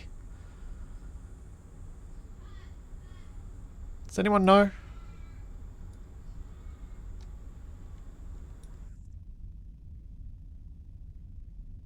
Drives okay. Charge isn't going to last terribly long though.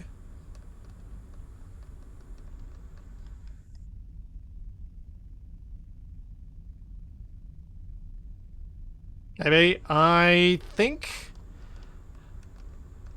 we'd need to find like 20 more Dragnons for me to feel like I could buy a 4090.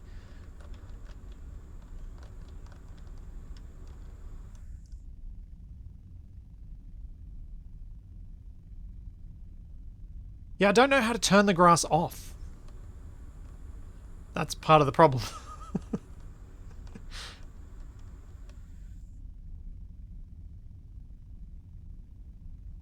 This is handling okay. Whoop. Of course that happens as I say that.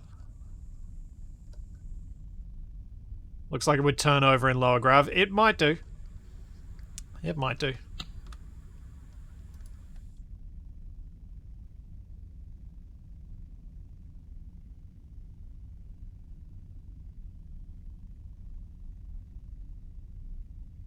Just realised I don't think I've done this science. Oh no, I have. Where have I not been with the science thing? I've got this thing out here, I might as well get some science points. Oh, we have to do a parallax, modify a parallax config file, right. Yeah, that makes sense. Yeah. I keep forgetting to do it before I actually play each week.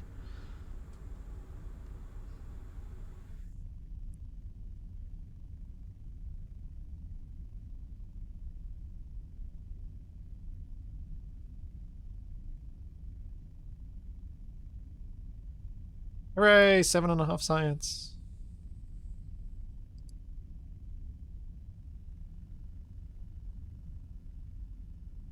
Log seismic data. Log temperature. Observe goo. Log the pressure. And I think that's everything. Recover the vessel. Oh yeah, I didn't check how much power the lights were using, did I? I just kind of left them on. That was smart.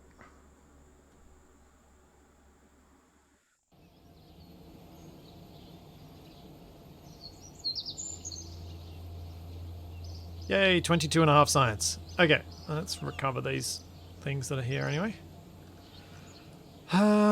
Cool.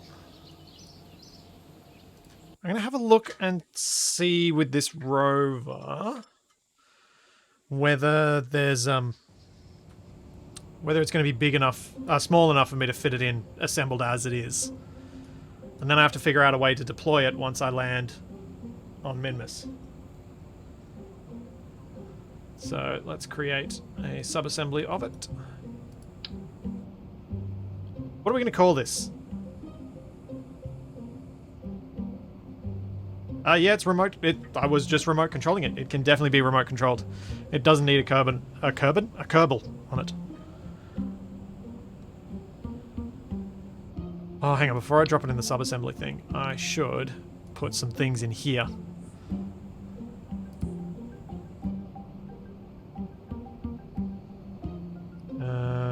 EVA experiments kit. We should put one of them in.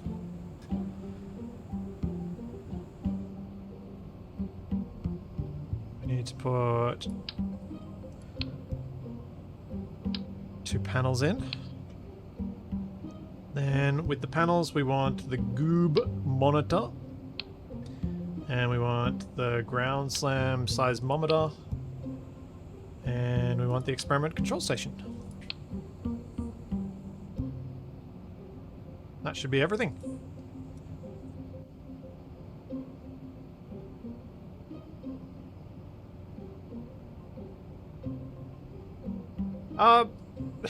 Extend the solar. I don't think you can get these to place on the edge of them. Because otherwise I would, to try and make it go wide. I've got solar. 2 solar. In this one.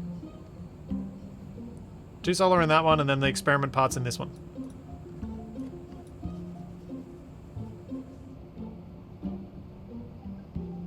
No name suggestions?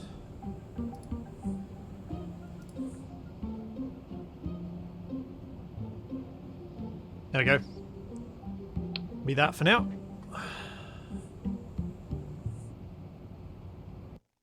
Let's go make a rocket.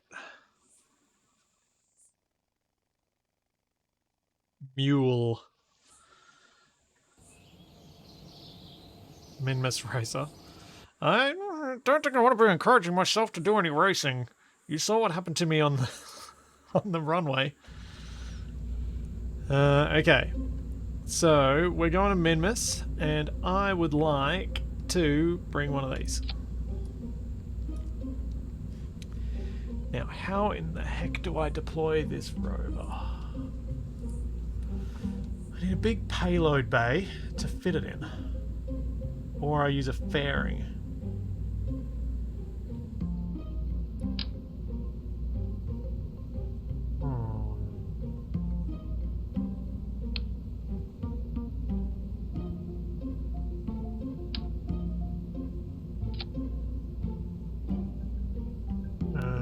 No. Interstage nodes on, thank you.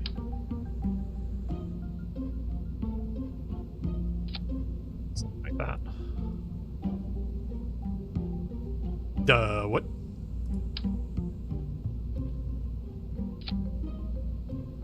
Yeah, maybe that's not where I want to put that.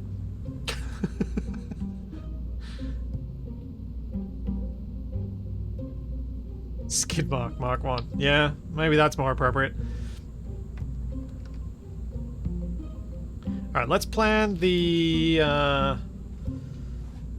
position of this first. The lander thing that I want. Because I want Val to lead this mission. I want Val to lead this mission and take a scientist and an engineer. We'll go to Minmus, collect some science, we'll come back, we'll be able to unlock the other aerodynamics things, and then next time I can mess with big SSTOs.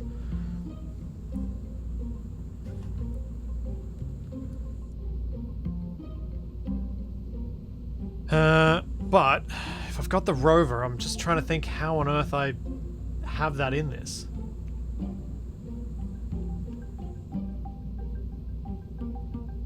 Maybe the disinterest. SSTO stands for Single Stage 2 Orbit. Next KSP stream will be at the same time next week. My Tuesday mornings. I started this morning at about 6:30. How do we do this? How on earth do I do this? Have a lander that I can drop down that has the rover, it's intact. I'm gonna need this to be a staged lander so I can dump part of it. I think.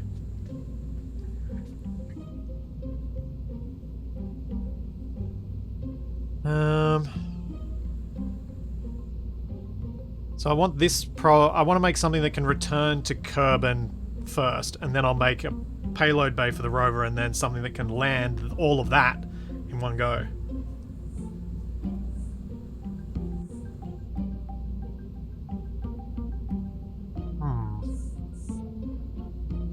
Having thoughts of making something that lands belly down on Minmus.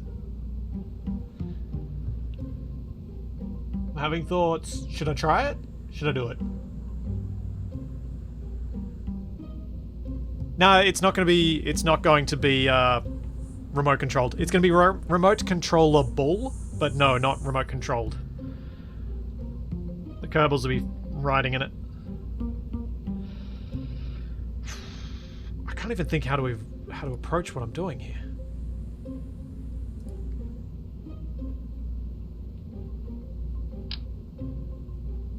Not an engine plate. I don't want an engine plate. I want a decoupler. So we'll start with the decoupler, because this is going to be the return stage.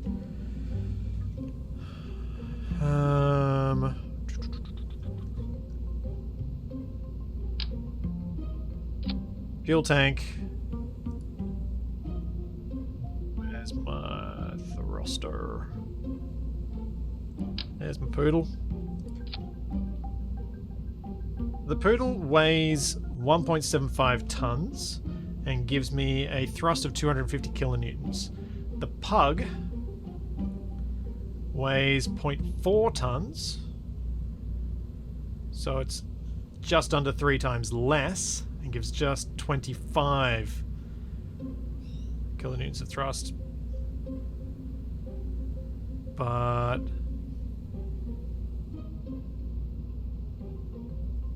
oh, yeah, the poodle's awesome.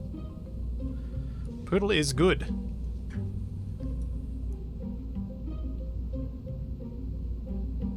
Alright, so let's put on this big old parachute on top, as well as, let's go to the Mark 25. No, we'll go the big old, that one on top. A few of these little suckers around the sides.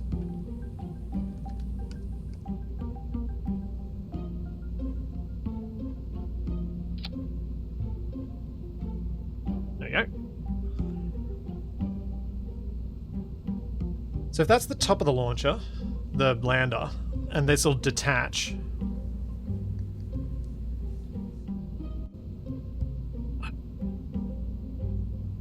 Still want to see if it's possible to do a vertical like a belly landing. So let's place this out. See if it's possible. The idea I'm thinking of doing is having some thrusters on a swivel.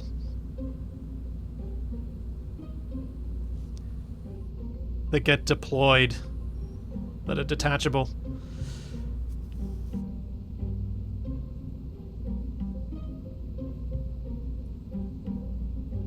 I reckon it can be done.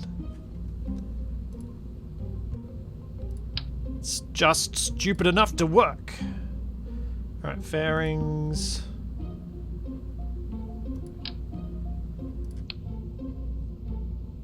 stage nodes.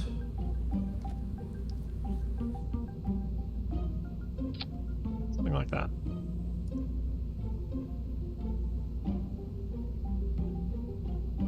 Does the rover fit in that gap?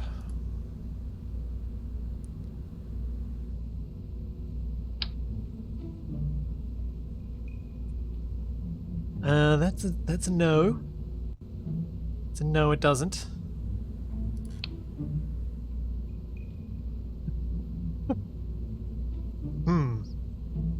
Do I want to make the wheels on the rover fold up? And how would I approach getting this in here? Also, I need a detachment thing on this.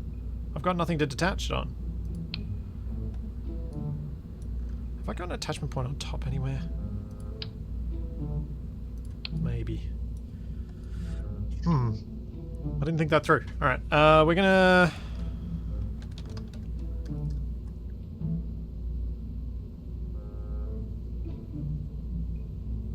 save that. We're gonna go back to the spaceplane hangar and see if I can put some sort of connector module on this thing.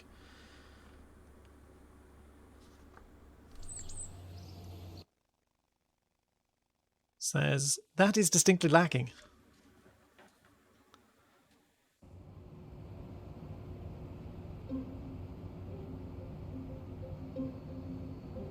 Right. Open it up. Where's my minty thing? Huh? What?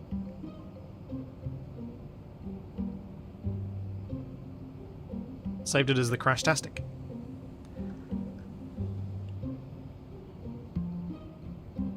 Oh, and it doesn't have the stuff in it. Great, I have to put that back in.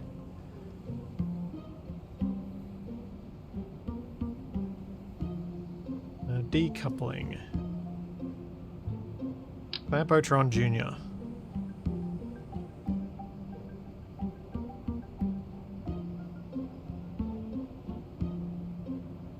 Kinda need to get this on somewhere up the top here. Ideally.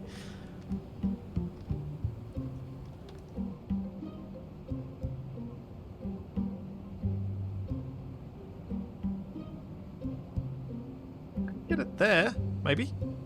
Nope. Get it nice and midline.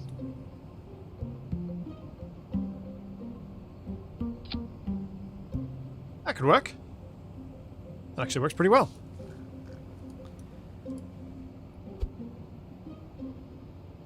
I think it's almost over the center of mass as well.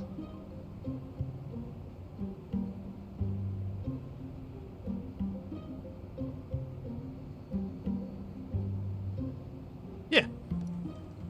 Yes, I gave it a hat. It's got a hat and a spoiler. It's got all the style.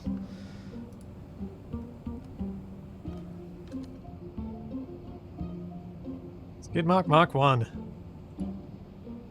Skid mark Mark. Let's put the stuff in it again. Ugh.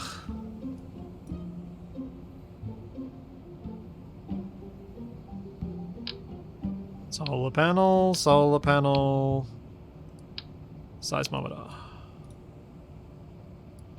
Experiments kit. No, not weather analyzer. Goo monitor. And... oh no, Communitron. I can't... oh. We're gonna have to bring the experiments kit inside the... somewhere else. Because this can't carry it as well. Because I need... I forgot that I didn't bring a transmitter last time. I didn't put a transmitter on board. And I think I will need 2 solar panels.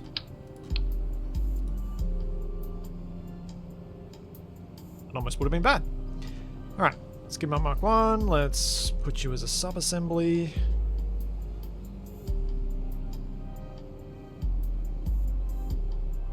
How do I switch which is the parent part?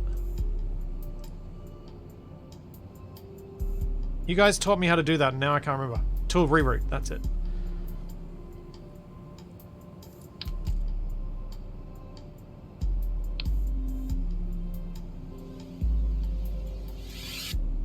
Yeah, there we go.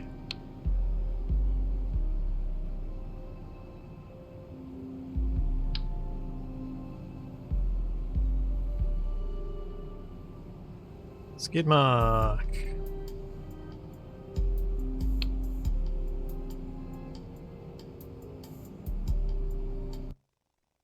And the Kerbals carry something sometimes.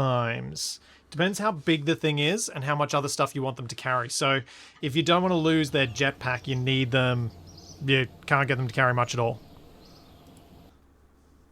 Which is a bit sucky.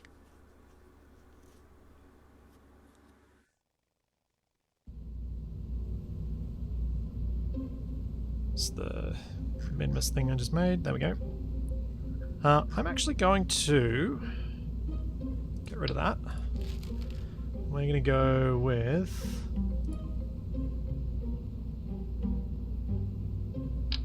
Nope. Nope. Nope. A big adapter.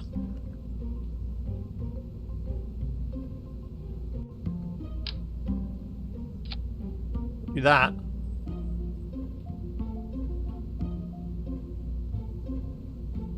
Did you make a detachable science trailer that is towed behind? I don't know. I genuinely have no idea.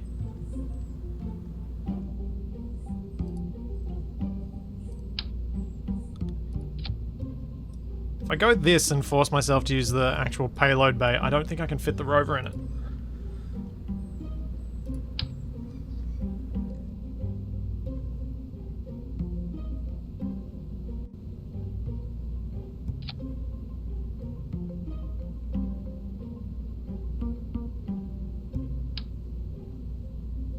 What the? Why doesn't this have the thing on it? What are you doing to me, game? Why? What? Oh, it came off. Never mind me. That's why. Nope.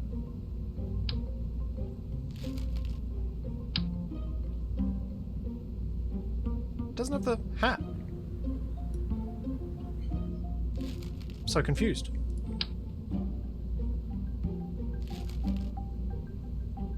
Yeah, it does actually look like it'll fit. I just need to figure out why I don't have the hat.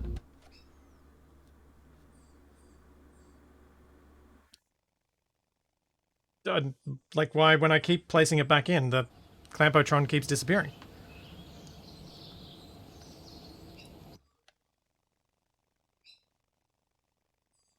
What have I done wrong?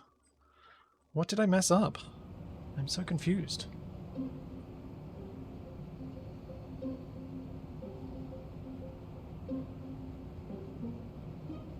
Oh.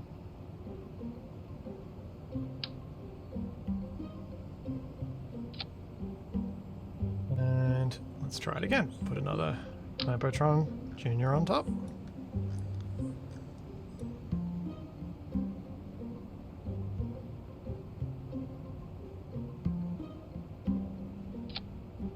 Nope, that is not the right way around.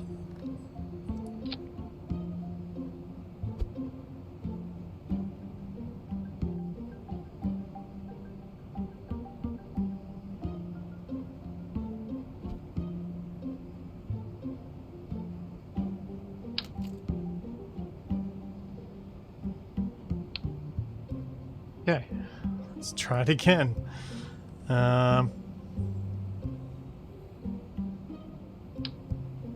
Drop in sub-assembly. Skid mark.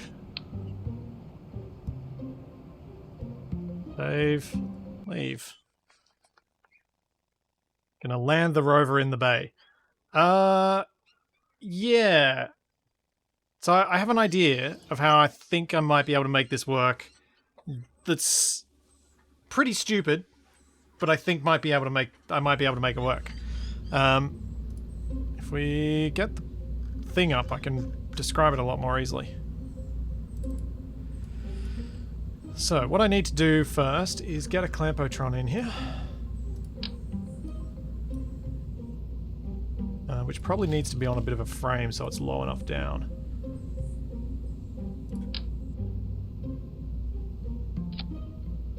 Could figure out the things of this in a minute.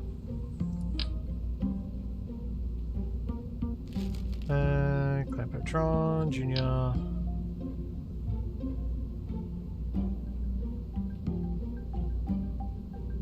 Stupid birds being so loud.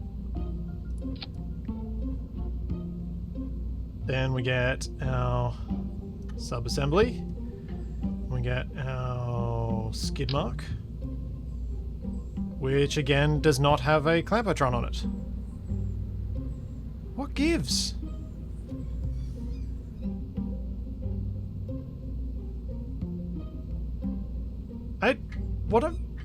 What's happening here? Why does it not have the clampotron on it?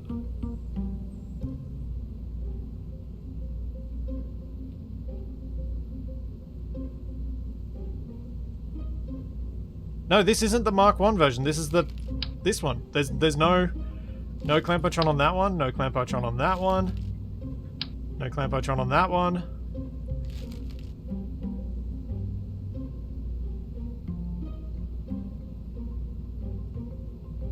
What is going on and how do I fix it? It's really annoying.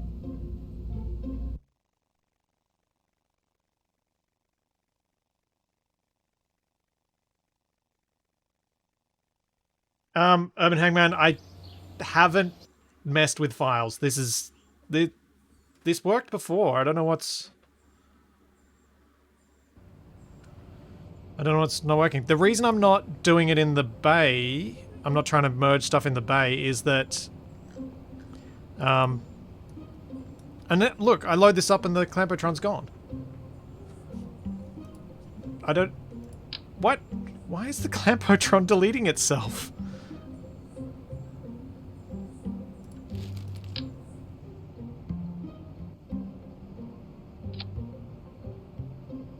I'm so confused.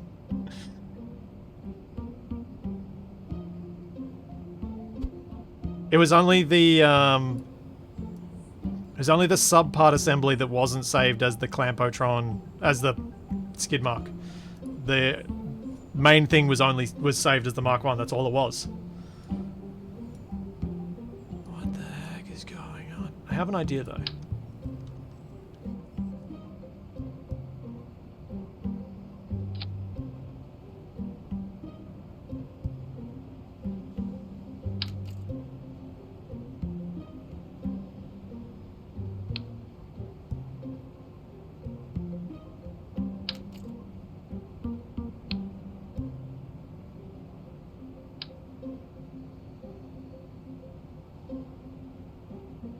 Ah, this might work.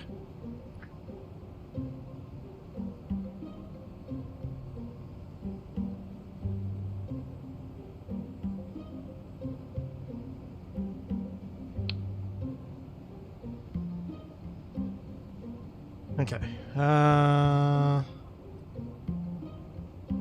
Leave, don't save.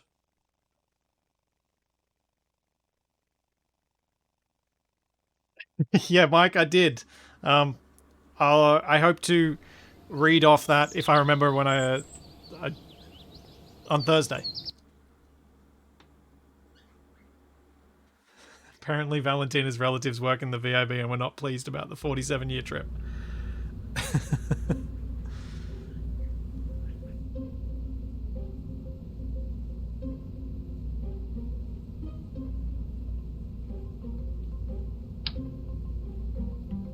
No, it's...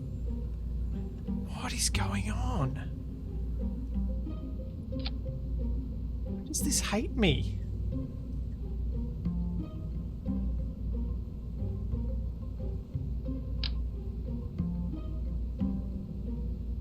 Hopefully some person in the comments on the VOD will be able to see what the heck is the reason for this. So it doesn't make any sense to me.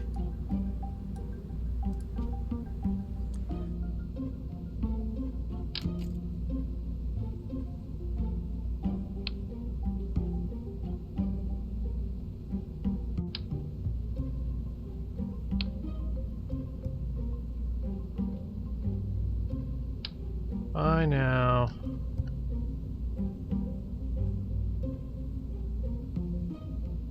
do that, then grab this, can I get it to snap on there?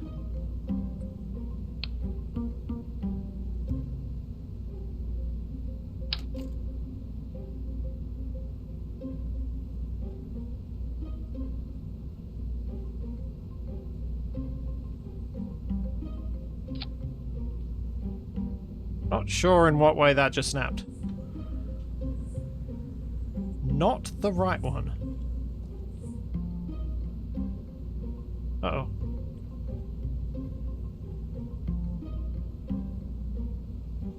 It just keeps deleting them. Like, undoing that placement then just deleted my Clampotron.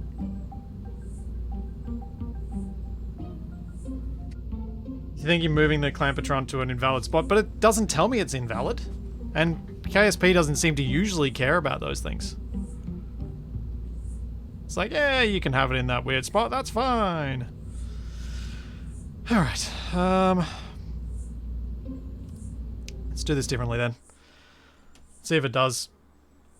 If there is some sort of weird invalid spot that it's hating.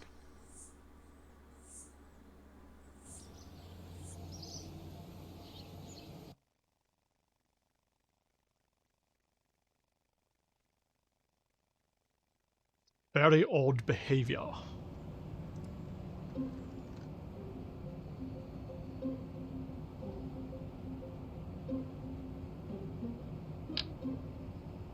I'm going to try this instead now.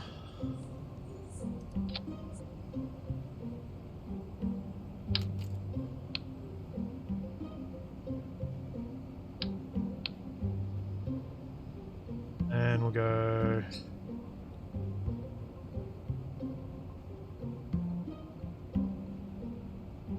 Need those.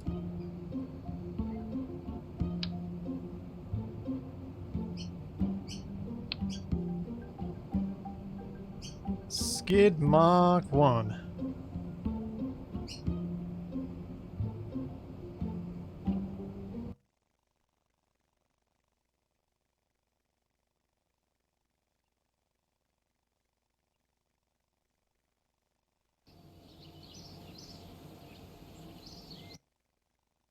Hopefully. Hopefully now this will work.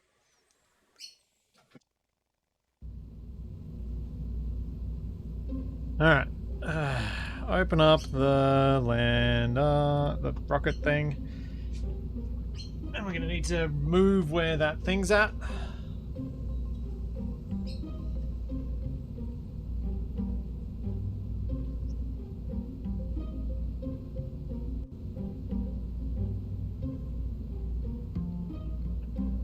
Hopefully. Hopefully this works. Yes, you are correct, Warp Space. It really should be that. Structural, we want maybe that. Yeah, why not? Actually, maybe that. That, then coupling, Clampotron Junior.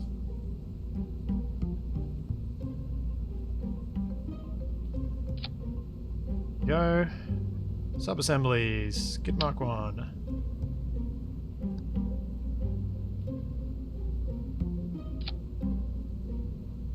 Oh, look at that. Look at that fit.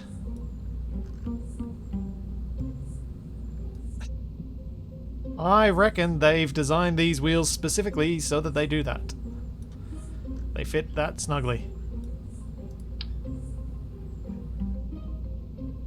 Trying to look and see if I'm colliding with the top at all. It seems like it's alright. Like a glove. Okay, now I need to design how this is going to land on Minmus.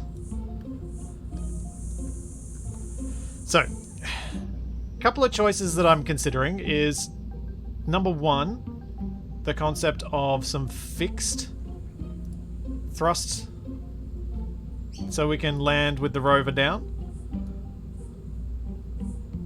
Although, how do we get the rover out if I'm gonna need like landing legs that make it high enough that the rover can clear it. Take it for a test deployment on the runway. Yeah, that's probably a good idea.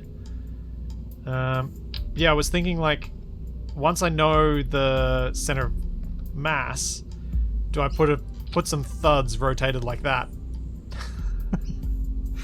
for a vertical landing?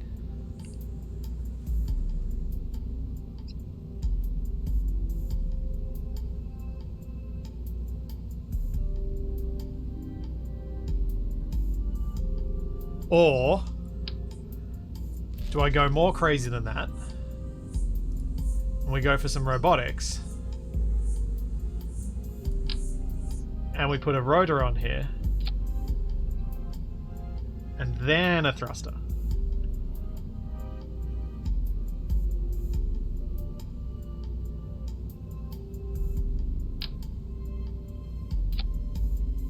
So it can be adjusted.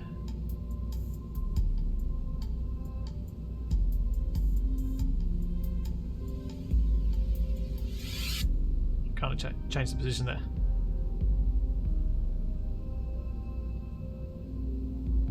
RCS on the rover to tip itself out of the bay. So land vertically and... I'd probably need to flip the attachment point to be down the bottom so it can tip itself forward. That's an option. I kind of like the idea of trying to land this thing belly down though, just for amusement's sake.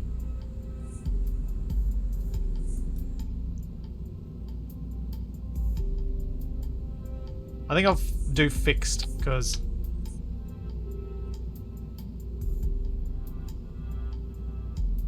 let's do it. Let's do it.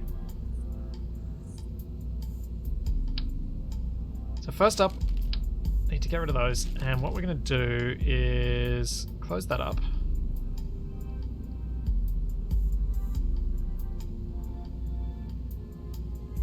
Like, I've got an escape vehicle anyway, so it's not like I'm being too risky here. We need a fuel tank.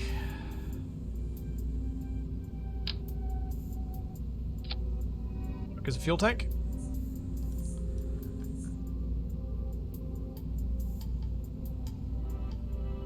I think after that we'll just have a separator.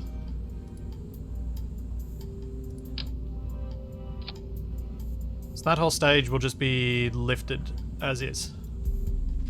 Okay, so our center of mass is there. Hey, thanks Noobtastic. Thank you for tier 2 at the Thank you so much for 19 months at tier 2. Thank you very, very much. Very kind. Right.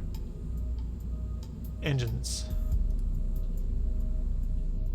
I almost think that this would be better with rotors now, because I can sort of vector the thrust to match where that is, because I need to put the thrusters on either side of this, and if the center of mass is there,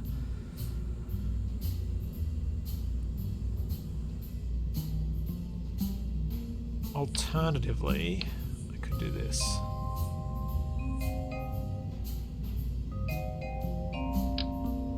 Nope, that's the wrong size.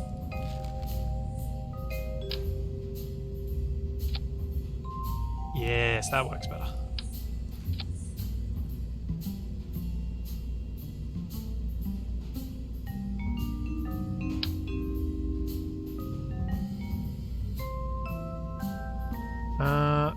Is there a way...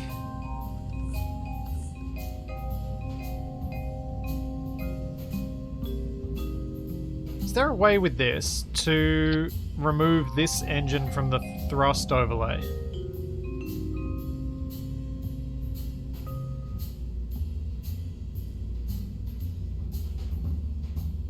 So that I only see where these thrusters are putting out thrust.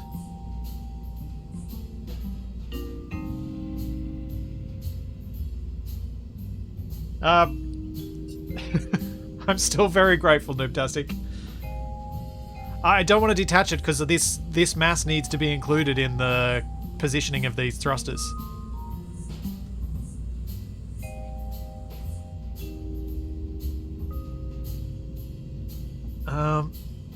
Yeah, does anyone know a way of doing this? Because it's not in this, like, it's not actually in the stage either, also.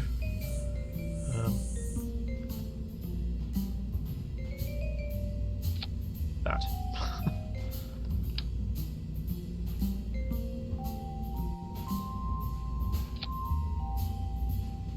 Reduce thrust. Can I do that? Thrust limiter. 0. Aha! Good thinking.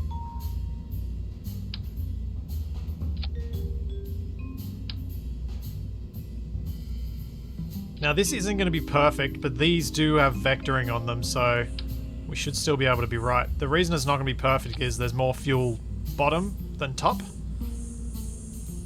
So hopefully close enough should be good enough for a belly landing. Just wait, I've got plans for how the rover gets out. Just let me check for Minmus. I'm expecting I will very much have enough thrust. Yes, thrust away ratio of 17. Landing legs now.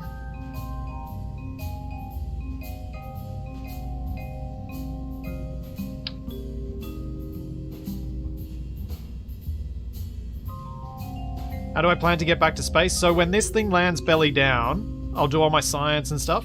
Then it'll take off bellywards. I'll eject this section here and then fly forward with the top lander module. It's not overly complicated at all. It'll be fine, I say with almost zero confidence. Oh, that's not what I wanted.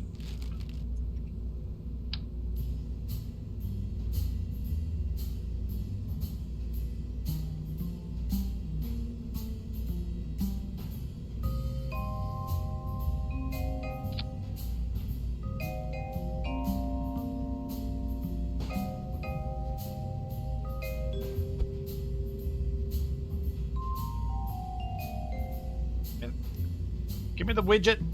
Let me move the thing.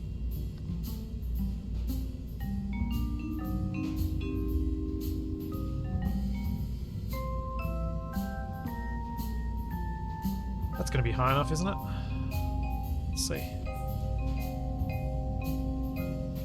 Oh yeah, that's plenty high enough. I probably don't even need them to be that far. Move them a bit.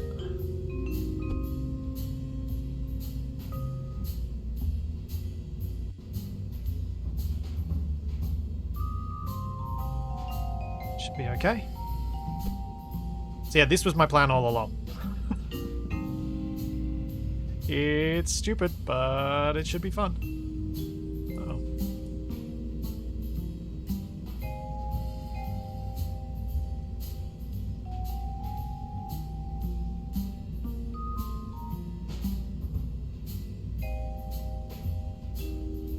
See you, Mike.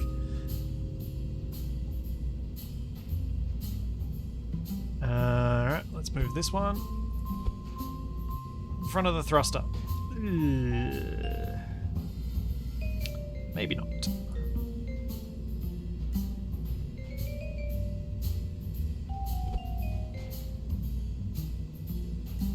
So what I'm going to do next is I'll take this to the spaceplane hangar and we'll launch it onto the runway and see if I can drop the rover out on Kerbin. See if it works at all. Not quite confident enough in my abilities to attempt a flight to Minmus without having checked to see if I can get the rover out. That looks pretty good, right? In fact, I'm really curious.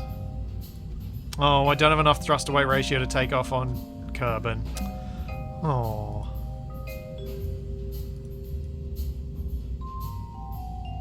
Okay, let's do a test. Leave. Starting to look a little bit Thunderbird 2-ish. Yeah, I can see that. I can see how that would work. Let's load it up here.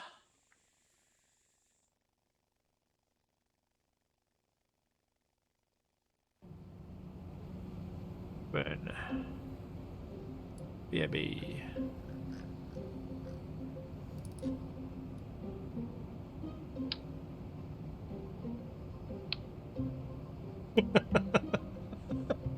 Seeing it like this, yeah.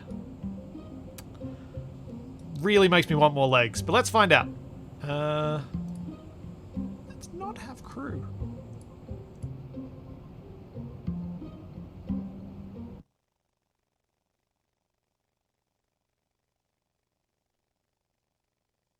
Behold the manatee! Yes, it is so the manatee. Oh, what is this technological terror you've constructed? It is a thing of wondrous beauty. Is it? Totally. Is it really? Yep, definitely. Alright, we're going to undock. We're going to switch craft control, and we're going to see if I can 10 million point turn drive this out of here. Uh-oh.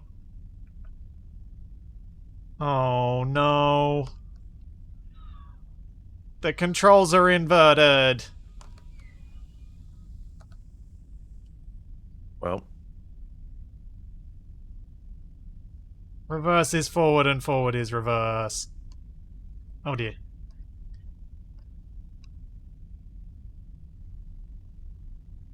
I can kind of make it out. Stuck on the antenna. I might need to move the antenna.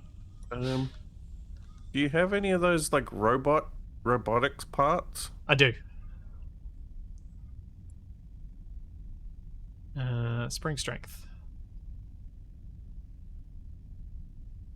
Just do some space engineering. Spring damper. Spring strength. Because if you... Or I can do this. If you put the landing gear on extending, like, struts, you could make it so that when you land, you can then extend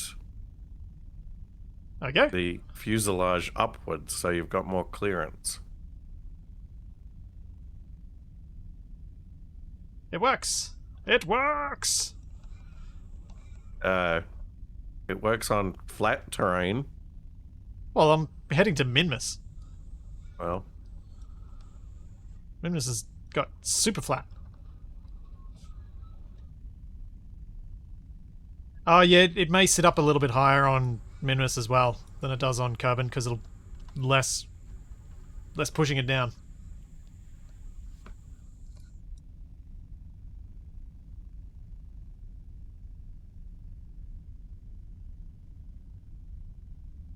Okay, I just needed to switch where I was controlling from it. Controlling it from.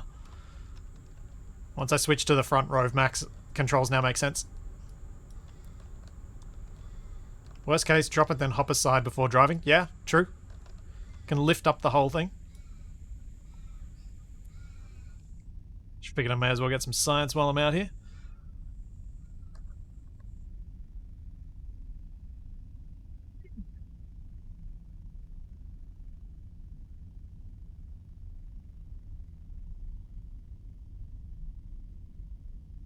So all this is to try and get me science so I can build a bigger SSTO.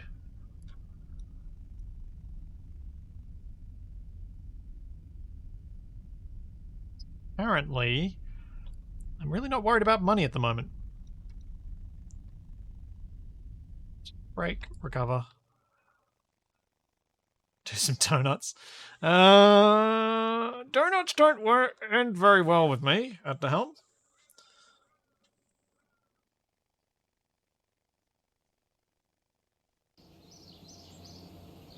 Not very well at all. Yay, 22.5 science. Now, where's that thing? Let's see if this can take off now.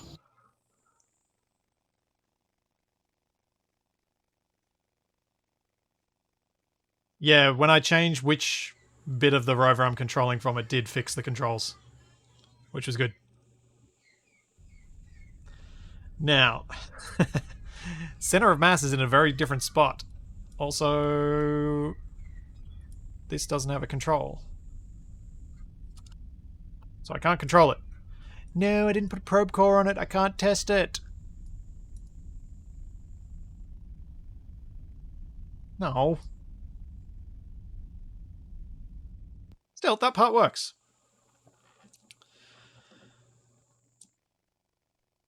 Given that part works, and given Capac's arrival, I might actually call it there for KSP today. We've been going for close to 5 hours.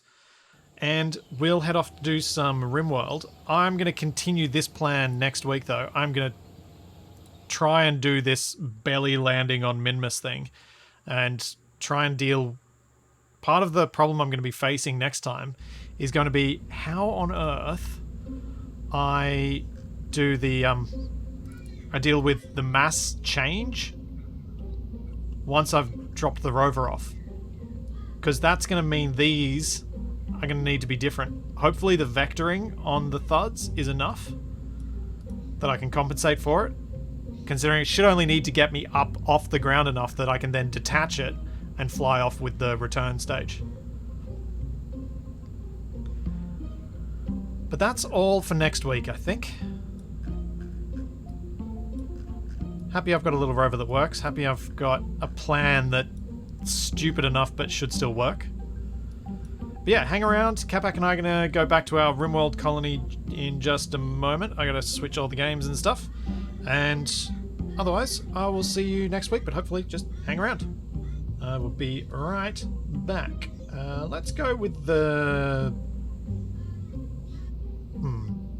Let's go with the hourglass. And leaving our mics on. There we go.